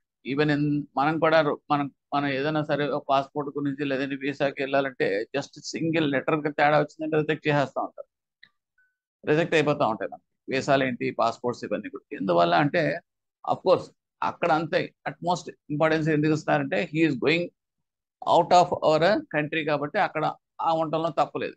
కానీ ఇక్కడ మరీ అంత అలా ఉంచమని కాదండి, నేమ్ అనేది కరెక్ట్గా ఉండాలి. రామకృష్ణ శర్మ అన్న దానికి రామకృష్ణ రావు అన్న దానికి తేడా ఉంటుంది. ఓకే, ఆ రామకృష్ణ ఒకడే కదా, శర్మ రావు చిన్నదే చిన్న లాస్ట్లో ఎంట్రీ తప్పడింది అని అనుకున్నారు అనుకోండి, there may be another person in that name. So ఇక్కడ ఏమవుతుందంటే మన కేసెస్ అన్నీ కూడాను కోర్టులో ఫెయిల్ అయ్యే ఛాన్సెస్ ఎక్కువ ఉంటాయి. ఎందుకంటే మనం we are the trustees of the bank, trustees of the public. మన దగ్గర డిపాజిటర్స్ ఫండ్స్ పెడుతున్నారు అంటే వాళ్ళ ఫండ్స్తో బ్యాంక్ ఏం చేస్తుంది, బిజినెస్ చేస్తుంది. ఏ రకంగా బిజినెస్ చేస్తుంది, మనం లోన్స్ ఇస్తున్నాం. లోన్స్ ఇస్తున్నప్పుడు we are standing as a trustees the funds of that people who deposited with us. కాబట్టి మనం అన్ని ప్రికాషన్స్ తీసుకోవాలి మనం చేసే లెండింగ్ యాక్టివిటీలోను. తర్వాత ఎనీథింగ్ ఓకే, ఆ పాయింట్ ఆఫ్ వ్యూలో ఏంటంటే names of the parties are కరెక్ట్గా ఉండాలి. It should contain proper racial or narration. అంటే ఏంటంటే సి హియర్ రామకృష్ణరావు ఉందనుకోండి, Ramakrishnarao okay, Y Ramakrishnarao. Y అంటే ఏంటి, ఎలమంచిలో ఉండొచ్చు, ఎర్ర ఉండొచ్చు, లేదంటే రకరకాలుగా ఉండొచ్చు. అంటే ఏంటంటే ఫుల్ నేమ్ అనేది సర్నేమ్ కావచ్చు, ఏదైనా సరే ఫుల్ నేమ్ అనేది అడుగుతాం. ఎందుకంటే there should not be any ambiguity. ఓకేనా, షార్ట్గా రాయడానికి లేదు. అలాగే తండ్రి పేరు తీసుకుంటాం, ఎందువల్ల సుబ్బారావు అన్నవాడు ఒకే వీధిలో నలుగురు ఎదురు ఉండొచ్చు. So identification of the borrower is very important in the court. ఎందుకంటే ఇవన్నీ బాగానే ఉంటాయి, ప్రస్తుతం లోన్స్ ఇచ్చేస్తాం, ఇచ్చిన తర్వాత రేపొద్దున కనుక ఫ్యూచర్లో కనుక వాడు కట్టకపోతే కనుక అప్పుడు మనం సూట్ ఫైల్ చేయాల్సిన పరిస్థితి వస్తుంది. కాబట్టి so will go to the కోర్టుకి వెళ్ళినప్పుడు there should not be any ambiguity. ఎందుకంటే సుబ్బారావు అంటే ఇంకోటి ఎవడో వచ్చాడు అనుకోండి, లేదంటే నోటీస్ మనం పంపిస్తే వేరేవాడు వచ్చాడు అనుకోండి. So this is all our lapses. And court ఏం చేస్తుంది, ఇవన్నీ ఎవరు పట్టించుకుంటారు? కోర్టు సింపుల్గా just they will give judgment basing on that evidence available at that point of time. So సింపుల్గా కొట్టుపడేస్తారు. సో ఫైనాన్షియల్ లాస్ ఎవరు? బ్యాంక్. అల్టిమేట్గా ఎవరికి వస్తుంది ఇది? మన డిపాజిటర్స్ ఫండ్స్ మన దగ్గర ఉన్నాయి కాబట్టి they will be the losers of that money. So these are the inter connections to that all aspects. So ఆ పాయింట్ ఆఫ్ వ్యూలో we should be very careful. Next it should be properly stamped. కంపల్సరీగా stamping అనేది ఉండాలి. Indian stamp act అనేది సెపరేట్గా నేను video చేశాను కాబట్టి దాని గురించి అందులో మనకు డీటెయిల్స్ ఉంటాయి. ప్రస్తుతం మాత్రం ఇట్ షుడ్ బి స్టాంప్. ఓకేనండి, డాక్యుమెంటేషన్ అనేది స్టాంప్ అయి ఉండాలి. ఇట్ షుడ్ బి, ఇక్కడ స్టాంపింగ్ అనేది కూడా ఎలా ఉండాలని తర్వాత మనం స్లైడ్స్లో మనం చూస్తాం ఎప్పుడు చేయాలి స్టాంపింగ్ అనేది. It should be current and legally enforceable. అంటే డాక్యుమెంట్ అనేది కరెంట్గా ఉండాలి. అంటే లైవ్ వన్ ఏమంటామంటే లైవ్ డాక్యుమెంట్. లైవ్ డాక్యుమెంట్ ఏంటంటే మనం కూడా చెప్పాం మనకి. అంటే విత్ ఇన్ దట్ లిమిటేషన్లో ఉంటే కనుక దట్ ఈస్ లైవ్. లిమిటేషన్ అయిపోయింది అనుకోండి, ఇంకా అది చిత్తు కాగితంతో సమానం. అది తీసుకెళ్లి కోర్టులోకి పెట్టినా కూడా అది ఎంటర్టైన్ తీసుకోరు. ఎందుకంటే ఇట్ ఈస్ అ లాప్స్డ్. మనమైనా సరే 3 months వ్యాలిడిటీ ఉన్న చెక్ 3 months అయిపోయిన తర్వాత స్టేల్ చెక్ అంటున్నామా లేదా? అన్లెస్ రీవాలిడేషన్ చేస్తేనే కానీ దానికి లైఫ్ రాదు. అలాగే ఇక్కడ డాక్యుమెంటేషన్ కూడా అంతే, డాక్యుమెంట్ కూడా లైఫ్ అనేది ఉంటుంది. So that should be current and legally enforceable అంటాం. And next it should contain the amount of loan, facility, interest and value interest if any chargeable etcetera etcetera. అంటే ఏంటంటే మనకి కరెక్ట్గా కాంక్రీట్గా ఉండాలి ఇన్ఫర్మేషన్ అనేది. అందు గురించి మనం ఏం చేస్తామంటే ఎప్పుడు కూడా డాక్యుమెంట్స్ అనేది అన్ఫిల్డ్గా ఉంచకూడదు. మన ఇన్స్పెక్టర్స్ పాయింట్అవుట్ చేసిన లేదా బ్రాంచెస్లో కూడా it is very major labs ఉంటాం బ్యాంకింగ్లో. ఎందుకంటే ఇప్పుడు ఇవన్నీ ఇప్పుడు మీరు ఇన్ఫర్మేషన్ ఇవ్వలేదనుకోండి, లోన్ వాట్ పర్పస్కి మీరు ఏ పర్పస్కి ఇచ్చారు లోన్ అనేది తెలియదు, అమౌంట్ ఎంతో మీరు సరిగ్గా రాయలేదు, లేదంటే ఫిగర్స్లో వేసేసి వర్డ్స్లో రాయకుండా వదిలేశారు, అక్కడ 0 బదులు 9 ఉందో లేకపోతే 0 లేదో అసలు ఎక్స్ట్రా జీరో పడిందో లేకపోతే జీరో తక్కువ పడిందో ఇవన్నీ మనకి తెలియనప్పుడు ఏమవుతుందంటే, ఇవన్నీ కోర్టుకి వెళ్ళినప్పుడు ఆ కోర్టు జడ్జి గారు చూసినప్పుడు కరెక్ట్ ఇన్ఫర్మేషన్ లేదనుకోండి, సో సేమ్ థింగ్, ఏంటయ్యా ఎందుకు ఇచ్చారో మీకు తెలియదు, అమౌంట్ ఎంతో మీరు కరెక్ట్గా చెప్పలేకపోతున్నారు, ఈ ఫిగర్స్ ఒకడు జీరో తప్పు పడింది అంటాడు, ఒకడు ఎక్కువ పడింది అంటాడు, వాట్ ఈస్ దిస్ అని చెప్పేసి సింపుల్గా డిస్మిస్ అంతే. అలాగే ఇంట్రెస్ట్ ఉంది. ఇంట్రెస్ట్ అనేది కూడా ఇంపార్టెంట్ అండి. ఎందుకంటే మీరు బ్లాంక్గా పెట్టేసి ఇంట్రెస్ట్ కాలం మీరు ఫిలప్ చేయలేదు అనుకోండి, దేర్ ఈజ్ ఏ క్లాజ్ ఒకటి ఉంది. దట్ మీన్స్ సెక్షన్ 18 ఏం చెప్పుద్దంటే, if interest rate was not mention in any promissory note, okay, that will be declared, sorry, interest rate కనుక మనకు బ్లాంక్గా ఉంటే కనుక that will be declared as 18% అని చెప్పేసి చెప్తుందన్నమాట. అంటే if there is any information blank ఉండే అంటే ఒక particular section, it will give that one. Of course that will come in the NI యాక్ట్లోకి వస్తుంది అనుకోండి అది. సో అలాగా కోర్టు ఇచ్చేటప్పుడు, అదే కాకుండా కోర్టు డిగ్రీ ఇచ్చేటప్పుడు కూడాను, suppose they will attend the hearings, వాడు ఏదైతే అవతల బారో గారు చెప్తున్నాడు డిపెండెంట్, వాళ్ళ వెర్షన్ కూడా వింటుంది. వింటున్నప్పుడు అతను ప్రాబ్లమ్స్ అతను చెప్పుకొచ్చాడు అనుకోండి. Suppose is the distressed farmer అనుకున్నాం, ఓకే, తనకు for the last 3 years he is getting that crop damage. He got the crop damage because of the climatic conditions. Okay, so అటువంటిప్పుడు కోర్ట్ ఏం చేస్తుంది, జనరస్గా కన్సిడర్ చేసి they may give direction through this decree ఇచ్చేటప్పుడు ఆ interest rate అనేది అబ్నార్మల్గా ఉందా, అంటే it is acceptable the bank or not అనేది చూడటానికైనా అనేది ఇంట్రెస్ట్ అనేది ఉండాలి. సో ఆ రకంగా ఇంట్రెస్ట్ కాలమ్స్, తర్వాత ఏమైనా ఓవర్ డ్యూస్, ఏమైనా మీరే కండిషన్స్ ఏమైనా పెట్టారా, ఓవర్ డ్యూస్, అదర్ చార్జెస్, ఇవన్నీ కూడా ఏముంటాయి ఇన్ఫర్మేషన్ ఫుల్గా మన ఇవ్వాల్సి వస్తుంది. It should give the description of the security also. Security కూడా మనకి డాక్యుమెంట్లో సెక్యూరిటీకి కొంత ప్రొవిజన్ ఉంటుంది, ఇన్ఫర్మేషన్ ఇవ్వమని చెప్పి. మన బౌండరీస్ కావచ్చు, ఇఫ్ ఈజ్ ఎ ప్రాపర్టీ అనుకోండి, okay, east west north south boundaries ఇవన్నీ ఉంటాయి. And that means survey numbers ఇవన్నీ, ఎందుకంటే టు ఐడెంటిఫై ద ప్రాపర్టీ. అలాగే if it is a machinery అనుకోండి, ఎక్కడ కొన్నారు, ఎవరి దగ్గర కొన్నారు, who is supplier, what is the model of that vehicle, ఒక మిషన్, అదే వెన్ ఇట్ వాజ్ ఇన్వాయిస్, ఇవన్నీ కూడా మీకు ఇన్వాయిస్లో ఉంటాయి. అవన్నీ కూడా మనం ఎగ్జాక్ట్గా మనం ఆ ఇన్ఫర్మేషన్ అంతా we have to place in the document. ఎందుకంటే దాన్ని బట్టి మనకి అది వాల్యూ ఎంత అనేది కూడా తెలుస్తుంది. వాల్యూ తెలిసినప్పుడు తర్వాత ఎప్పుడు దాని లైఫ్ ఎంతో తెలుస్తుంది. ఓకే, తెలిసినప్పుడు మనకి రేపొద్దునంటూ కోర్టు జడ్జిమెంట్ ఇచ్చింది అనుకోండి, okay, you can seize that vehicle or you can seize that machinery అని చెప్పేసి అన్నప్పుడు, ముందు అది ఎక్కడ ఉందో ఎవరు ఇచ్చారో దాని ఐడెంటిఫికేషన్ ఎంతో తెలియనప్పుడు how we can go for that seizure of that vehicle or machinery. So this the problem. So కంపల్సరీగా it should be description of the security అనేది కంపల్సరీగా మనం ఇవ్వాలి. Next, it should describe how consideration has been passed on. ఇది చాలా చాలా important. Consideration అనేది ఎలా పాస్ అయింది అనేది కూడా మనం అందులో చెప్పాలి. కన్సిడరేషన్ అంటే ఏంటండి అంటే, 1,00,000 రూపాయలు కనుక ఎవరికైనా మనం అప్పు ఇచ్చామనుకో, అప్పు ఇచ్చినప్పుడు నేనేదో చేబదులుగా తీసుకుంటున్నాను అని చెప్పేసి మీరు ఏం ఇవ్వట్లేదుగా. There is a purpose. ప్రతి లోన్కి కూడా పర్పస్ అనేది ఉంటుందండి. For what purpose we are giving that 1 lakh to the borrower. It may be a for purchase of his vehicle, car కొనుక్కోవడానికో, బైక్ కొనుక్కోవడానికో, లేకపోతే ఇల్లు కట్టుకోవడానికో, బిజినెస్కో, దాని ప్రాపర్ ఎవిడెన్సెస్ అన్ని కూడా మనం రికార్డ్ చేస్తాం.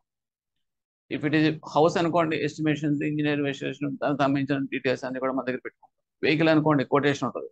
సో కారు ఏదో కొనుక్కుంటున్నాడు, మోడల్ కారు, ఆ కారు మ్యానుఫ్యాక్చరింగ్ కంపెనీ, ఇవన్నీ కూడా మన దగ్గర డీటెయిల్స్ అన్ని కూడా కొటేషన్ రూపంలో ఉంటాయి. అలాగా ప్రతిదీ కూడా ఒక కన్సిడరేషన్తో ఉండాలి తప్పితే, ఏదో మీరు చేయబదులుగా మా పట్టుకెళ్ళిపోయి, okay, and with the terms and conditions we can obtain agreement to pay it back అనేది ఉండకూడదు. కంపల్సరీగా కన్సిడరేషన్ అనేది ఉండాలి. కన్సిడరేషన్ ఉంటేనే that can be entertained in the court, otherwise it is not a valid document. తర్వాత it should give terms of the repayment. Repayment terms అనేది ఉంటాయి కంపల్సరీగా. అంటే ఏ రకంగా దాన్ని బట్టి మనం ఎసర్టైన్ చేస్తాం అది డ్యూ అయిందా లేదా అని. మంత్లీ అన్నాడు అనుకోండి, ఆ మంత్కి రాలేదనుకోండి, yes it is due, it is default అని ఐడెంటిఫై చేయగలుగుతాం.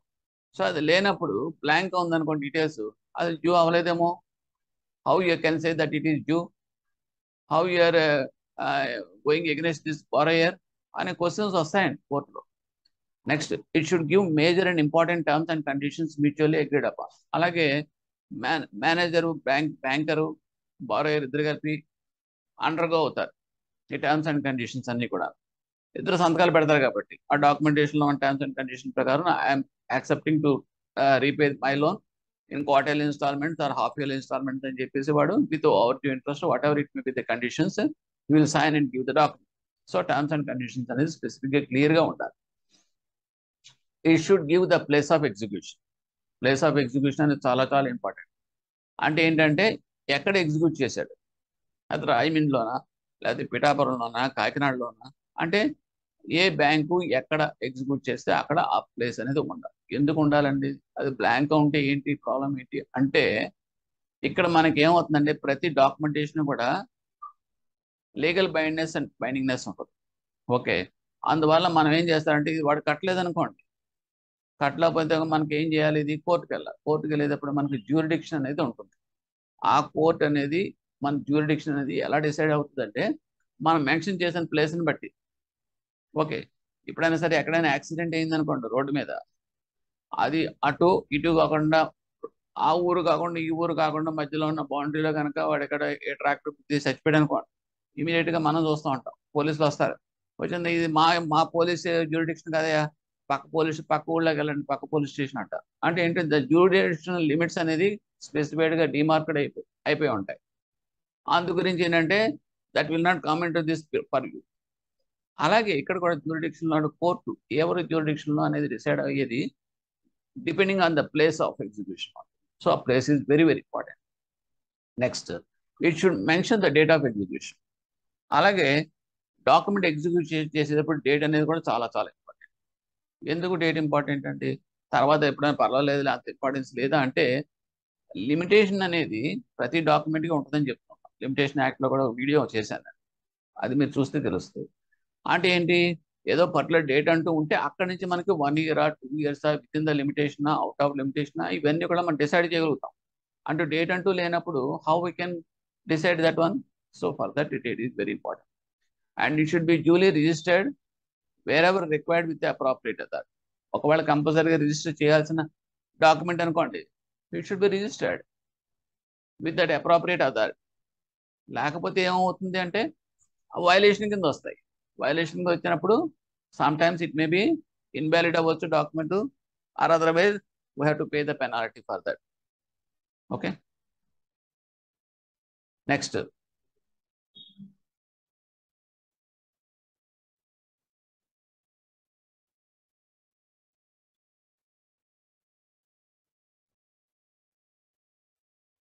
Standard forms and documents drafted by banks legal department.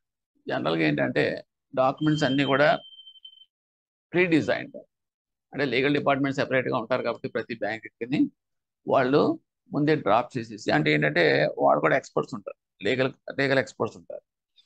వాళ్ళందరూ కూడా మనకు ఫ్యూచర్లో కోర్టు చేసినప్పుడు మనకి కాంట్రవర్షియల్ రాకుండా, అంబిగ్యూటీ లేకుండా ఉన్నట్టుగా వాళ్ళు డ్రాఫ్ట్ చేసి వాళ్ళు మనకి స్పెసిఫైడ్ ఫామ్స్ అన్ని రిలీజ్ చేస్తారు. ఆ ఫామ్స్ మనం ఉపయోగిస్తాం. అంతే, మనకు నచ్చినట్టుగా మనం పేపర్ మీద టైప్ చేసేసుకుని చేసుకోవడానికి లేదు. Next, no deviations from or amendments to such forms should therefore be made without the prior approval.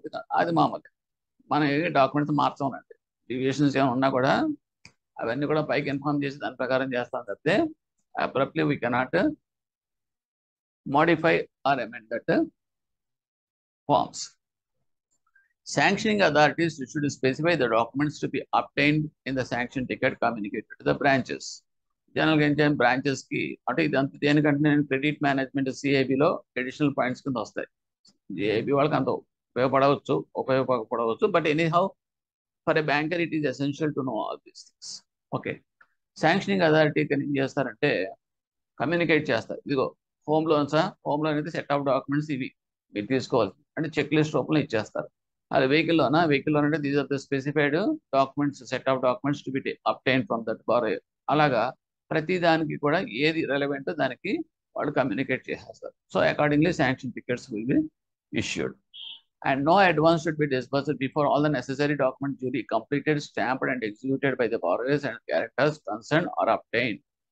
Advance అనేది ఎప్పుడూ కూడా డాక్యుమెంట్స్ అన్ని ఫుల్గా కంప్లీట్ చేసి స్టాంపింగ్ అంతా కంప్లీట్గా అయ్యి తర్వాత ఫిల్లింగ్ అయిపోయి స్టాంపింగ్ అయిపోయి ఎగ్జిక్యూషన్ అంటే ఏంటి, సంతకం పెట్టడాలి. ఎగ్జిక్యూషన్ నథింగ్ బట్ సంతకం పెట్టడం. అంటే ఎన్ని చదివి సంతకాలు పెడతారు చూడండి బారోయర్స్, అవి ఆ ఎగ్జిక్యూషన్ అంతా అయిన తర్వాత ఇంక్లూడింగ్ ద గ్యారెంటర్స్. మళ్ళీ గ్యారెంటర్స్ తర్వాత వస్తారండి, రేపో మాపో వస్తారని కుదరదు. అన్నీ అయిపోయిన తర్వాత then only we have to discuss that advance. లేదనుకోండి ఏమవుతుందంటే, see just like it is post mortem. ఎవడైనా మనిషి చనిపోయాడు అనుకోండి, చనిపోయినప్పుడు అప్పుడు మనకి పోస్ట్ మార్టం చేస్తే రిపోర్ట్ ఇస్తారు, సర్టిఫికెట్ ఇస్తారు. సో చనిపోయింది 5వ తారీఖున అనుకోండి, జనరల్గా పోస్ట్ మార్టం రిపోర్ట్ ఎప్పుడు వస్తుంది, 5వ తారీఖు కానీ 6వ తారీఖు కానీ వస్తుంది. అంతేగాని 4వ తారీఖు రాదు కదండి. అంటే ఏంటంటే దీని అర్థం, ఇటువంటి జరిగినాయి అనుకోండి, అసలు వాడు మనిషే చావలేదు, నువ్వు ఇచ్చిన రిపోర్టే తప్పు అనేది కోర్టు బయట వాడికి తెలిసిపోతుంది. It is a false information, fabricated అని చెప్పేస్తారు. అంటే ఈయన డిఫీట్ అయిపోతాయి మన కేసెస్ అని. అందు గురించి ఏంటంటే మనం ఏం చేస్తామంటే ఎప్పుడు కూడా అంటే లేటర్ డేస్లో ఏం చేస్తారంటే వాడు కంటైన్ చేస్తాడు. వాడు లేదండి అసలు నేను ఆ రోజున అసలు ఊళ్ళోనే లేనండి, నేను అసలు సంతకమే పెట్టలేదండి, ఆ తర్వాత ఫాల్స్గా క్రియేట్ చేసి నేను ఉన్నట్టుగా చూపించారండి ఆ డేట్లో, ఇలా చెప్పే అవకాశాలు ఉంటాయి. కాబట్టి ఎందుకంటే కోర్ట్ అనేది స్ట్రాంగ్గా నమ్మేది విట్నెస్ని, దట్ మీన్స్ ప్రూఫే కదా. So if it is the person is capable of giving that, prove చేయగలిగాడు అనుకోండి, సో మనం ఎంత సిన్సియర్ అయినా సరే will be defeated in that court. So that is the risk involved in this. So now execution of documents of banks వస్తే one by one చూద్దాం. all the blanks and schedules in the documents should be filled in before their execution. Before their execution అంటే మనం borrower సంతకం పెట్టే ముందే అన్ని కూడా fill up అయిపోయి ఉంటాయి. డేట్ దగ్గర నుంచి, ప్లేస్ దగ్గర నుంచి, అమౌంట్, ఫెసిలిటీస్, కాలమ్స్ అన్ని కూడా ఫిలప్ చేయించిన తర్వాత, అన్ని పూర్తి అయిపోయిన తర్వాత అప్పుడు కింద సంతకం తీసుకోవాలి. అంతేగాని మనం బ్లాంక్ డాక్యుమెంట్ మీద సంతకాలు తీసేసుకుని తర్వాత ఫిలప్ చేసుకుందాంలే అనుకుంటే వచ్చే ప్రాబ్లం ఏంటంటే, తర్వాత ఏమైనా కరెక్షన్స్ వచ్చినాయి అనుకోండి, వాడు సంతకం పెట్టినా అన్నాడు అనుకోండి, మీ లోన్ పోయినట్టే లెక్క. అది అంటే దీస్ ఆర్ ద ప్రికాషన్స్ అన్నమాట. Instruments executed in India are required to be stamped either before or at the time of execution. Instrument executed in India are required to be stamped either before or at the time of execution. This point is very, very clear. You please take note of this one. In India అన్నారు అంటే ఏంటంటే, మన కంట్రీలో ఒకవేళ document కానీ instrument కానీ execute చేయాలంటే కనుక, ఓకే, కంపల్సరీగా ఎగ్జిక్యూట్ చేసే టైంకి అయినా చేయాలి స్టాంపింగ్, లేదంటే బిఫోర్ డేట్లో అయినా కనుక స్టాంపింగ్ అయిపోయి ఉంటారు. అంతేగాని ఎగ్జిక్యూట్ చేసిన తర్వాత స్టాంపింగ్ అనేది ఇట్ ఈస్ ఇన్వాలిడ్ ప్రాసెస్. అది మనకి ఎందుకు ఇండియా అంటే, ఒక్కొక్కసారి మనకి అబ్రాడ్లో ఉంటారు కొంతమంది, అప్పుడు దానికి మళ్ళీ సెపరేట్ సబ్జెక్ట్. అంటే బయట ఎక్కడో ఉంటాడు, యూకేలోనో, వాడు ఇక్కడ ఏం చేస్తాడంటే వాడు అక్కడ ఎగ్జిక్యూట్ చేస్తాడు. ఓకే, లేదా ఇంకొకటి 2-3 ఉంటారు, ఒకడు ఇక్కడ ఉంటాడు, ఒకడు అక్కడ ఉంటాడు. సో ఈ కేసెస్ అన్ని కూడా డిఫరెంట్ అనాలిసిస్లోకి వచ్చేవి. కాబట్టి ఇక్కడ మనకి ఈ పర్టికులర్ పాయింట్ మాత్రం ఎందుకు చెయ్యాలి ఇండియాలో అంటే, ఇండియాలో ఎక్కడ ఉంటాడంటే మహా అంటే వాడికి బయటికి వెళ్ళిపోయి ప్రాసెస్ ఏమన్నా, ఒకడు కాశ్మీర్లో ఉన్నాడు అనుకోండి, నెక్స్ట్ డేకి రావచ్చు, లేదా 2 డేస్లో రావచ్చు. వాడికి ఏం ప్రాసెస్, వీసాలు, తర్వాత పాస్పోర్ట్స్, ఆ జంజాటి ఏమి ఉండదు కదా. So easily available within our country. So that's why this is must. Next, the borrower guarantor should be asked to read the contents of the documents in full and understand the same. ఇంకా one important point నేను కొంచెం ఎలాబరేట్గా చెప్పాల్సి వస్తుంది. ఎందుకంటే ఇది ఇది మీకు అక్కడ వచ్చే క్వశ్చన్స్ అన్నీ కూడాను ఎలా వస్తాయనేది అన్నీ కూడా మీకు this is the legal aspects కింద వస్తాయి కాబట్టి జడ్జిమెంట్ ఓరియంటెడ్గానే ఉంటాయి క్వశ్చన్స్. కాబట్టి మీకు జడ్జిమెంట్ చేయాలి అనుకున్నప్పుడు you should know the correct information and analysis of that subject. Otherwise you cannot give the answers clearly. అది ఎందుకంటే కన్ఫ్యూజింగ్ చేసేలా ఉంటాయి కాబట్టి చెప్తాం. The borrower guarantor should be asked to read the contents of the documents in full and understand the same. ఎందుకంటే చదివిన తర్వాత పెట్టాలి. ఒకవేళ కానీ ఇల్లిటరేట్ పీపుల్ ఉందనుకోండి, మనం కనుక ఎవడని తెలుసున్నవాడు వాడు తెలుసున్నవాడు చదివించి ఇదిగో మేము చదివి వినిపించాం వాడికి అని చెప్పేసి వాడి దగ్గర నుంచి మనం విట్నెస్ కూడా తీసుకుంటాం. అదే the document should be signed, executed by the executant in the presence of an officer of the bank to avoid difficulty in identification and to prevent fraud, forgery, misrepresentation, coercion. అంటే ఇవేంటంటే documents మనం sign చేసేటప్పుడు execute చేసేటప్పుడు ఎవరో third పార్టీకి ఎవరో temporary షాప్కి ఇచ్చేసారో సంతకాలు అప్టైన్ చేశామని ఆయనకు ఆడి మీద పెట్టడానికి లేదు. రెస్పాన్సిబుల్ పర్సన్ ఇక్కడ ఆఫీసర్ అని ఎందుకనంటే he is a responsible person. Okay, and he should take some responsibility in identifying that borrower. ఏంటి ఇదంతా రెస్పాన్సిబిలిటీ ఏదో పెట్టేసాడని చెప్పేసి రేపొద్దున ఆఫీసర్ కూడా అనుకోవచ్చు. కానీ రేపొద్దున కోర్టు అవసరమైతే పిలుస్తుంది వీళ్ళు ఆ టైంకి. అది చాలా major and very important case అనుకోండి రిగార్డింగ్ దట్ లోన్. ఓకే, ఆ ఢిల్లీలో ఉన్నా కూడా మరి ముంబైలో ఉన్నా కూడా the court may call the officer to stand as a giving for witness. So ఆ రకంగా ఏంటంటే మనం అయిపోయిందని చెప్పి చేతులు కడిగేసుకోవడానికి ఏం లేదండి. So for that purpose identification by this one also this. అందుగురించి మన బ్యాంక్ ఎగ్జిక్యూషన్ రిజిస్టర్ అని చెప్పేసి బ్రాంచెస్లో ఉంటాయి. ఉన్నప్పుడు మన ప్రతి డాక్యుమెంట్ కూడా ఎంటర్ చేసిన తర్వాత ఇద్దరు ఆఫీసర్స్ సంతకం పెడతాం. The importance of the book is books evidence act ప్రకారం that may call for that evidence in the court by the judge concerned judicial authority. Next, all the pages and schedules of the document should be signed in full in the same style. అన్ని pages కూడా అంటే document ఉందనుకోండి, set of oh document ఉందంటే ఒక 10 పేజీలు ఉంటుంది. 10 పేజీలు మనం ఫిలప్ చేసిన తర్వాత ఇంక్లూడింగ్ ద షెడ్యూల్స్ అన్నీ కూడా చేసిన తర్వాత ప్రతి పేజీ మీద మనం పెట్టిస్తాం. అంతేగాని 10 పేజీలు అన్నీ కూడా చదివేసి ఉంటాడులే అని లాస్ట్ పేజీలో చదివిస్తాం పెట్టడం మాత్రం కుదరదు. ఎందుకంటే ఇది కూడా ఇంపార్టెన్స్. రేపొద్దున్న ఆ 10 పేజీల్లో 2 పేజీలు ట్యాంపరింగ్ అవ్వచ్చు, లేదంటే ఇంక్లూజన్ అవ్వచ్చు, ఏమైనా జరగచ్చు. అందుగురించే మాత్రం కంపల్సరీగా we have to obtain the signatures on all the pages. That initials వేయకూడదండి. లాస్ట్ అలాగా సంతకం పెడతాం ఫుల్ సిగ్నేచర్. అటువంటిప్పుడు ప్రతి పేజీకి 10 పేజీలకి మళ్ళీ ఫుల్ సిగ్నేచర్ ఏం పెడతాం అని చెప్పి ఇనిషియల్ వేసారనుకోండి అవుట్. అంటే ఏంటంటే అది ఆథెంటికేటెడ్ కాదు. So will be in trouble. So కంపల్సరిగా ఫుల్ సిగ్నేచర్స్ తోటి ఎలాగ పెడతారో సిగ్నేచర్ బారోయర్ అలాగే అన్ని పేజీల్లోనే పెట్టాలి. అంటే ఏంటి అది ఎందుకు అంటే రేపొద్దున్న కోర్టుకు వెళ్తాడు. వెళ్ళినప్పుడు కోర్టు అడుగుతుంది, అరే బాబు కోర్టులో మీకు ఈ డాక్యుమెంట్ ఇచ్చారు కదా, 10 పేజీల డాక్యుమెంట్ బ్యాంక్ వాళ్ళు ఇచ్చారు, అన్ని పేజీల్లోనే ఇన్ఫర్మేషన్ పూర్తిగా ఉంది, కడతాను, terms and conditions, interest, over due అన్నీ ఉన్నాయి కదా, ఉన్నప్పుడు నువ్వు ఎందుకు ఇలా అడ్డదిడ్డాలుగా మాట్లాడుతున్నావు ఏంటి, నాకేం చెప్పలేదని చెప్పి అన్నాడు అనుకోండి, అది నో అంటానికి లేదు. ఎందుకంటే సంతకం పెట్టాడు అంటే దాంట్లో పైన కంటెంట్ అంతా కూడా చదివినట్టు లెక్క. అందులో ప్రతి పేజీలో పెట్టాడంటే ప్రతి పేజీ చదివినట్టు లెక్క. ఇది ఇంప్లాయిడ్. సో అక్కడ వాడు డిపెండ్ చేసుకోవడానికి కానీ లఫ్ చేయడానికి కూడా అవకాశం లేదు. సో అంత అంత పగడబందీగా ఉంటుంది execution of the documents in the bank. If A borrower science in left hand, ఒకవేళ జనరల్గా అందరూ రైట్ హ్యాండ్ సంతకం పెడతారు, వాడు లెఫ్ట్ హ్యాండ్ రైటర్ అనుకోండి, అప్పుడు మనం ఏం చేయాలంటే అందరికీ భిన్నంగా ఉండేది కదా అది. సో అందు గురించి ఏం చేస్తామంటే దాన్ని సెపరేట్ నోట్ పెడతాం, పెట్టి ఎనెక్సర్ కింద పెడతాం, డాక్యుమెంట్తో పాటు పెట్టుకోవాలి, రికార్డ్ చేయాలి. దాన్ని చేసి ఈజ్ ఏ లెఫ్ట్ హ్యాండ్ అని చెప్పేసి అని రిమార్క్స్ కూడా మనం రాసుకుంటాం. డాక్యుమెంట్ ఎగ్జిక్యూషన్ లిస్ట్లో కూడా నోట్ చేసుకుంటాం.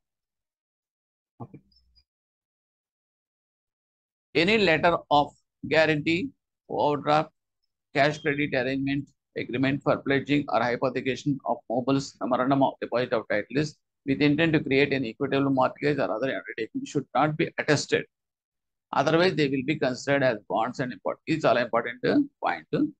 జనరల్గా ఏంటంటే ఇందులో కొన్ని డాక్యుమెంట్స్ అగ్రిమెంట్స్ ఇలా రకరకాలుగా ఉంటాయి, ఫార్మ్స్ అని చెప్పేసి ఉంటాయి. కొన్ని డాక్యుమెంట్స్ కంపల్సరీగా అటెస్టేషన్ చేయాల్సి వస్తాయి. ఎందుకు అటెస్ట్ చేయాల్సి వస్తాయి అంటే వాళ్ళు అవి కంపల్సరీ అటెస్టేషన్ కంపల్సరీ మ్యాండేటరీ. కొన్ని వాటికి మామూలు అగ్రిమెంట్స్ కింద మాత్రమే తీసుకుంటాం, ప్రతిదీ కూడా మనం అటెస్ట్ చేయాల్సిన పని. అలాగా అంటే attestation in the sense witness, ప్రతిదానికి మనం విట్నెస్ తీసుకోవాల్సిన పని ఉండదు. సో అలాగ విట్నెస్ ఇందులో మనం ఎస్పెషల్లీ దిస్ ఓవర్ డ్రాఫ్ట్స్ కానీ, లెటర్ ఆఫ్ గ్యారంటీ కానీ, అండ్ క్యాష్ క్రెడిట్ అగ్రిమెంట్స్ కానీ, అవన్నీ మన బ్యాంకులో కూడా చూస్తూ ఉంటే మీకు తెలుస్తూ ఉంటాయి. అది భార్య ఒక్కడ సంతకం పెడతారా, మహా అయితే గ్యారెంటర్ పెడతారు తప్పితే దానికి విట్నెస్లు ఏమి ఉండవు. అవి కూడా మనం విట్నెస్ పెట్టామనుకోండి, ఉంటే ఏంటి ప్రాబ్లం అంటే విట్నెస్ ఉన్న అనవసరంగా చేసి ప్రాసెస్ చేసినట్టు లెక్క, బర్డెన్ ఇచ్చినట్టు లెక్క. Once it is witness, okay, automatically it will be treated as a bond. ఎప్పుడైతే బాండ్ కింద ట్రీట్ చేసామో ఇమీడియట్గా రిజిస్ట్రేషన్ చేయాల్సి వస్తుంది. రిజిస్ట్రేషన్ కూడా కాదు, స్టాంప్ డ్యూటీ అనేది పే చేయాల్సి వస్తుంది. So stamp duty as per the state norms, stamp duty pay చేయాలంటే we are giving burden to that borrower. ఎందుకు అనవసరంగా? అందుగురించి మనం ఏం చేస్తాం అంటే సింపుల్ అగ్రిమెంట్స్కి there is no need of any witness. Witness ఉంటే మాత్రం కంపల్సరీగా ఇట్ విల్ అట్రాక్ట్ స్టాంప్. ఆ పాయింట్ మాత్రం గుర్తుపెట్టుకోండి. ఎప్పుడైతే స్టాంప్ డ్యూటీ ఉందో అది కనుక మనం ఇగ్నోర్ చేసి మనం తక్కువ పే చేసినా కూడా ఆటోమేటిక్గా పెనాల్టీస్, ఇవన్నీ కూడా inter connected. Next, any addition, alteration, insertion, cutting, overwriting, erasing, interlining, deletion, etc. must be done in the document only where absolutely necessary and must be authenticated by the borrower under his full signature in the same style as he has otherwise signed the documents. ఒకవేళ కనుక అంతా రాసేసాడు, బాగానే ఉంది. రాసేసిన తర్వాత మనం fill up చేసిన తర్వాత సంతకాలు పెట్టించేసాం. పెట్టిన తర్వాత అనుకోకుండా చూసేటప్పటికి నేమ్ దగ్గర చిన్న కటింగ్ తప్పు రాశాడు.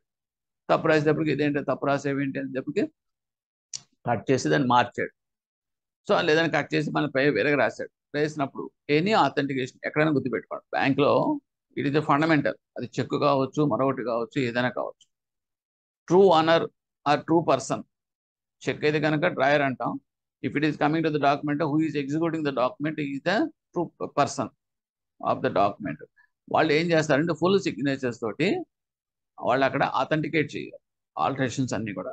అదర్వైజ్ ఏమవుతుందంటే again that will not stand in the court. ఎందుకంటే రేపొద్దున ఎవడో చేసి ఉంటాడు, నేను కాదంటాడు, నేను చేయలేని పరిస్థితి. Next, if A document execute in different dates, ఒకవేళ కనుక డాక్యుమెంట్స్ కనుక డిఫరెంట్ డేట్స్లో ఎగ్జిక్యూట్ చేయాల్సిన పరిస్థితులు కానీ వచ్చినాయి అనుకోండి, డిఫరెంట్ ప్లేసెస్లో కూడా రావచ్చు. The space provided for noting the date and place in the document is not to be filled in. Instead of the executants should sign the document noting in their own hand date and place of execution. ఇలా ఈ రకంగా మనం executed at on అని చెప్పేసి మనం రాయించాల్సి వస్తుంది. ఇది ఎక్కడ జరుగుతుందండి అంటే జరుగుతుందండి. సపోజ్ పార్ట్నర్స్ ఉన్నారనుకోండి, లేదంటే ఒక ముగ్గురు జాయింట్గా మనకి మీరు ఏమైనా లెండింగ్ చేస్తున్నారు, అడ్వాన్స్ ఇస్తున్నారు అనుకోండి, ఒకటి చెన్నైలో ఉంటాడు, ఒకటి ముంబైలో ఉంటాడు, ఇంకోటి ఢిల్లీలో ఉంటాడు. ఓకే, అండ్ మీకు జాయింట్గా కనుక ఎగ్జిక్యూట్ చేయాల్సిన పరిస్థితి వచ్చింది అనుకోండి, ఒక డాక్యుమెంట్ ఏం చేస్తారంటే వాళ్ళందరూ కూడా ఇక్కడికే రావాలి, నా బ్రాంచ్లోనే సంతకాలు పెట్టాలని మీరు ఏం ఇన్సిస్ట్ చేయక్కర్లా. Yes, they can sign anywhere. దానికి కూడా కొన్ని గైడ్ లైన్స్ మనం ఫాలో అవుతాం. ఎందుకంటే ఫస్ట్ పర్సన్ ఎక్కడ చెన్నైలో ఉన్నాడు, సో చెన్నైలో ఫస్ట్ పర్సన్ సంతకం పెట్టేస్తాడు. ఓకే, పెట్టిన తర్వాత that document will be send to that ముంబైలో సెకండ్ పర్సన్ ఉన్నాడు, హీ విల్ సైన్. ఈ రకంగా సంతకం పెడతారు. Executed date and on, executed at on అని చెప్పేసి పెడతారు. ఆ తర్వాత ఢిల్లీకి వెళ్తారు, ఢిల్లీలో పెడతారు.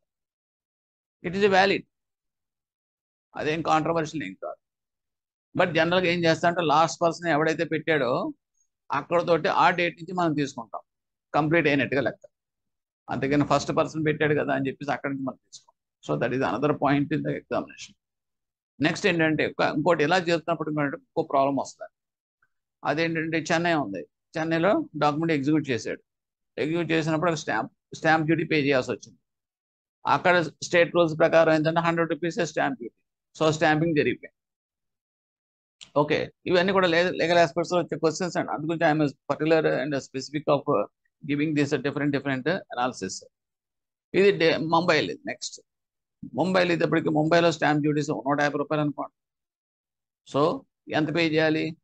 పే చేయక్కర్లేదంటే పే చేయాలి. ఎందుకంటే ఎడిషనల్గా అమౌంట్ ఎక్స్ట్రా పడింది కదా. అంటే ఇక్కడ చెన్నైలో ఫస్ట్ పర్సన్ సైన్ చేసినప్పుడు 100 rupees stamp duty for that amount. But when it comes to that Mumbai 150 rupees, అంటే డిఫరెన్స్ ఆఫ్ 50 రూపీస్ వాడు అక్కడ పే చేయాల్సి వస్తుంది. పే చేసి అప్పుడు ఎగ్జిక్యూట్ చేయాలి. అదే ఢిల్లీ వెళ్ళింది అనుకోండి, ఢిల్లీలో 70 రూపాయలు అనుకోండి, నో ప్రాబ్లం. బికాజ్ ఆల్రెడీ మీరు మాక్సిమం అమౌంట్ పే చేసేసారు కాబట్టి, విత్ ఇన్ దట్ లోన్ ఉంది కాబట్టి you can ignore that. So this is the way you have to pay that stamp duties. ఓకేనండి. Whenever the set of documents is required to be signed by different persons at different places, the first execution should be as far as possible at the place where the advance is sanctioned and amount is to be disbursed. ఇది ఒక important point. అంటే మీకు 3 places చెప్పాను. చెన్నైలో ఒకడు ఉన్నాడు, ముంబైలో ఉన్నాడు, ఢిల్లీలో ఉన్నాడు. ఓకే, కానీ లోన్ ఇచ్చేది ఎక్కడ? చెన్నైలో. అటువంటిప్పుడు మనం ఏం చేస్తాం అంటే, ఫస్ట్ పర్సన్ అక్కడ చెన్నైలో ఉన్నాడు కదండి. సో చెన్నైలో ఫస్ట్ పర్సన్ మనం సిగ్నేచర్ తీసుకునేటప్పుడు చెన్నైలో ఉన్నవాడిని తీసుకుంటాం.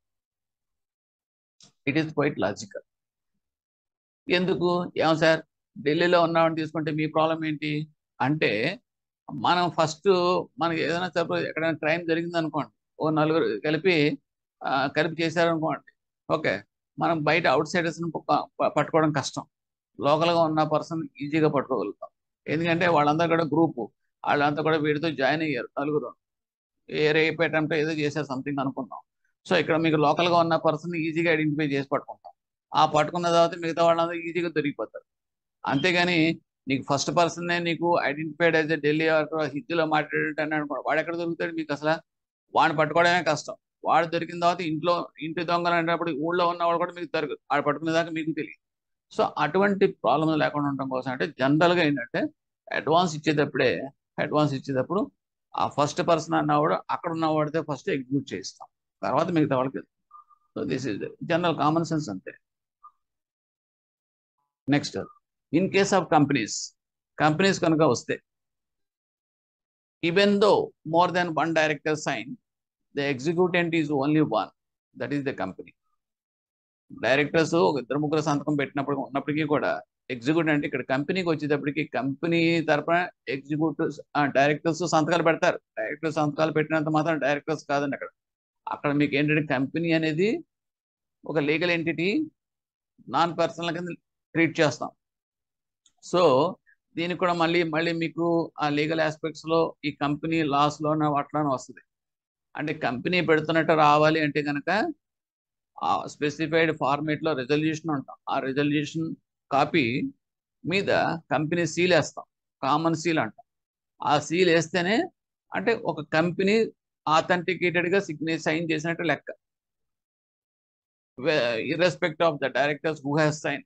అది పెద్ద ఇంపార్టెంట్ సైన్ కాదు. సో అలాగే ఏంటంటే, as far as possible that signatures of the all authorised person should be obtain the same డేట్లోనే అందరూ ఆథరైజ్డ్ డైరెక్టర్స్ మనం సంతకాలు తీసుకుంటాం.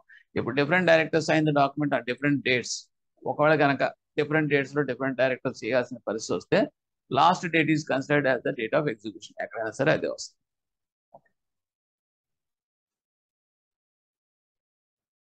In case the signature is in a vernacular language or the document has been affixed with thumb impression of the borrower guarantor, it is necessary to obtain a separate letter of declaration in the vernacular language confirming that the contents of the document have been properly read over and explained to the executive vernacular language. ఇదంతా ఏంటంటే vernacular language in the sense, suppose ఇక్కడ మన AP ఉంది అనుకోండి. ఏపీలో ఏంటంటే ఎవడో హిందీ వాడు ఎవడో ఉన్నాడు, వాడికి ఏమంటే తెలుగు రాదు, వాడు హిందీలోనే చెప్పవచ్చు, మాట్లాడవచ్చు, లేదంటే కర్ణాటక వాడు వచ్చు. సో ఇలా ఉన్నప్పుడు ఏమవుతుందంటే, ఆ సిగ్నేచర్స్ అనేది వర్నాక్యులర్ లాంగ్వేజ్లో ఉందనుకోండి. In case the signature in vernacular language or the document has been fixed with the thumb impression, ఒకవేళ థంబ్ ఇంప్రెషన్ కానీ ఇటువంటి ఉన్నప్పుడు బారోయర్ విషయంలో కానీ గ్యారంటర్ విషయంలో కానీ it is compulsory and it is essential to obtain separate letter of declaration తీసుకుంటాం. ఎందుకంటే అది ఏ లాంగ్వేజో ఎవడో ఏంటో అనేది మనకు తెలియాలి కదా, అందు గురించి. Confirming that the content of the, అంటే ఏదో సంతకం పెట్టేశాడు. ఓకే, ఇప్పుడు తెలుగులో రామకృష్ణారావు అంటే కనుక తెలుగులో రాస్తాం కాబట్టి రామకృష్ణ, ఆడి పేరు వీడు సరిపోయింది అనుకుంటాం.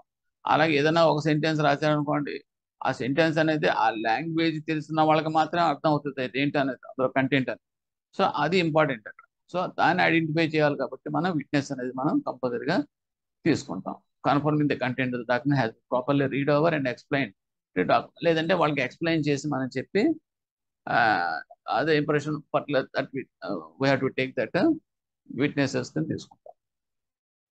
Next, documents executed by the borrower should preferably be handwritten and completed in one sitting using the same pen and ink.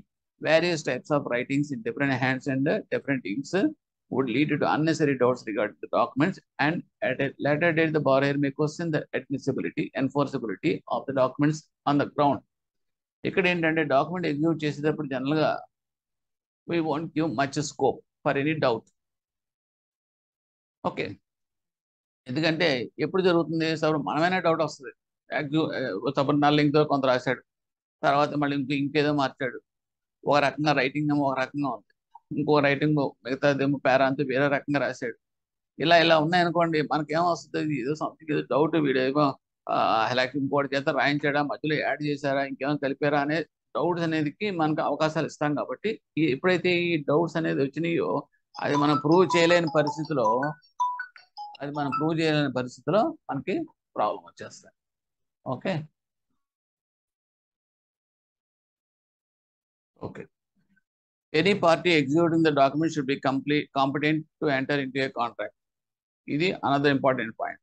ఒక డాక్యుమెంట్ ఎగ్జిక్యూట్ చేయాలంటే కనుక ఆ ఎగ్జిక్యూట్ చేసే పర్సన్ కాంపిటెంటా కాదా అనేది కూడా చూడాలి.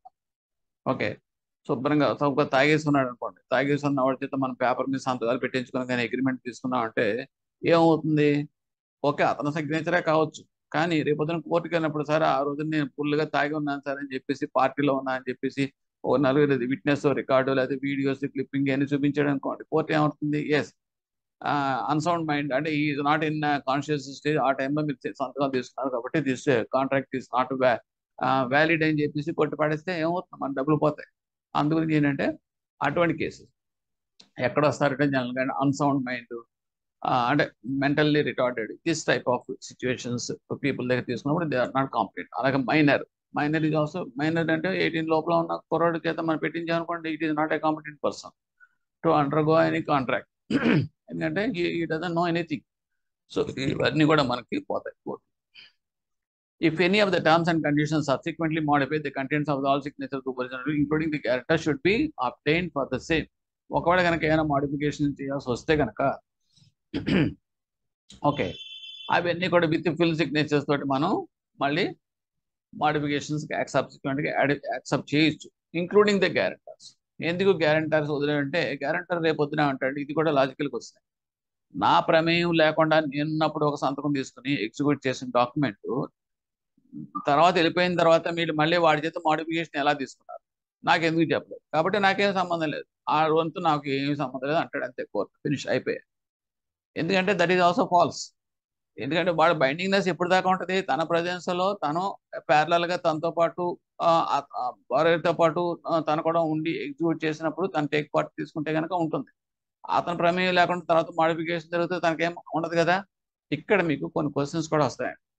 ఇప్పుడు ఎలా కంటెస్ట్ వచ్చింది, ఆ పర్టికులర్ సిచ్యువేషన్ వచ్చింది కాబట్టి మీకు I have to give other example also. Suppose ఇప్పుడు ఓడిఓసీసీ ఉంటాయి. ఓడిఓసీసీలో ఏం చేస్తామంటే సపోజ్ 5 lakhs ఇచ్చారు అనమాట. సెట్ ఆఫ్ డాక్యుమెంట్ ఆల్రెడీ మీరు తీసుకుంటారు, గ్యారెంటర్ కూడా దాని మీద ఉంటాడు. ఉన్న తర్వాత మీరు సబ్సిక్వెంట్గా ఒక్కోసారి రెన్యూ చేసేటప్పుడు ఓకే ఇంట్రెస్ట్ మోడిఫికేషన్స్ రావచ్చు, లేదంటే కనుక సమ్ టర్మ్స్ అండ్ కండిషన్స్ కొంచెం మాడిఫై చేయొచ్చు. నెక్స్ట్ ఇది కాకుండా లిమిట్ ఎన్హాన్స్మెంట్ చేయొచ్చు. ఇలా చేసినప్పుడు ఏమవుతుందంటే అది మీరు కనుక గ్యారెంటర్ కనుక ఇన్ఫార్మ్ చేయకుండా పర్వాలేదులే, జస్ట్ ఎగ్జిస్టింగ్ డాక్యుమెంటే కదా, విత్ ఎనెక్సరీ బేసిస్ మీద లిమిట్ ఇచ్చేసాం కదా, అప్పుడు ఫ్రెష్ డాక్యుమెంట్ ఏం కాదు కదా అని చెప్పి మీరు అనుకున్నారనుకోండి, రేపొద్దున వాడు ఏమంటాడంటే ఒరిజినల్గా 5 lakhs, అప్పుడున్న టర్మ్స్ అండ్ కండిషన్స్ మాత్రం నేను బైండ్ అవుతాను, దాని తర్వాత ఇంట్రెస్ట్ రేట్ పెరిగిందో లేకపోతే మీరు ఎన్హాన్స్ చేశారో అయింది నాకెందుకు. సో ఆ డిఫరెన్స్ ఆఫ్ దట్ పోర్షన్ మాత్రమే హీ విల్ బి డిశ్చార్జ్, అంతేగాని ఒరిజినల్ అమౌంట్కి మాత్రం డిశ్చార్జ్ అవ్వడం గ్యారెంటర్.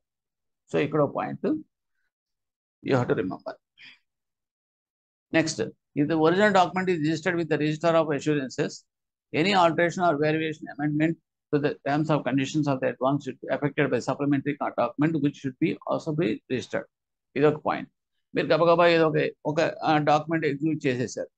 చేసిన తర్వాత అది రిజిస్టర్ చేయాల్సిన డాక్యుమెంట్ మీరు ఏం చేస్తారంటే రిజిస్టర్ ఆఫ్ అష్యూరెన్సెస్ తోటి అంటే మన సబ్ రిజిస్టర్ ఆఫీస్ తోటి మీరు రిజిస్టర్ చేసేసారు. చేసేసిన తర్వాత అరే చిన్న పొరపాటు జరిగింది, మాడిఫై చేయాల్సి వచ్చిందని చెప్పేసి మీరు గ్యారెంటర్ని పిలిచారు. పిలిచిన తర్వాత మళ్ళీ వాడి చేత వాళ్ళ యాక్సెప్టెన్స్ తోనే మీరు మళ్ళీ మార్చి చేశారు అనుకోండి. చేసినప్పటికీ కూడా సప్లిమెంటరీ డాక్యుమెంట్ అవుతుంది. ఆ సప్లిమెంటరీ డాక్యుమెంట్ కూడా మీరు యూ హ్యావ్ టు రిజిస్టర్. అంతేగాని సప్లిమెంటరీ డాక్యుమెంట్ తీసుకుని ఒరిజినల్ రిజిస్టర్డ్ డాక్యుమెంట్కి మీరు జస్ట్ రెండు కలిపేసుకుని మీ డాక్యుమెంట్లో పెట్టేసుకోవడానికి లేదు. ఓకే, అలా చేయకపోతే ఏమవుతుందంటే లీగల్గా మళ్ళీ మీకు అది మీరు ఏదైతే మోడిఫికేషన్ చేసారో అది ఎన్ఫోర్సబుల్ కాదండి. Next, against the written acknowledgement of the borrowers, true copies of the documents could be handed over to them, retaining the originals with the bank.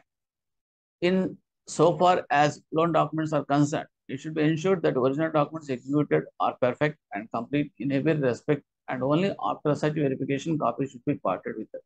ఇక్కడ మనం ఏం చేస్తామంటే లోన్ కానీ ఏదైనా అగ్రిమెంట్ కనుక మనం అడగబోయి డాక్యుమెంట్ కనుక మనం రెడీ చేసుకున్న తర్వాత ఒరిజినల్ అంతా కూడా మన దగ్గర పెట్టుకున్నప్పుడు వాడు ఎలాగో ఒక కాపీ మనం ఇవ్వాల్సి వస్తుంది.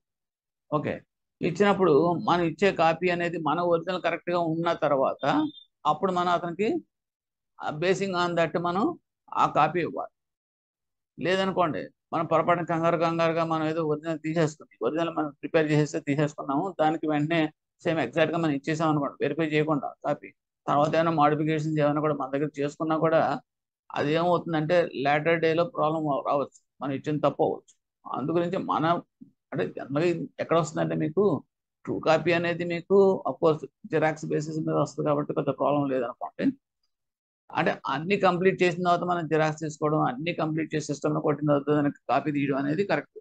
అంటే ఇన్కంప్లీట్గా మనం తీసిస్తేనే ప్రాబ్లమ్స్ వస్తాయి అటువంటి కేసెస్లో, జనరల్గా రావు.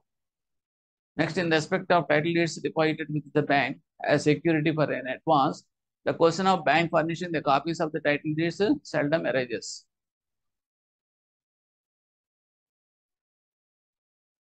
Since certified copies of that such title deeds can be obtained from the register office. However, in special cases where the bank is to furnish such true copies, it should be ensured that suitable statements are made as the bank holding the original documents under EM as security for subsisting advances. అంటే మనకు title deeds ఉంటాయి. Title డీడ్స్లో మనకు ఒక problem ఎక్కడ వస్తుందంటే this is general precautionary thing every banker should know. మనం title deeds ఎక్కువగా పలానా టైటిల్ డీడ్స్ అని చెప్పేసి మనకి ఇస్తాడు. ఓకే, ఒక్కోసారి ఏం చేస్తాడంటే టైటిల్ డీడ్స్ లేవండి దగ్గర పోయినాయి అని చెప్పేసి కూడా మనకు పట్టుకొచ్చి మనకి ఇవ్వచ్చు.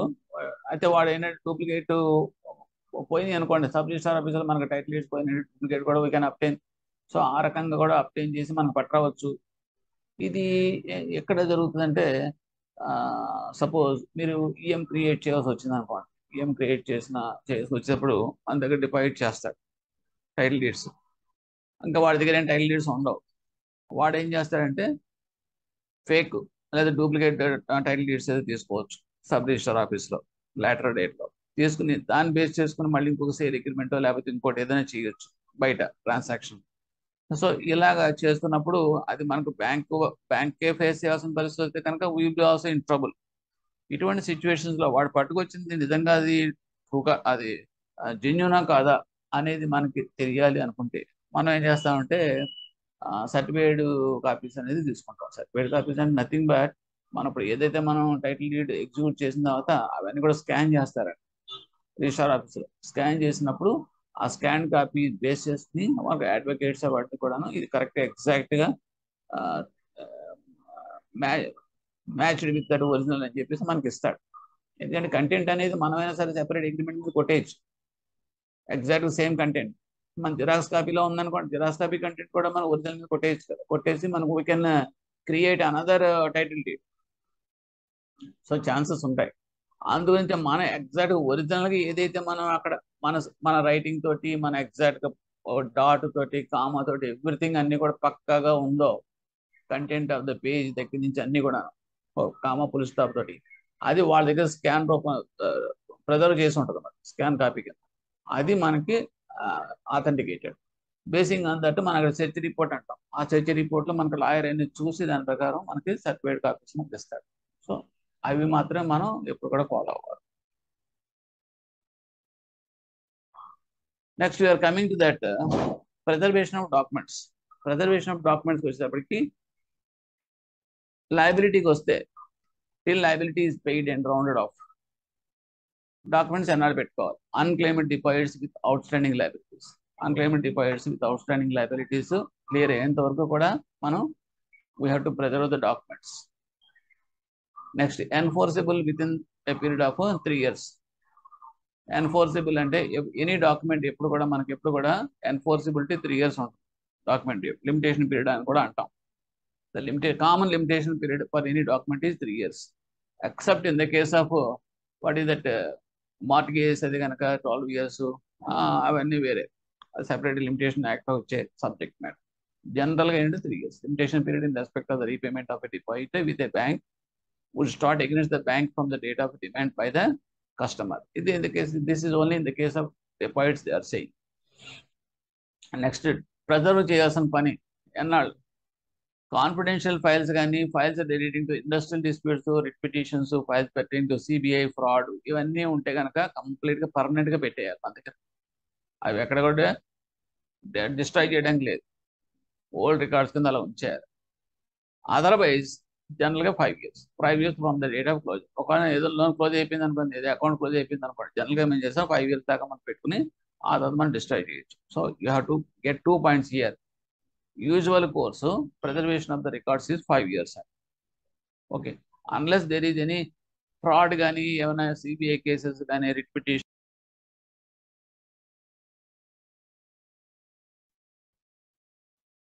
హాయ్ ఫ్రెండ్స్, ఇప్పుడు మనం చెప్పుకునేది చాలా చిన్న టాపిక్ అండి, but it is very important for CIB as well as the JIB. CIB అయితే కనుక క్రెడిట్ మేనేజ్మెంట్లో జస్ట్ చిన్న సబ్ టాపిక్. సిఐబి అయితే కనుక మీకు లీగల్ ఆస్పెక్ట్స్లోకి వస్తుంది. Okay, it is law of limitation. అసలు ఏంటి లా ఆఫ్ లిమిటేషన్ అనేది ఏంటి? చిన్న ఎగ్జాంపుల్ చెప్తాను so that we can proceed further. ఇప్పుడు మనం ఏదైనా ఒక మెడికల్ షాప్కి వెళ్ళాం అనుకోండి, నాకే ఒక చిన్న ఫీవర్ లాంటిది ఏదో వచ్చింది. సో న్యాచురల్గా ఏమవుతాం, people will ask for the medicine. ఏదో ఒక స్ట్రిప్ మెడిసిన్ చూపించి అడుగుతాం. అయితే he will give some tablets, strip ఇస్తాడు. ఇచ్చిన తర్వాత ఇమీడియట్గా జనరల్గా మనం చేసేది ఏంటంటే, డబ్బులు ఎలాగిస్తాము, will see the back side of that strip. ఎందుకు చూస్తాము బ్యాక్ సైడ్ అంటే, what is the expiry date printed on that medicine strip. ఎందుకు చూస్తాము అంత పర్టికులర్గా అంటే, ఇఫ్ ఇట్ ఈస్ ఎక్స్పైర్డ్ అనుకోండి, దట్ మెడిసిన్ వోంట్ వర్క్. మన ఫీవర్ ఏం తగ్గదు కదా, ఏ ఎలర్జీ లాంటిది అదర్ కాంప్లికేషన్స్ వస్తాయి. So we have to check whether it within that expiry date or not. అలాగే the same thing will be happen in the case of any legal remedy of any documents. ఇప్పుడు మనం ఏదైనా ఒక persons దగ్గర మనం with consideration మనం ఏమైనా అప్పు ఇవ్వటం కానీ ఏమైనా చేసామనుకోండి, with terms and conditions he has to pay it back. 1 year తర్వాత ఇస్తానంటాడో, లేకపోతే ఇంట్రెస్ట్ 6 months పే చేస్తాను, సంథింగ్ ఈ will give some promise note or something document. Consideration అంటూ ఉంటుంది. కానీ ఆ టైం కనుక వాడు ఇవ్వలేదు అనుకోండి, సో ఇప్పుడు ఏమవుతుంది మనకి, నెక్స్ట్ ఆప్షన్ ఏంటి, we cannot go straight away to him and man hand in the person. So we have to proceed through the court. That is only remedial procedure. So ఇప్పుడు అలా చేస్తున్నప్పుడు మనకు కూడా కొంత లిమిటేషన్ అనేది ఉంటుందండి. ఇందాక మెడిసిన్ గురించి మన స్ట్రిప్లో వెనక ఎలా చూసామో టీవీ అంటే దానికి 1 year 2 years 3 years అనేది అది లాలో డిఫైన్ చేయబడతాయి. So with in the time only you can enforce our right in the court of law. That is the meaning of this law of limitation. ఇది మారుతుందండి, ప్రతి దానికి మారుతుంది, అన్నిటికీ ఒక రకంగా ఉండదు. మీకు కూడా బ్యాంకింగ్ అంబడ్స్మన్ చెప్పాను. బ్యాంకింగ్ అంబడ్స్మన్ అంటే 1 year from the cause of action అంటాం. ఓకే, అదే కనుక కన్స్యూమర్ ప్రొటెక్షన్ అనుకోండి, 3 years from that, 2 years from the cause of action అంటాం. అలాగే లోన్స్కి వచ్చినప్పటికీ 3 years 12 years depending upon the డిగ్రీయా, లేకపోతే ఇది ద టర్మ్ లోనా, లేకపోతే ఇది క్యాష్ క్రెడిటా, లేకపోతే సిచ్యువేషన్ ఆఫ్ ద డాక్యుమెంట్ని బట్టి the limitation period will be changed. Okay, this is the broad idea and concept of that limitation period. Now we shall go step by step in depth of this topic. Documents అనేది obtained for advances are to be kept legally alive. ఏదైనా సరే మనం documents కనుక ఒక legal consideration తోటి మనం తీసుకున్నాయని కూడాను అంటే it is nothing but evidence అండి.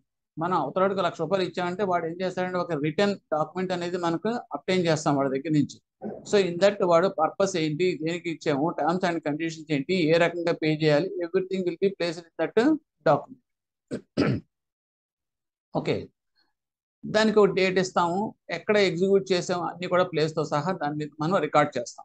చేసిన తర్వాత టర్మ్స్ అండ్ కండిషన్స్ డీవియేట్ అయ్యి వాడు కనుక ఫుల్ఫిల్ చేయకపోతే కనుక అప్పుడు మనం ఏం చేస్తామంటే it can B enforceable in the court of law. So అది ఆ లిమిటేషన్ పీరియడ్లో ఉంటేనే మనం ఆ పని చేయగలుగుతాం. So that is the importance of this limitation. Time barred debt is the money the consumer had borrowed and did not repay and which is no longer legally collectible because a certain number of years have passed. Time barred debt అంటే ఏంటంటే debt time అయిపోయింది అంటే limitation period అయిపోయింది అన్నమాట. So 3 years అయింది అనుకోండి. 3 years అయిపోయేటప్పటికి debt అనేది ఏంటంటే విత్ ఇన్ దట్ 3 years లేకపోతే 1 year మనకి వాడు రీపే చేయాల్సి వస్తుంది. అలా కాకుండా వాడు అన్న ప్రకారం మనకు చేయలేదు అనుకోండి, did not repay it, borrow చేసిన మనీ అండ్ అది అటువంటిది ఏంటంటే which is no longer legally collectable. ఇంకా అది అలాగ మనం ప్లేస్ చేయడానికి లేదు because certain number of years have already passed. So ఇటువంటప్పుడు అంటే మనకి లీగల్ రెమిడియల్ స్టెప్ అనేది లేనప్పుడు so it will be treated as a time barred debt. ఇది చిన్న ఇంకొక రకంగా కూడా చెప్పొచ్చు అండి. ఇది ఇప్పుడు చెక్ ఉందనుకోండి, చెక్ వ్యాలిడిటీ పీరియడ్ ఎంత 3 months. సో 3 months అయిపోయింది అనుకోండి, ఏమవుతుంది అది validity period beyond validity period అనేటప్పటికి మీకు ఏమవుతుంది, స్టేల్ చెక్ అయిపోతుంది. అటువంటిది ఇది కూడా అలా ఏంటంటే దానికి రెమిడియల్ యాక్షన్ అనేది లిమిటేషన్ అనే పీరియడ్ కనుక దాటిపోయింది అనుకోండి, so it is naturally it is barred. Barred means you cannot enforce in the court of law. That is the meaning of this one. అంటే already time passed. Next, limitation period is the time limit within which action can be taken in a court of law to enforce any legal right. ఇందా చెప్పిందే దానికి ప్రతిదానికి limitation period అని ఉంటుందండి. ఒక 3 years, 1 year, 4 years, 12 years, depending upon that case and type of loan. Within that period only you can go to the court and file a case, suit filing చేయడం లేకపోతే కోర్టులో వేసేసి దాన్ని ఫోర్స్లో పెట్టుకుని దానికి we can go for the remedial steps. We have to for this we have to go for recovery of that our dues. So this is called the remedial period అంటాం. ఆ లిమిటేషన్ పీరియడ్ అంటే meaning అది. A suit file after limitation period is not be accepted by the court. ఒకవేళ limitation period అయిపోయింది అనుకోండి, ఒక 3 years ఒక డాక్యుమెంట్కి, అది 3 years టైం అయిపోయింది, లిమిటేషన్ పీరియడ్ అయిపోయింది, అయిపోతే ఏమవుతుంది, ఎక్స్పైర్ అయిపోయినట్లు లెక్క. సో అటువంటిప్పుడు ఎప్పుడైతే మీకు ఆ డాక్యుమెంట్ ఎక్స్పైర్ అయిపోయిందో that cannot be taken in to that court, taken by the court. ఎందుకంటే కోర్ట్ ఎంటర్టైన్ చేయదు ఇంకా. మరి అటువంటిప్పుడు మన పరిస్థితి ఏంటంటే అఫ్ కోర్స్ దానికి మళ్ళీ రెమిడియల్ ఆప్షన్స్ ఉంటాయనుకోండి. That will discuss very very important points in this legal terminology. The limitation period bars the remedy of the filing a suit, but it doesn't take away the right of the recovering of the dues. అంటే మన కోర్టుకి వెళ్ళే right అనేది పోగొట్టుకుంటాం, కానీ మనకి వేరే other means of recovery chances ఉన్నాయనుకోండి, it very well we can go for opt for that. అంటే ఏంటంటే దాని అర్థం, సపోజ్ ఒక వెహికల్ ఇచ్చాం, హైపోథికేషన్లో ఒక కార్ ఇచ్చాం. ఇచ్చినప్పుడు మామూలుగా జనరల్గా వాడు డిఫాల్ట్ అయ్యారు అనుకోండి, డిఫాల్ట్ అయినప్పుడు ఏం చేస్తాం మనం, విల్ గో టు ద కోర్టులో పడేస్తాం, సూట్ ఫైల్ చేస్తాం. ఓకే, కానీ అది లిమిటేషన్ అయిపోయింది అనుకోండి, అయిపోయినంత మాత్రాన మనం కోర్టుకు వెళ్ళే ఛాన్స్ పోయింది, ఓకే, నో డౌట్. కానీ అట్ ద సేమ్ టైం అంటే పర్సనల్ లైబిలిటీ అనే ఛాన్స్ అనేది పోయి ఉండొచ్చు, బట్ వెహికల్ అనేది ఉంది కదా, సెక్యూరిటీ ఉంది కదా, simple you can give a notice and you can seize that vehicle and you can very well sell that asset and get recovery realisation of process to your adjust of these loan. అలాగే gold loans, అలాగే ఏదైనా సరే కావచ్చు. So ఆ రకంగా ఏంటంటే other means of recovery steps అనేది it will not be hampered. అవి ఎప్పుడు కూడా మనకి హ్యాంపర్ అవ్వండి.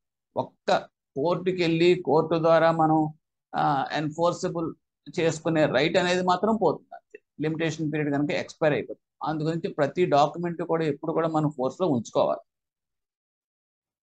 There is no limitation period for recovering the debt by exercising the right of lien set off or selling the goods pledged to bank which doesn't involve the filing of cases, suits. అదే ఇప్పుడు చెప్పింది. అంటే మన దగ్గర ఉన్న suppose deposit ఉందనుకోండి, డిపాజిట్కి కోర్టుకి వెళ్ళాల్సిన పని ఏముంటుందంటే ఎగెన్స్ట్ ద డిపాజిట్ లోన్ తీసుకున్నాడు, మీరు డిపాజిట్ క్లోజ్ చేసేసి మీరు లోన్కి అడ్జస్ట్ చేసుకోండి, finish. It is called setup. అలాగే selling the goods, gold loan ఉన్నాయి, జ్యువెల్స్ మీ దగ్గర పెట్టాడు, ornaments, give a notice, sale notice ఇచ్చేసాడు. అయితే before that we have to give a notice. బాబు నువ్వు డిఫాల్ట్ అయ్యావు, you already pledged that jewels with us, so we are demanding to repay that loan అని చెప్పేసి మీరు నోటీస్ ఇస్తారు. ఓకే, ఆ తర్వాత వాడు రెస్పాండ్ అవ్వకపోతే ఆక్షన్ నోటీస్ ఇస్తారు, పేపర్కి వేసేస్తారు, జ్యువెల్స్ అమ్మేస్తారు. అన్ని మీ చేతిలో ఉన్నాయి కాబట్టి there is no intervention of the court. So ఇటువంటి సిచ్యువేషన్స్ లో మీకు లిమిటేషన్ గురించి ఏం బోధర్ అవ్వట్లేదు. పీరియడ్ ఆఫ్ లిమిటేషన్ ఇది చాలా ఇంపార్టెంట్. డిఫరెంట్ కేసెస్ చూద్దాం. డిమాండ్ ప్రామిస్ నోట్స్ అంటే డిపిఎన్స్ అంటాం. మనం ముఖ్యంగా మనం ఏంటంటే టర్మ్ లోన్స్ లోను, తర్వాత what is that crop loans లోని అన్నిటి కూడా డిమాండ్ ప్రామిస్ నోట్ తీసుకుంటాం. ఓకే, ఇది దీనికి ఏంటంటే లిమిటేషన్ పీరియడ్ అంటే 3 years from the date of execution. మన ఎగ్జిక్యూషన్ డేట్ అంటే ఎగ్జిక్యూషన్ డిపిఎన్ మీద డేట్ ఉంటుంది కదా, ఆ డేట్ నుంచి 3 years వరకు మనకు లిమిటేషన్ ఉంటుంది.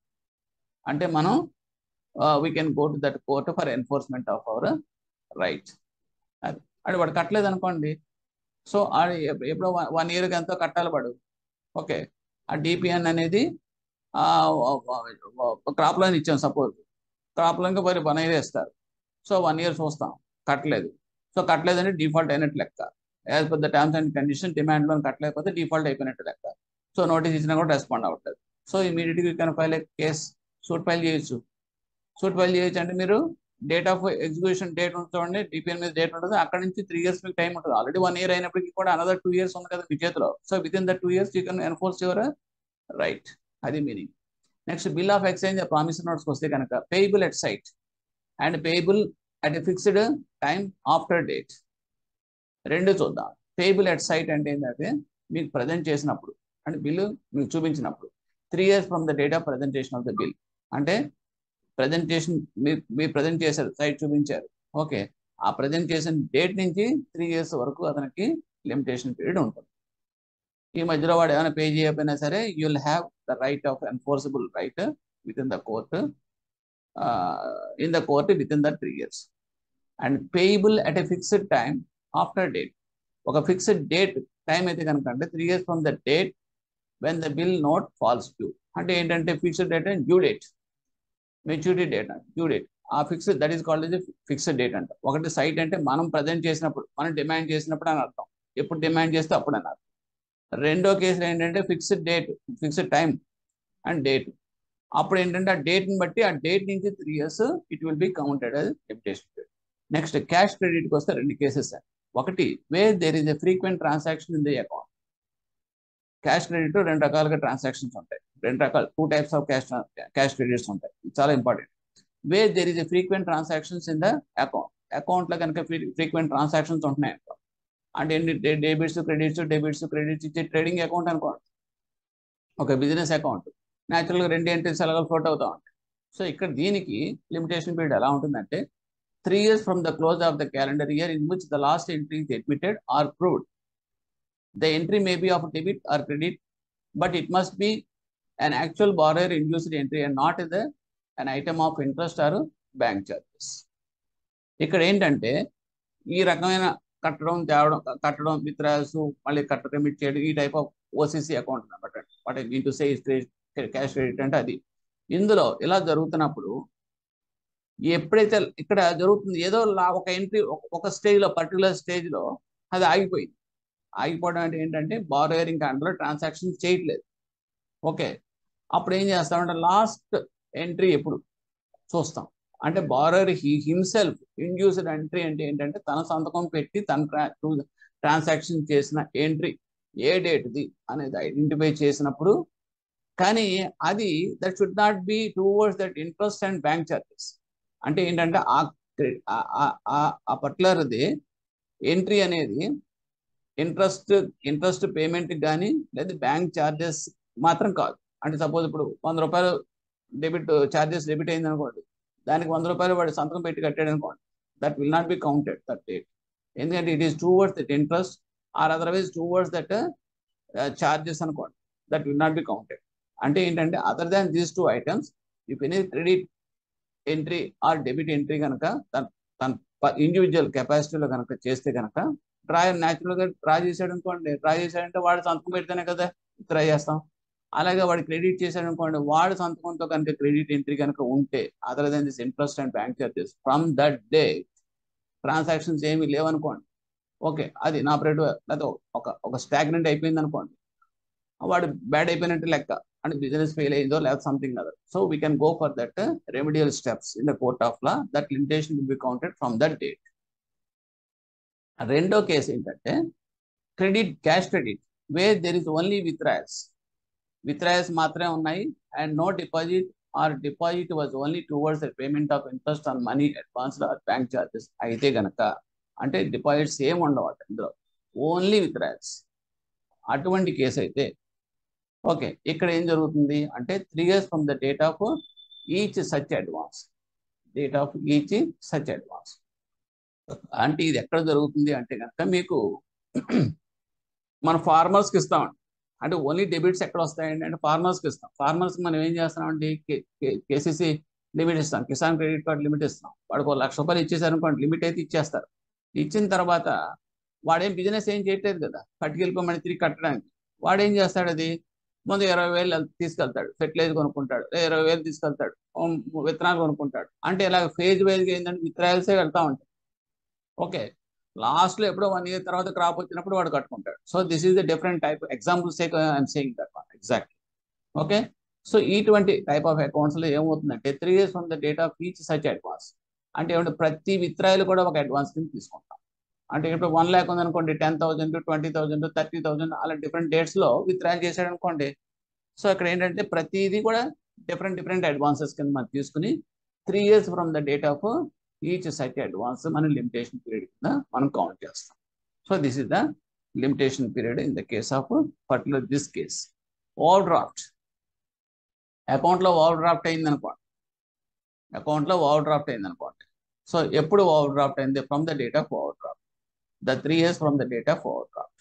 అంటే మీకు ఇప్పుడు సపోజ్ దీనికి కూడా చిన్న ఎగ్జాంపుల్ చెప్తాను. సేవింగ్స్ బ్యాంక్ అకౌంట్ ఉంది.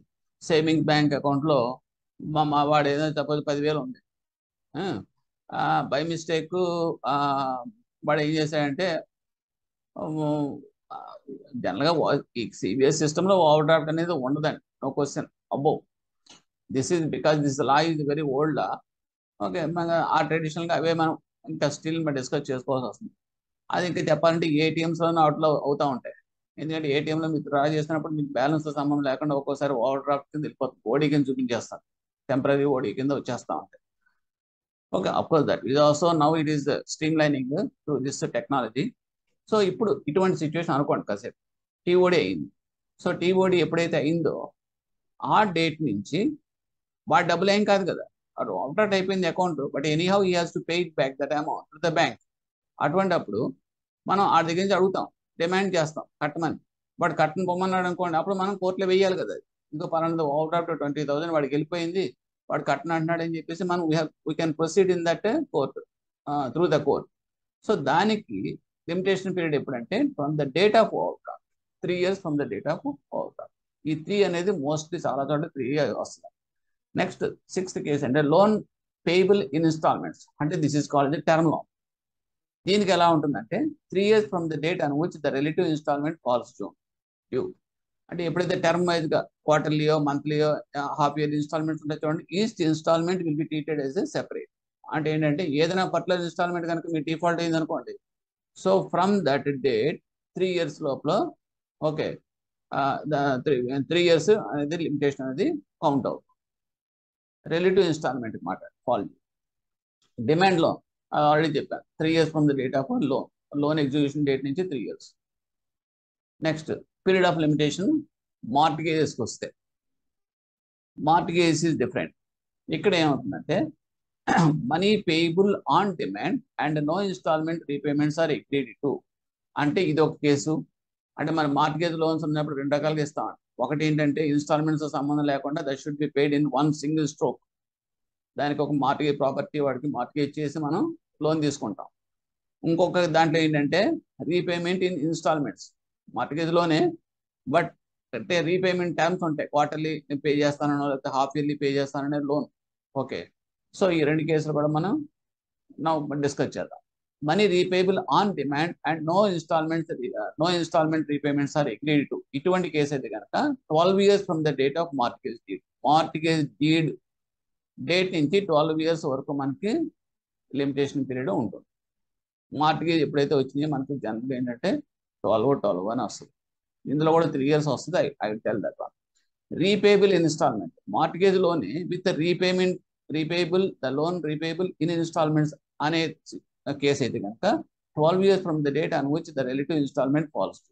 ఇక్కడ రిలేటివ్ ఇన్స్టాల్మెంట్ ఏ పర్టికులర్ ఇన్స్టాల్మెంట్ అయితే కనుక ఫాల్స్ టు అయిందో ఆ డేట్ నుంచి 12 years వరకు మన లిమిటేషన్ పీరియడ్ మనకు కౌంట్ అవుతుంది.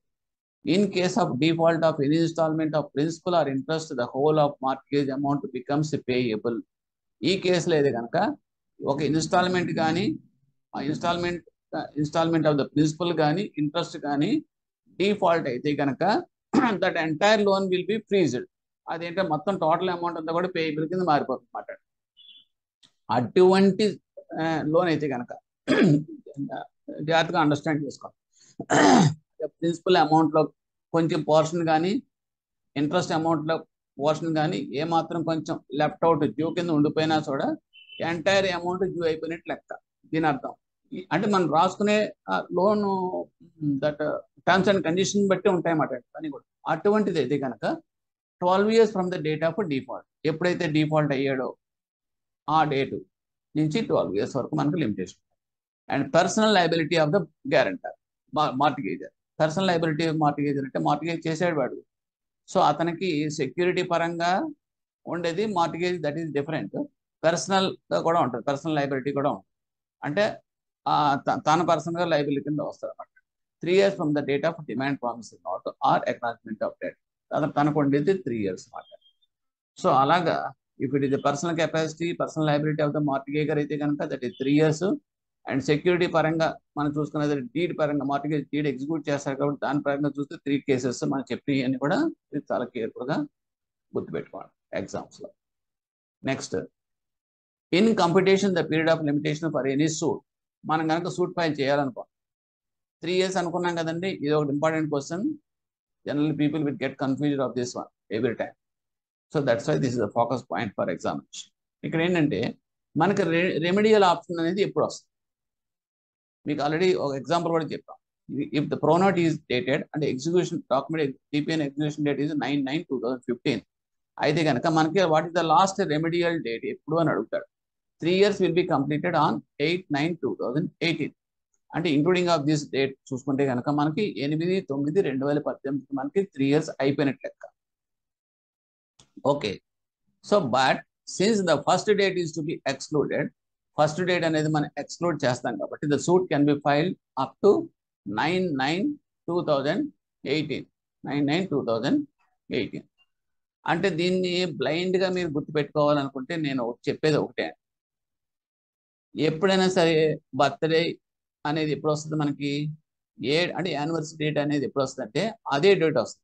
5వ తారీఖు నా పుట్టినరోజు అనుకోండి, నెక్స్ట్ ఇయర్ మళ్ళీ నాకు 5వ తారీఖు వస్తుంది, అంతేగాని 4వ తారీఖు రాదు కదండి. అలాగే ఇక్కడ లాస్ట్ రెమెడియల్ డే అనేది ఎప్పుడు కూడా యానివర్సరీ డే. అదొక్కటే గుర్తుపెట్టుకుంటే మీకు సరిపోతుంది. You need not get any confusion in this. అంటే ఏంటంటే మనకి ఇక్కడ మనం కన్ఫ్యూజ్ చేయడానికి ఏమవుతుంది, నీకు అయిపోయింది కాబట్టి 8/9/2018. So you have no legal remedial limitation అయిపోయింది, you have no remedial option in the court of law అని కూడా అడగవచ్చు, ఇస్తాడు బిట్స్లో కన్ఫ్యూజ్ చేయడానికి. కాబట్టి అదేం లేదు, మీకు ఉండేది లాస్ట్ డే అనేది యానివర్సరీ డే. ఆ రోజు కూడా మీరు సూట్ ఫైల్ చేయొచ్చు. Okay, extension of the period of లిమిటేషన్కి వస్తే the period of limitation prescribed by the Limitation Act can be extended by, అంటే మనం లిమిటేషన్ పీరియడ్ మనం ఎక్స్టెండ్ చేసుకోవచ్చు. ఏ రకంగా ఎక్స్టెండ్ చేస్తామంటే అన్ అక్నాలజ్మెంట్ ఆఫ్ డెట్. ఒకటి అక్నాలజ్మెంట్ డెట్ అంటే బారోయర్ దగ్గర నుంచి మనం తీసుకుంటాం. మన 3 years అయిపోతుందండి, అయిపోతుందని కోర్టుకి వెళ్ళాలి, నో డౌట్. బట్ కోర్టుకి వెళ్ళే లోపలనే మనం దీన్ని ఫోర్స్లో పెట్టుకోవాలనుకుంటే ఎక్స్టెండ్ చేయాలి కదా, దాన్ని అనదర్ 3 yearsకి ఎక్స్టెండ్ అవుతుంది. ఎక్స్టెండ్ చేయాలంటే కనుక మనం ఏం చేస్తామంటే అక్నాలజ్మెంట్ ఆఫ్ డెట్ అనేది ఒక ఆప్షన్. అంటే బారోయర్ దగ్గర నుంచి మనం తీసుకుంటాం. నాకు ఆల్రెడీ లోన్ ఉంది, తీసుకున్నాను మీకు, అది పలానా డేట్కి ఇంత అక్నాలజ్మెంట్ అవుట్ స్టాండింగ్ బ్యాలెన్స్ ఇంత ఉంది అని చెప్పేసి మనం ప్రిపేర్ చేసి వాడికి ఇస్తాం, స్టేట్మెంట్ ఆఫ్ అకౌంట్ కాపీ చూపించి. సో basing on that he will say acknowledge, yes I had that outstanding amount it's belonging to me, I have taken అని చెప్పేసి అందులో ఉంటుంది అన్నమాట. దాని ప్రకారం అక్నాలజ్మెంట్ కనుక ఇస్తే కనుక ఆటోమేటికల్గా that can be extended for another 3 years from the date of acknowledgement of debt. అలా కాకుండా ఉంటే కనుక ఇంకొక ఆప్షన్ అంటే పార్ట్ పేమెంట్. పార్ట్ పేమెంట్ అంటే ఏంటంటే ఒకవేళ కనుక వాడు తన స్వహస్తాలతో ఏదైనా కనుక లోన్కి పే చేశాడు అనుకోండి అమౌంట్, ఓకే, ఆ డేట్ నుంచి కూడా అది 3 years కౌంట్ అవుతుంది. అంటే ప్రత్యేకంగా మీకు అక్నాలజ్మెంట్ ఆఫ్ డేట్ సెపరేట్గా ఇవ్వక్కల. The payment, part payment made by that borrower he himself to the loan account, that itself is served as the extension of that limitation period. మూడోది ఏంటంటే a fresh promise to pay. వాడు దీంతో సంబంధం లేదు. Fresh promise to pay అనేది ఎక్కడ వస్తుంది అంటే జనరల్గా టైం అయిపోయిందండి, 3 years అయిపోయింది, వాడు ఎక్కడ మనకి అక్నాలజ్మెంట్ డెట్ తీసుకోవడం కుదరలేదు, వాడు ఇవ్వడం కుదరలేదు, ఓకే, 3 years అయిపోయింది, కోర్టుకి వెళ్ళే ఛాన్స్ లేదు. లేనప్పుడు ఏం చేస్తామంటే మనం జనరల్గా కోర్టుల ద్వారా మనం తీసుకునే అవకాశం పోయినట్టే కదండి, మనకు పోయింది. అప్పుడు దాన్ని మళ్ళీ ఎక్స్టెన్షన్ కింద మనం మార్చుకోవాలి అనుకుంటే కనుక రెండే ఆప్షన్స్. ఒకటి ఆల్రెడీ టైం బార్ డెట్ అయిపోయింది కదండి, అది దాన్ని చూపించి కన్సిడరేషన్ కింద చూపించి basing on that A fresh promise to can be obtain from that borrower, obtain చేస్తాం అన్నమాట. మళ్ళీ ఫ్రెష్ ప్రామిస్ నోట్ తీసుకుని దానికి కన్సిడరేషన్ చూపించాలి కదా. అంటే పాత లోన్ ఆల్రెడీ అయిపోయింది కాబట్టి దాన్ని బేస్ చేసుకుని ఈ ఫ్రెష్ ప్రామిస్ నోట్ అబ్టైన్ చేశానని చెప్పి చెప్పుకుని అప్పుడు మన కోర్టులో మనం దాన్ని ప్రజెంట్ చేస్తే కనుక that is valid for extension of that limitation. కానీ జనరల్గా కోఆపరేట్ చేస్తారని చేయరు. ఎందుకంటే వాడు అమ్మాయి ఇదేదో బాగుంది కదా, వాడు ల్యాబ్స్ అయిపోయింది, వాడు కోర్టుకి వెళ్ళి దిక్కులేదని చెప్పేసి అనుకునేవాడు ఉండొచ్చు. అందుగురించి మన వాళ్ళు ఏమంటారంటే లిమిటేషన్ అయిపోయినంత మాత్రాన వారికి దాంతో ఏం అండవదు, we can proceed in other means if he is having any security. ఎంత చెప్పాను చూడండి, ఓ వెహికల్ కానీ ఏదైనా జ్యువెల్స్ మన దగ్గర ఉండడం కానీ లేకపోతే అటువంటి ఏముంటే కనుక we can very well give a notice and seize that property which he created a charge on us with us, so we can sell that property. How acknowledgement of debt helps?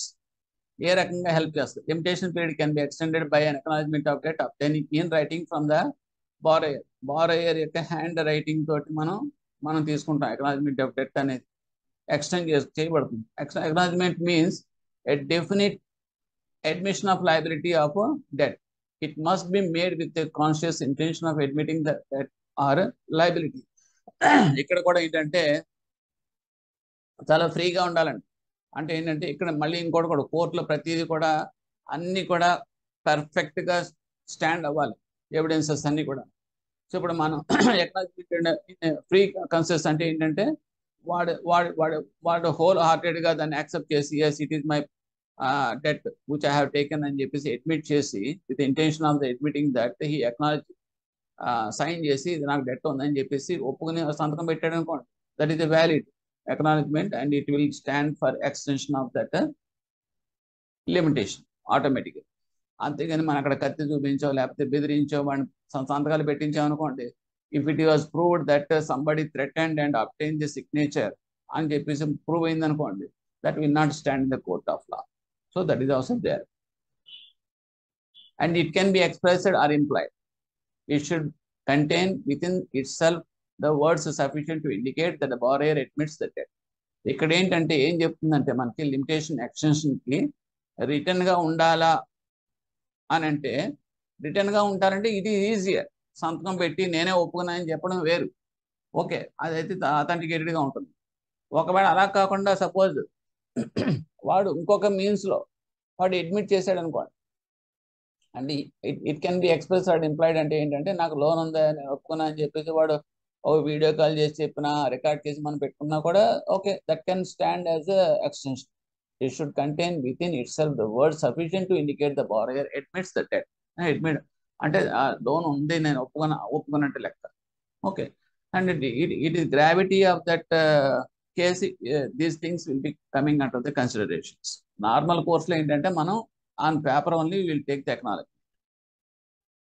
The date of acknowledgement and not the date on which it admits the debt gives the fresh start to limitation period. ఇది చాలా important. అంటే ఏంటంటే ఇక్కడ మనకి admit చేయడం వేరు, okay, acknowledgement చేయడం. Admit చేయడానికి అక్నాలెడ్జ్మెంట్ చేయడానికి తేడా ఏంటంటే జనరల్గా ఏంటంటే మనకి అక్నాలెడ్జ్మెంట్ ఆఫ్ డెట్ అనేది ఉంటుందండి. ఓకే. అంటే రెండు డేట్లు అని ఎందుకు వస్తాయంటే రెండింటిలో రావు.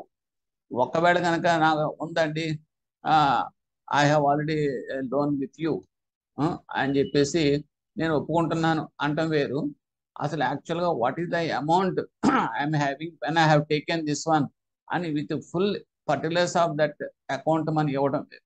ఎందుకంటే ఫుల్ పర్టికులర్స్ అనేది మనకి ఇచ్చారు అనుకోండి, okay, it is identification of that particular thing will be easier to the bank court. ఎందుకు చెప్తానంటే సపోజ్ సుబ్బారావు ఉన్నాడు అనుకోండి, మన డాక్యుమెంట్లో మనం పివి సుబ్బారావు అని చెప్పేసి మనం క్రాప్ లోన్ తీసుకున్నాడు అన్నాం కదా. డాక్యుమెంట్ అనేది మన తండ్రి పేరు అడుగుతాం. తండ్రి పేరు అడిగిన తర్వాత మన ఊరు అడుగుతాం. ఊర్లో విలేజ్ అదే స్ట్రీట్ ఏ స్ట్రీట్ అని అడుగుతాం. డోర్ నెంబర్తో సహా అడుగుతాం. ఎందుకంటే పివి సుబ్బారావు అన్న వాళ్ళు 4-5 ఉండొచ్చు. ఓకే. సో 4-5 ఉన్నప్పుడు తండ్రి పేరుని బట్టి కదా మనం ఐడెంటిఫై చేయగలుగుతాం పర్టికులర్ పర్సన్ని. విలేజ్లో 4-5 సుబ్బారావులు ఉండొచ్చు కదా. అలాగా పోనీ ఉన్నారనుకోండి, తండ్రి పేరు కూడా సమానంగా ఉండొచ్చు. అటువంటిప్పుడు మనం డోర్ నెంబర్ అడుగుతాం. డోర్ నెంబర్ తర్వాత వీధి అడుగుతాం. ఇవన్నీ మనం అందుగురించి డాక్యుమెంట్ అనేది ఫుల్ ఇన్ఫర్మేషన్ అనేది it is very very crucial and important for that court and as well as to the bank also to win the case in the court. ఆ రకంగా date of acknowledgement and not the date on which the admit is the fresh mandate limitation. తర్వాత if you are coming to that balance sheet, కంపెనీస్కి వస్తే కనుక company కూడా loan తీసుకుంటుంది కదండి. Loan తీసుకున్నప్పుడు మరి వాళ్ళు కూడా అక్నాలెడ్జ్మెంట్ ఆఫ్ డెట్ అనేది వాళ్ళు కూడా ఎక్స్టెండ్ చేస్తారు. వాడు డాక్యుమెంట్ ఇస్తాడు, ఆ వాడి మీద కూడా మనం కోర్టుకి వెళ్ళొచ్చు. అటువంటిప్పుడు అక్కడ ఎలా ఉంటుంది అంటే కనుక వాడు స్టేట్మెంట్ కానీ తర్వాత entry schedule of that companies balance sheet కానీ అది కనుక అక్నాలెడ్జ్ చేశారనుకోండి, దట్ ఇట్ సెల్ఫ్ ఈ served as a acknowledgement of debt కింద లెక్క అవుతుంది. అయితే ఏంటి ఎలాగ చేస్తారంటే that balance sheet should be sign by that the concerned persons, authorized persons as per this Companies Act ప్రకారం అది కనుక సైన్ చేయబడి competent authority of that company కనుక సైన్ చేసి బ్యాలెన్స్ షీట్ కనుక ఇస్తే సెపరేట్ అక్నాలెడ్జ్మెంట్ ఆఫ్ డెట్ అక్కర్లా. That it self is acknowledgement of debt and it will extend that limitation period. అంతే. సో ఇక్కడ డేట్ ఆఫ్ బ్యాలెన్స్ షీట్ అనేది మనం తీసుకుంటాం, but not that it's period gives a fresh start to the limitation. Limitation start అవ్వాలంటే మాత్రం date of balance sheet నుంచి మాత్రమే start అవుతుంది. Acknowledgement should be signed by all borrowers and guarantors and for partnership firms by the firm and all its partners individually. జనరల్గా ఏంటంటే acknowledgement అనేది అందరూ చేయాలి. అందరూ చెప్పేటప్పుడు లోన్ తీసుకున్నారు, ఏ అనేవాడు లోన్ తీసుకున్నాడు, బి అనేవాడు గ్యారంటర్. ఓకేనండి. సో ఇప్పుడు అది 3 years అయిపోవచ్చింది. సో లిమిటేషన్ అనేది ఎక్స్టెండ్ చేయాలంటే అక్నాలెడ్జ్మెంట్ ఆఫ్ డెట్ అనేది ఒకటే option to extend that limitation period for further period of 3 years to get the remedial right in the court of లా. అటువంటప్పుడు మనకి అక్నాలెడ్జ్మెంట్ డెట్ అనేది ఎవరు చేయాలంటే బారోయర్స్ ఒకటే కాదు, గ్యారంటర్స్ కూడా సంతకం పెట్టాలి కంపల్సరీగా. అదే కనుక పార్ట్నర్షిప్ ఫర్మ్స్కి వచ్చినాయి అనుకోండి, ఫర్మ్లో ఏమవుతుంది, బై ది ఫర్మ్ చేస్తే కనుక all the partners individually and as well as that by firm as a whole, ఇద్దరు కూడా చేయాలి. ఎందుకంటే పార్ట్నర్షిప్ దాంట్లో partners are jointly and severally liable. So అక్కడ మన లైబిలిటీ అనేది మనం ఫిక్స్ చేస్తున్నాం కాబట్టి ఆ లైబిలిటీ ఫిక్స్ చేస్తున్నప్పుడు మనం extension of that limitation period చేసేటప్పుడు కూడా మళ్ళీ అగైన్ వాళ్ళ యొక్క పర్సనల్ లైబిలిటీని మనం ఎక్స్టెండ్ చేయాల్సి వస్తుంది. అందుగురించి మనం ఏం చేస్తామంటే the partnership firms by the firm and all its partners individually also we have to get the signatures for extension. If the borrower is deceased, ఒకవేళ కనుక borrower చనిపోయాడు అనుకో, చనిపోతే కనుక టైం దాని లిమిటేషన్ అయిపోవచ్చింది, మరి ఎవరు ఎక్స్టెండ్ చేస్తారు అంటే ఎస్, అప్పు తీసుకున్న పర్సన్ చనిపోతే ఆ నెక్స్ట్ కట్టాల్సిన లీగల్ హెయిర్స్ వస్తారు. సో లైబిలిటీ అనేది it will be passed on to that legal hairs. So we have to obtain that acknowledgement debt by that legal hairs. కానీ ఇక్కడ ఏంటంటే లీగల్ హెయిర్స్ అనేది మనం అసర్టైన్ చేయాలి. అంటే లీగల్ హెయిర్స్ అనేది దాన్ని who are the legal heirs అనేది మనం ఐడెంటిఫై చేసి ఆల్ ద లీగల్ హెయిర్స్ సంతకాలు పెడుతున్నారు లేదని చూసుకుని దాని ప్రకారం మనం అక్నాలెడ్జ్మెంట్ ఆఫ్ డెట్ అనేది మనం తీసుకుంటాం. An acknowledgement of debt should be obtained before the expire of that limitation period. Quite natural. అయిపోయిన తర్వాత మనం తీసుకుంటే టైం బార్ డెట్ అయిపోతుంది, ఇంకా అది వేస్టేజ్, చిత్రగతంతో సమానం. అందుకని before that expiry date only that can be extended by this through this acknowledgement debt. It cannot save limitation if obtained after the expiry of that limitation period. This is very important. ఒకవేళ కనుక expire అయిపోయింది అనుకోండి, ఆ తర్వాత మనం acknowledgement తీసుకున్నా కూడా ఏమీ లేదు, నో యూజ్. అసలు ఎట్టి పరిస్థితుల్లోనూ వాడి ఒప్పుకొని నేను చేశాను ఎక్స్టెన్షన్, నేను ఒప్పుకుంటున్నాను, నేను లోన్ తీసుకున్నాను అని చెప్పి వాడు ఇచ్చినా కూడా court will not entertain it. అప్పుడు ఏం చేయాలి ఆప్షన్ అంటే ఫ్రెష్ ప్రామిస్ కింద మనం తీసుకుని basing on that the time bar debt అనేది ఒక కన్సిడరేషన్ కింద తీసుకుని అప్పుడు కనుక ఈ ఫ్రెష్ ప్రామిస్ కనుక మనం అబ్టైన్ చేస్తే that will stand as extension of that limitation. Now how part payments helps. Part payment ఎలా హెల్ప్ చేస్తాయంటే if the debtor makes a part payment before the expiry of the limitation period either by himself or by his agent. ఇక్కడ మనం అనుకున్న point ఏంటంటే తనంతట తను వచ్చి ఆ పార్ట్ పేమెంట్ కనుక పే చేశాడు అనుకోండి with his signature, from that date automatically that will be extended, limitation period అనేది ఎక్స్టెండ్ అయిపోతుంది. లేదు అతను రాలేదు కానీ అతను ఆథరైజ్ చేసిన ఏజెంట్ ఎవరైనా వచ్చి అతను సంతకంతో పార్ట్ పేమెంట్ పే చేసినా కూడా that also can be extend that limitation period. ఈ రెండు కూడా acceptable. A credit entry by itself does not save limitation. Credit entry కట్టినంత మాత్రాన అది లిమిటేషన్ పీరియడ్ ఎక్స్టెండ్ చేయదు. It should be accompanied by the paying slip signed by the borrower or his the duly authorised agents amount to part payment. అంటే just ఎవరో తీసుకొచ్చి ఒక 10,000 ఎంతో loan account కట్టేశారు అనుకోండి, so that will not serve that extension of that limitation. Either the borrower or his authorized person signatures తో మాత్రమే కట్టబడితే కనుక అమౌంట్ రిమిట్ చేయబడితే అది మాత్రమే వ్యాలిడ్ ఎక్స్టెన్షన్ రికార్డ్ కింద ఉంటుంది. A paying slip signed by an employee of the partnership or a company doesn't save. అలాగే in the case of company కానీ పార్ట్నర్షిప్ కానీ ఫర్మ్ కానీ ఉన్నప్పుడు పార్ట్నర్స్ కానీ వాళ్ళు కాకుండా అందులో అపాయింటెడ్ ఆఫీసర్ స్టాఫ్ ఉంటారు చూడండి, ఎంప్లాయీస్ అంటాం, వాళ్ళ సిగ్నేచర్స్ తోటి రిమిట్ చేయబడినా కూడా that also will not stand for extension of that limitation. So these are all the very very important valid points in the examination.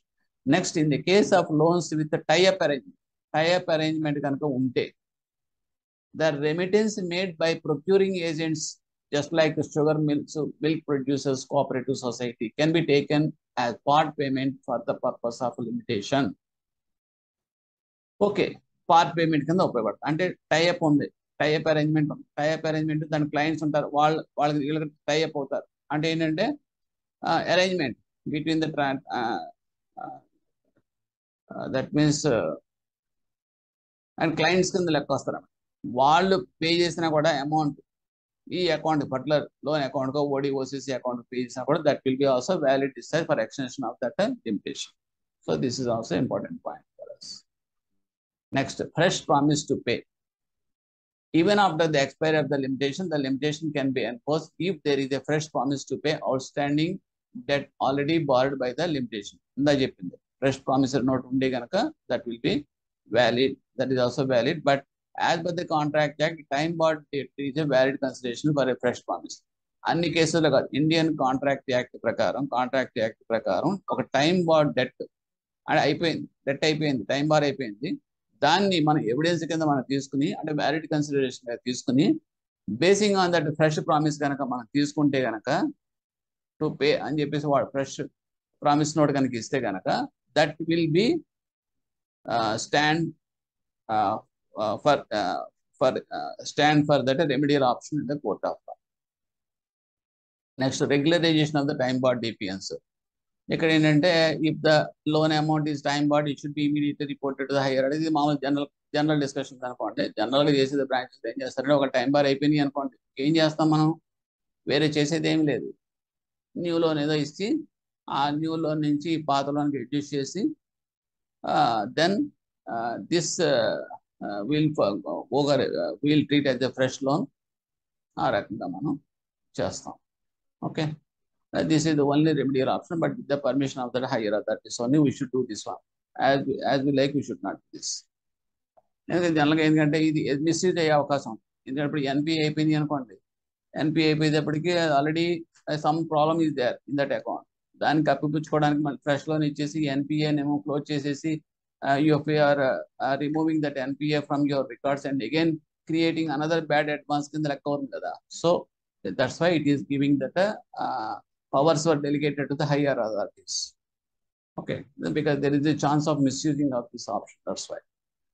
And without closing and opening of the account, a fresh DPN along with the covering letter should be taken from the borrower, and a fresh guarantee can be taken from that guarantor. ఒకవేళ కనుక మనం fresh loan కనుక ఇవ్వాల్సి వస్తే కనుక okay, we have to obtain the same fresh guarantors అన్ని కూడా మనం తీసుకోవాల్సిందే.